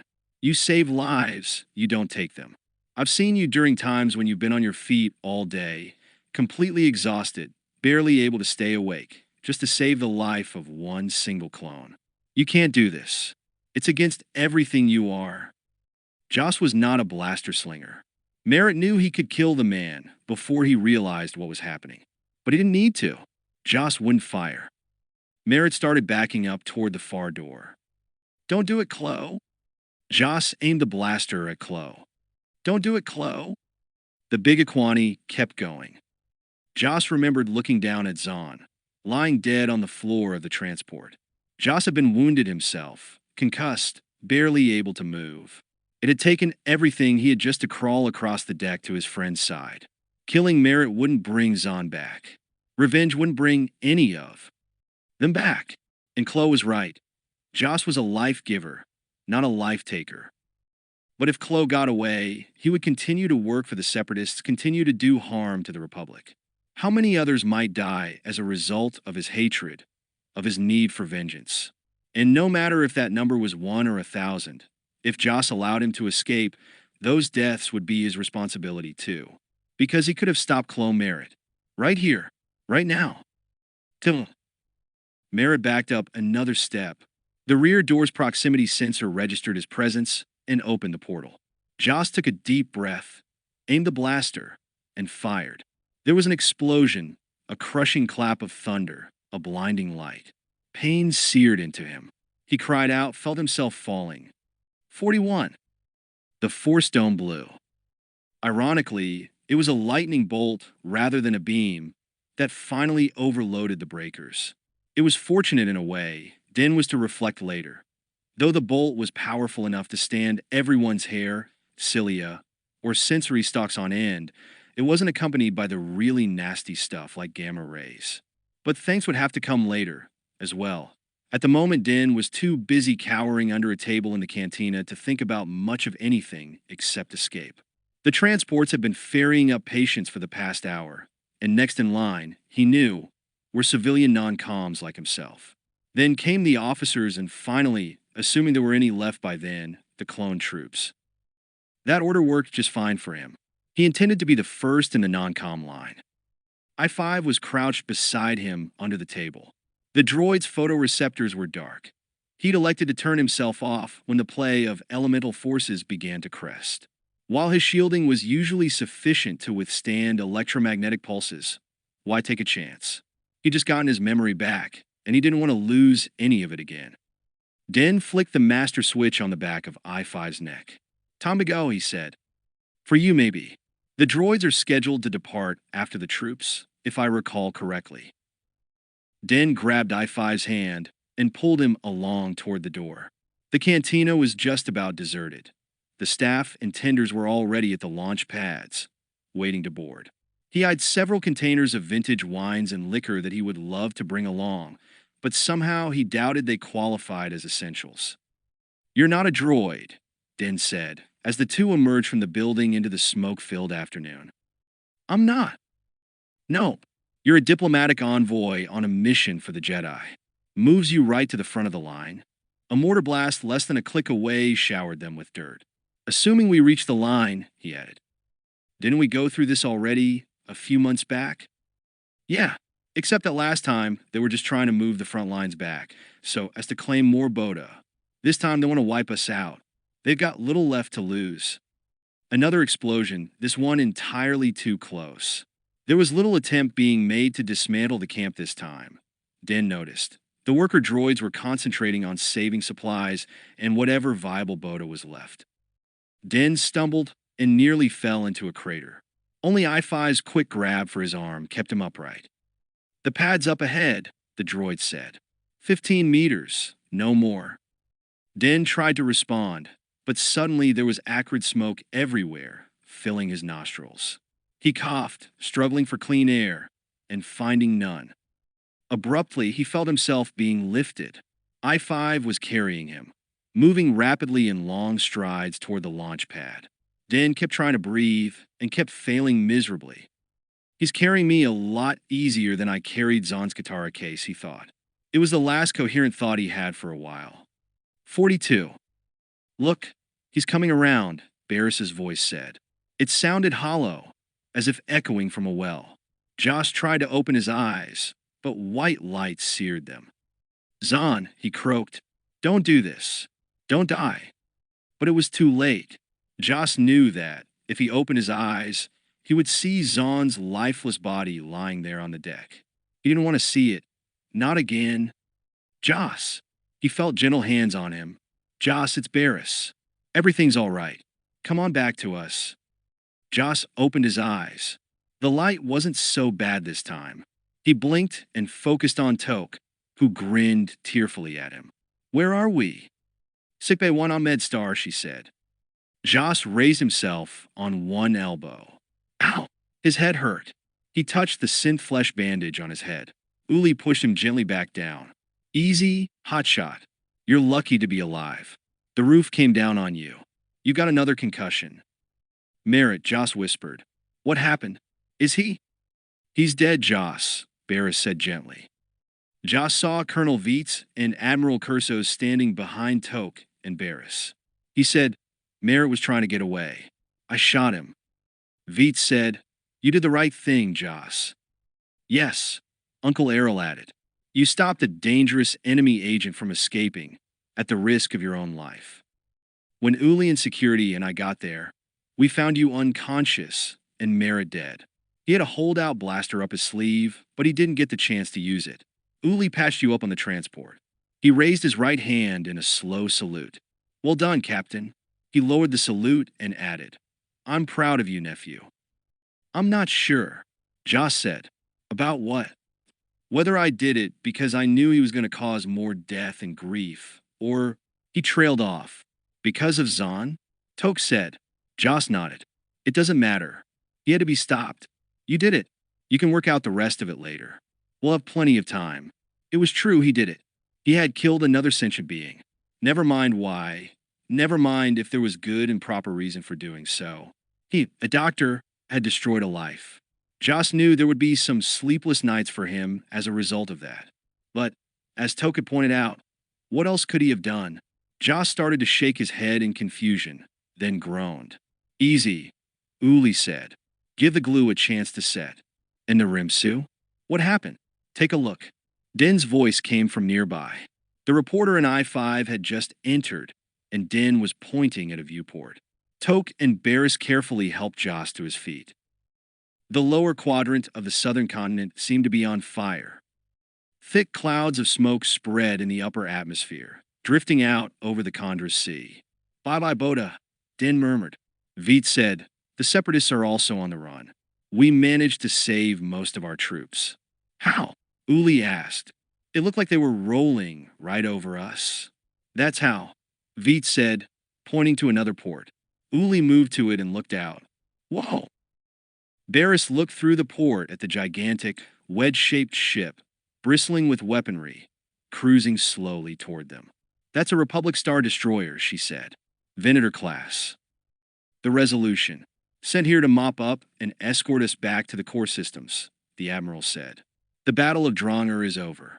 There's nothing left down there to fight for now. We came out of it with about 2 metric tons of Bota, which our droids are sealing in carbonite as fast as they can. No intel yet on how much the Separatists got. Given the intensity of their saturation bombing, I'd be surprised if they got much, Veets mused. I have to lie down now, Joss said. I'm a little tired. Baris and Toke eased him back down on the bed. It felt wonderful.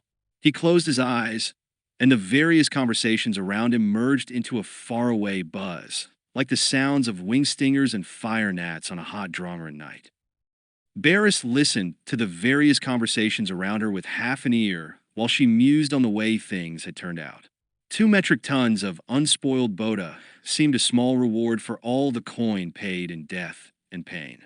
She noticed Din watching her, a slight smile on his face, and smiled back. I-5 moved over to her. I assume my mission to Coruscant is no longer the priority it was, he said, since you're returning there as well. True, but keep the vial of extract. It's still a good many parsecs from here to the core, and much could happen. I-5 hesitated. As you can imagine, I'm not usually prone to saying this, but something impels me. Intuition, she interrupted with a smile. Perhaps. In any case, may the Force be with you, Jedi Afi. She nodded in acknowledgement and put a hand on his shoulder. Good luck in your quest, I-5. May the Force be with you, as well. He moved away, and she turned to look through the viewport once more. They were leaving orbit, she saw. Already Dronger was receding as the MedStar frigate, accompanied by the Resolution, moved away into interplanetary space. Her assignment was over. In a couple of standard days, if all went well, she would once again stand before Master Unduli in the Jedi Temple, this time not as a Padawan, but as a full-fledged Jedi Knight. She wondered what new assignments, what new adventures awaited her after that. Whatever they might be, Baris Afi knew that she would face them, secure in the protective embrace of the living Force. Well, Din said to I-5, looks like your trip to Coruscant won't be costing you that much after all. All it took was the destruction of half a planet. Expensive if you ask me, the droid replied. And what of you, Din Dur? What's your destination? Din fluttered his dew flaps thoughtfully. I really ought to be on my way to Sullust. I have a very attractive femme, and her Warren clan. Waiting there, you know. They think highly of me on the homeworld. So you've said several times. Din sighed. a life of patriarchal reverence and hushed esteem. It had been easy to be nostalgic about his homeworld when he was sweating half his body weight away on Dronger. But now he remembered a major reason why he'd left in the first place. Sullust was boring. Then again, Ire won't get there for a while yet. No hurry. One could make money in the Southern Underground on Coruscant, if one was, say, in need of a dowry, I-5 said. And I wouldn't mind a partner to keep authorities from worrying over my ownership. Galling as I find such a subterfuge, it's sometimes necessary. Din nodded. There were always easy marks to be found at the sabacc tables in places like the Outlander Club. No harm in making some creds while he thought about Ire's offer some more. He looked up at the droid. I-5, he said. I think this could be the beginning of a profitable relationship. Epilogue. Later, after the others had left the room, Jos Vondar and Tok Lutrine held each other and watched the starfield through the viewport as the ship left the Drongan system. "You're sure you want to do this?" she asked. He nodded. "I'm sure. Are you?" She grinned. "Where you go, I go. Just promise me that I don't have to be the cook or the maid." "If it gets too tough, we won't stay," Jos said. "I won't make you live the life of a pariah. But I owe it to my family, and to you to at least try." A voice came from behind them. "You'll have one family member on your side at least." Surprised, Jos turned to see Great Uncle Errol smiling at them from the doorway. "I've requested reassignment to Borello's base on Corellia," he said. "If you can go back there and face this prejudice down, Jos, I can hardly do less." Jos stared incredulously. "You're serious?" "Absolutely. I've spent practically my entire life alone. Now that I've finally found some family, I'm not going to give it up." Tok hugged him. "Welcome home, then Uncle Errol."